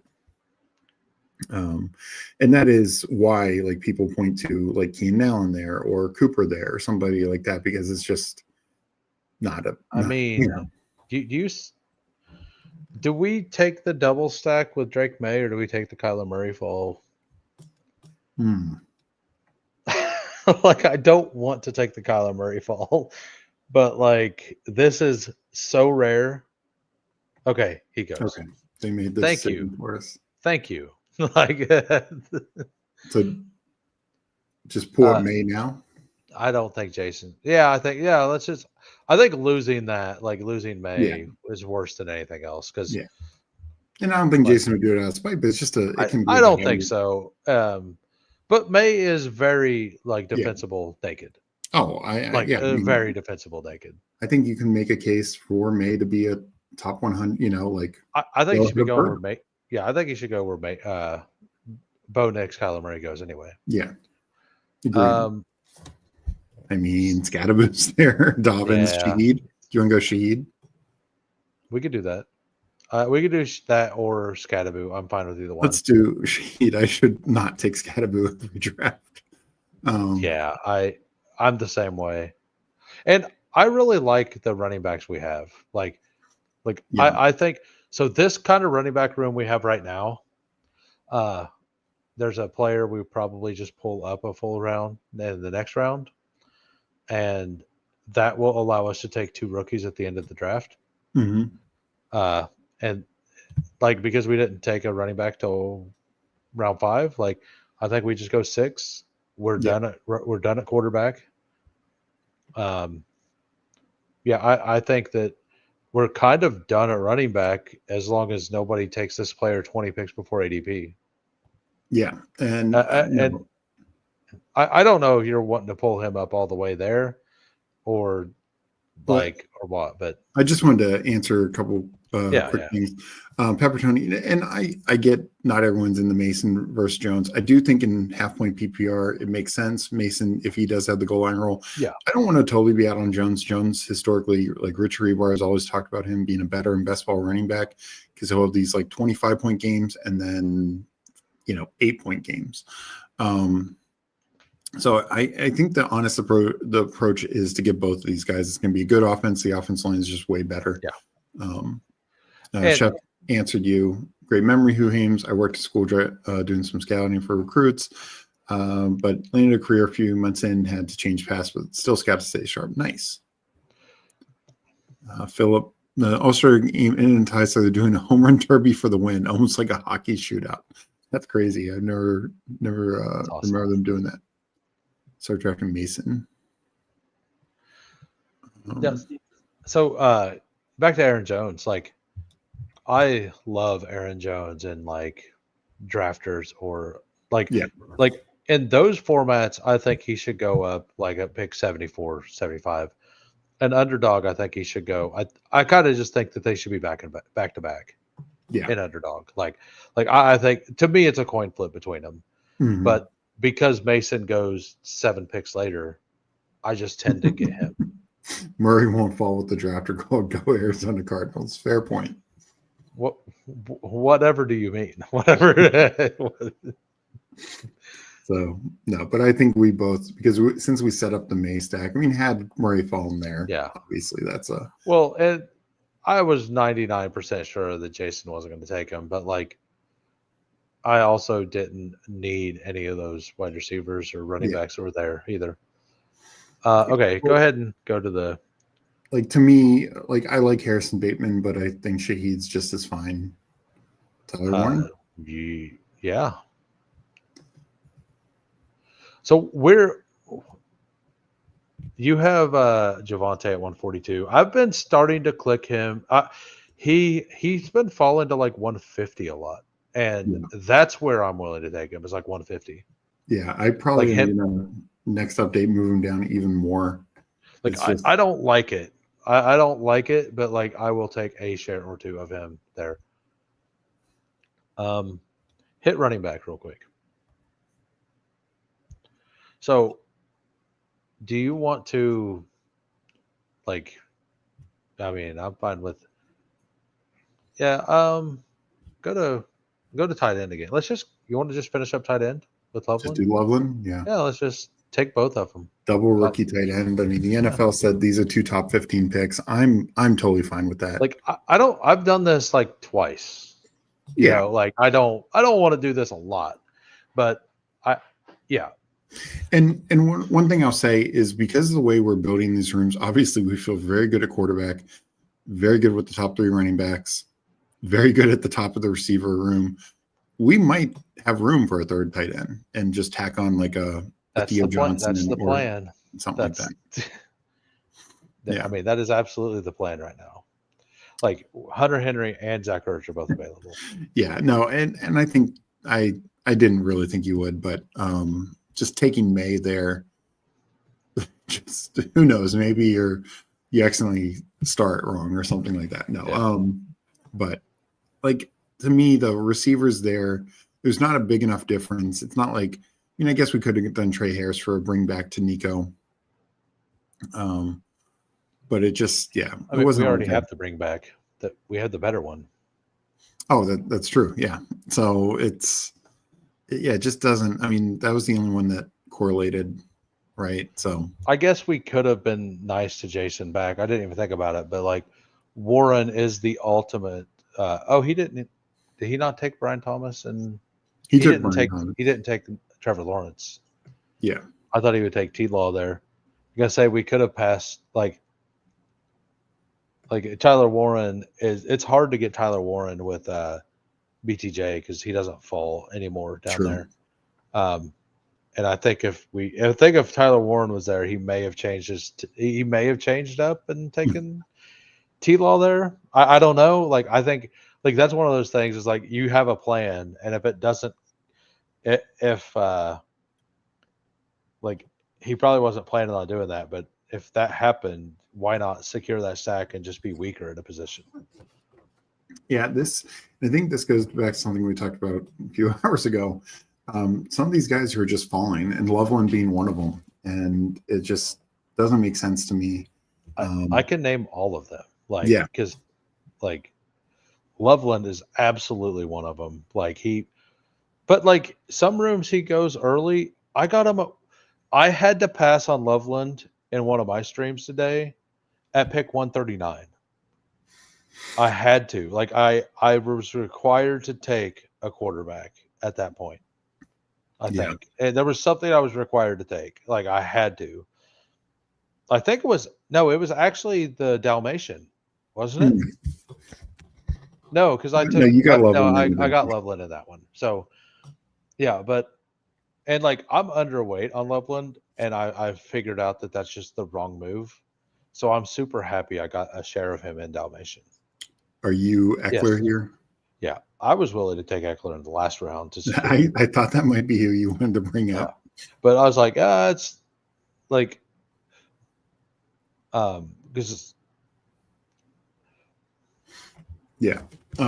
no, and I agree. Philip was here saying he accidentally took Kenneth Walker and Sharps.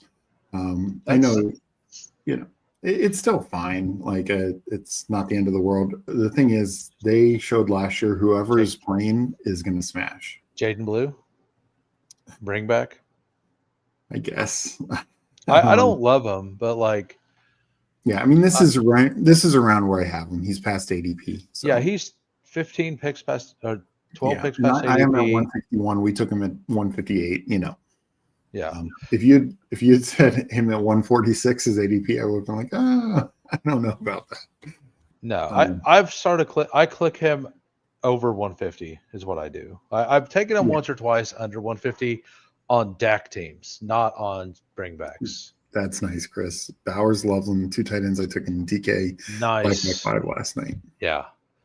I can't remember. So it was one of my other drafts, and there was a player I absolutely needed that I couldn't take Loveland. I think I was a quarterback I had to take to like secure something, and not taking him at 139. I think it might have been.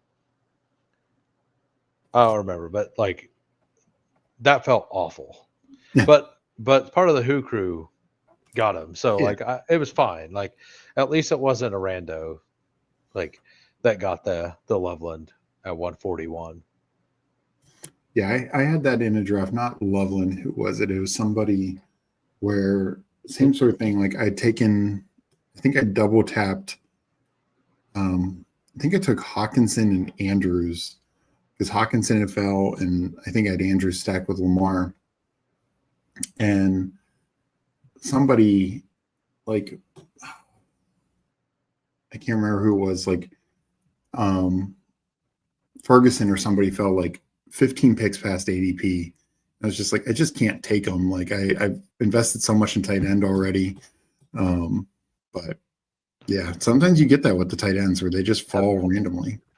Have you been noticing that Thielen falls 10, 15, 20 picks past? Like, man, I've been trying really hard to not be at 20% Thielen. I know. And every time, like once every 5 drafts, he's like 15 picks past ADP, and I still need a receiver. And it's like, if you make me, I guess, like it's still a good, like I still like him before ADP. Like, oh, I do too. but like, and I've been trying to take some Leggett to force myself not to, but then I take Leggett and then I take Bryce, and then Thielen's still there. It's like, well, okay, Yeah. I guess we'll build that out. Guess we're good. So what do you want to hit here? Hit wide receiver. Do not like that. No, not at all. I mean, is that a Jalen Noel? Yeah, I think that makes sense, especially Like, probably go 8 wide receivers. Yeah. I mean, we're probably going 2-6-8-2, right? Like classic. Yeah. 2-6-8-2. Yeah, I mean, there's, Roshan, actually, click tight end real quick. Ertz is still there. That's up to you. Like, yeah, let's go Ertz. Let's go Ertz. Let's give in to the urges. And if Noel's still there, we don't need a 5th running back or a 6th running back. Yeah, I'm fine with. Yeah, I'm fine with that. Yeah, I think that's the way to go. Like, I don't love Jaden Blue, but like, yeah, Noel's there. Yeah. So Noel over the Roshan fall. I mean, we could take Roshan. I don't really care, honestly. Roshan's fine. Like, let's go Noel. I don't have a ton of him, and it's just building out the stack. Yeah, it's just a big stack build out. So yeah, but like Zach Ertz could absolutely be what we need to get that tight end room to what we need. Like I think it's unquestionable that Ertz is going to be productive the first 4 or 5 weeks of the season. Like there may be a world where Ben Snott comes in and does some things. I don't really believe in that, but like that has been the Zach Ertz storyline, right? Like year 2, the tight end that he held down year 1 comes out, and Zach Ertz gets hurt week 9, and then that guy is the best tight end in the league for the last 7 weeks. It's happened twice now, right? Yep. So and to answer this, Jason, I mean, Henry was there also, but we already had Diggs and Hendo. So yeah.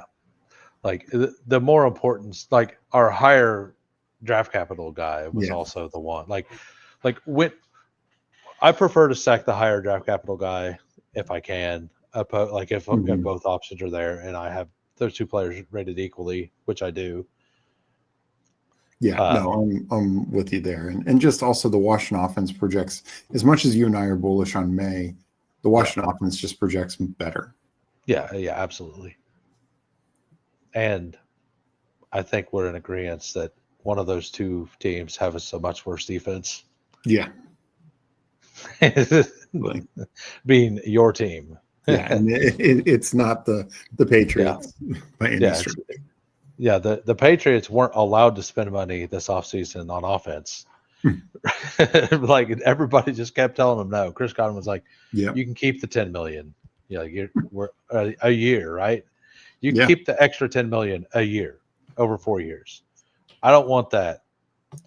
Which I think it came out to be like 6 million of that would have been taxed or something. Yeah, Because and like I think it's less than that. but Because it the is game check that it's based on what state the game was played in, right? what state the game is played in. Yeah, so Yeah. like you all do away games, but also New England because they play, the Jets. That's Jersey. Yeah. Pretty sure North Carolina, Georgia are a little cheaper than Right. like. So. Yeah, and Tampa also, don't they play the Jags this year? 1 week maybe, or is the Dolphins game? Where is Week 17? Is that in Tampa or Tampa Miami? Dolphins? Okay, Week 17. Yeah. but is that in Tampa? It's at Miami, I think. Let me look. So that's just Well, another. we're about on the clock, right?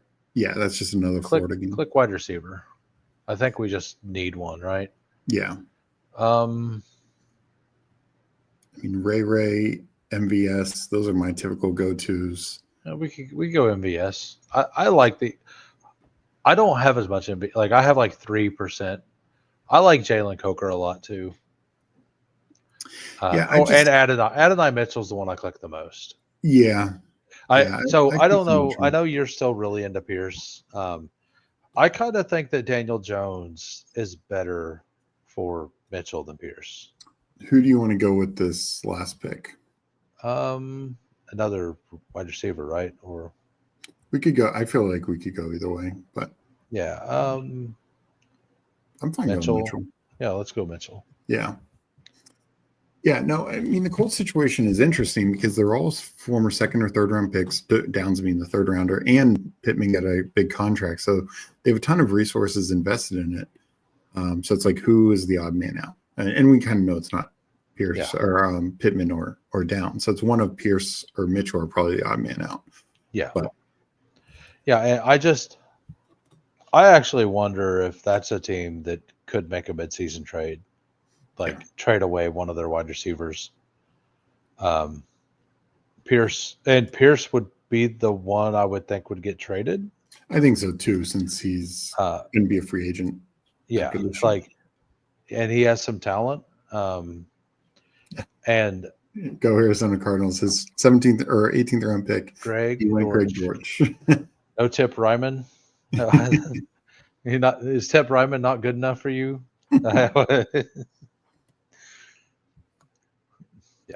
Yeah, no, I'm bullish on Hunter Henry. It's just for the way our build was, I think it made more sense when we already had Diggs and Hendo to get Ertz. So yeah, I think we're both in agreement. The Patriots offense can be really good this year. So this draft is finalizing, but I just want to thank you, Who. You definitely didn't have to stay the whole time, but I really appreciate you doing that. I think we talked a lot of good ball, had a lot of fun drafts. I will. After this one wraps up, I will name it. But no, thank you so much for your time, staying here, giving us your insight. Everyone, if you're not following Hoohames, put it in chat already. But please, here it is again. Please follow him, subscribe to him on YouTube, follow him on Twitter. You get these takes all the time. He's streaming, almost every day, and he's just a really sharp guy who like he and I talked about, like we were very similar in our process, and I think process is very key for best ball. So please give him all the support you can, because he's very very sharp and somebody you want to be listening to and following. Absolutely. So 2 things real quick. Number one, one thing about Steve and I both is if you have questions in chat or you disagree with something, if you say it and you make sense, we will definitely look at it and think it through, and like even though you might not change our mind, like we will at least like try to figure out why, like what you're saying. And I like there's a lot of players like the Saquon stuff that I have. Like I understand the other side of the argument. Like I don't think there's a right side to the argument. Uh, and Steve and I both do a really good job of both of that.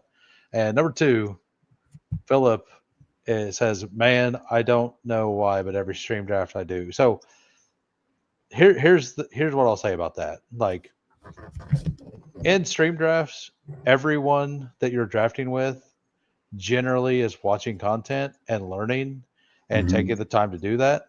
So the average drafter in that room is going to be building better and stronger, and you're going to get less falls. So being in drafts that are on stream, although that's fun and I love it, like I'm not going to stop streaming or like be getting another stream draft, but I would say don't devote your whole portfolio to that. Like do it for fun to hang out and Yeah. to chill with people. But use this stuff to like get in a couple, but and I've said this to several people, like the people that listen to content, and it's any content, even if it's bad content, like those people are listening to something trying to get better at the game. Yeah. So no matter what it is or what the takes are specifically, there's at least takes, and they're trying to, and they will eventually learn and become better. So like what you're doing right now, like you being here, that's a step in the right direction, most likely. Yeah. And I'll just say, I also think like everyone find what way works for you drafting. Like for some people, it's slow drafts. For some people, it's non-stream drafts. Some people, it is stream drafts because you can also like, if you know, like me and Hoohames take like we're high on May, we're high on Scatter, but we are high on certain guys. So it's like, they're not coming back to me, or that kind of thing.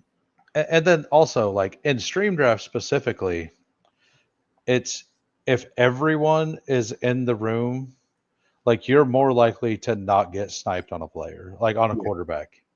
So like that doesn't mean push it to a ridiculous amount, but it just means like around ADP you should get them, right? So yeah, and don't worry about making picks fast. Yeah, Like no, do definitely, not do that. Like definitely build don't your worry. best team. Exactly. Like this used to be 30-second clocks, and it's 20-second now, and like it might get faster, who knows? But like I just thought I'd shout that out. Yeah, Like and that's also why I say, like, and I don't know, Philip, if you've tried a lot of slow drafts, but especially now with it being a 20-second clock, like that can be tough, and especially if you're trying to listen at the same time, even if you're just listening, not even trying to chat or comment, you're multitasking, and like who him said, build your best teams, focus on that. and if you have to not chat while you're in the stream draft, like there are people that go into my chat and they draft, and when they're drafting they will never talk, and they talk constantly when they're not in the draft. Exactly. And that's fine. Like that's fine. You do what you need to do to build your best teams. Exactly. Yeah.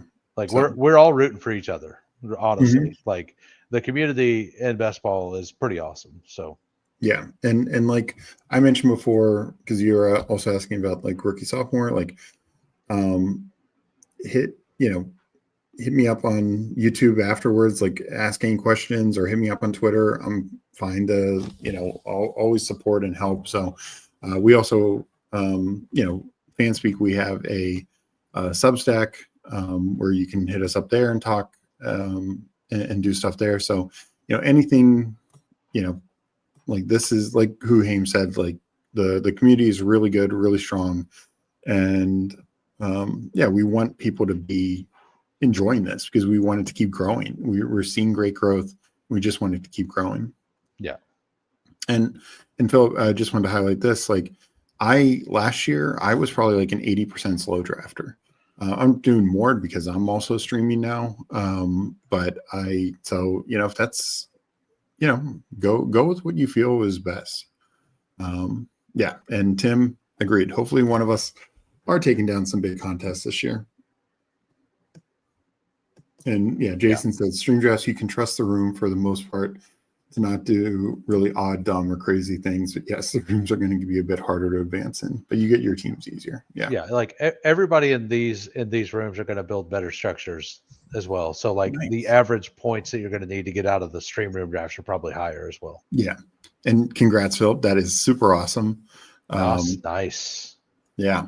So I get it. Like once you have that success, it's easy to be hooked because it is a lot of fun. And I think best ball is we're just at the very beginning of it. Yeah. You know, it's only going to grow from here. So, absolutely. But again, I just want to thank everyone in chat, everyone for watching, liking, everything.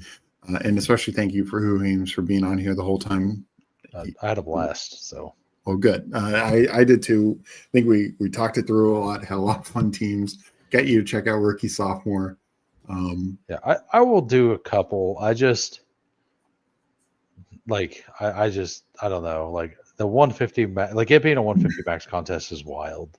Yeah, they probably could have gotten by with it just being like a 50 max contest, and then that way it would have covered the. Yeah, I think it still would have filled pretty easily. Is it 20% filled? It was 15% filled like 2 hours ago. I wonder if it's hit 20 yet. It's just so quick. I mean, it doesn't surprise me. Everything is like that right now. Yeah. Yeah. Yep. So it's 22% filled now. Wow. I'm going to be dropping a lot. It is. Yep. All right. Well, let's get on out of here. But thank you guys so much. And thank you, Hoohames. Really appreciate it.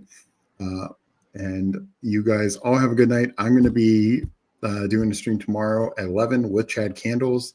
I know there's no chance Chad Candles is still awake watching this. No.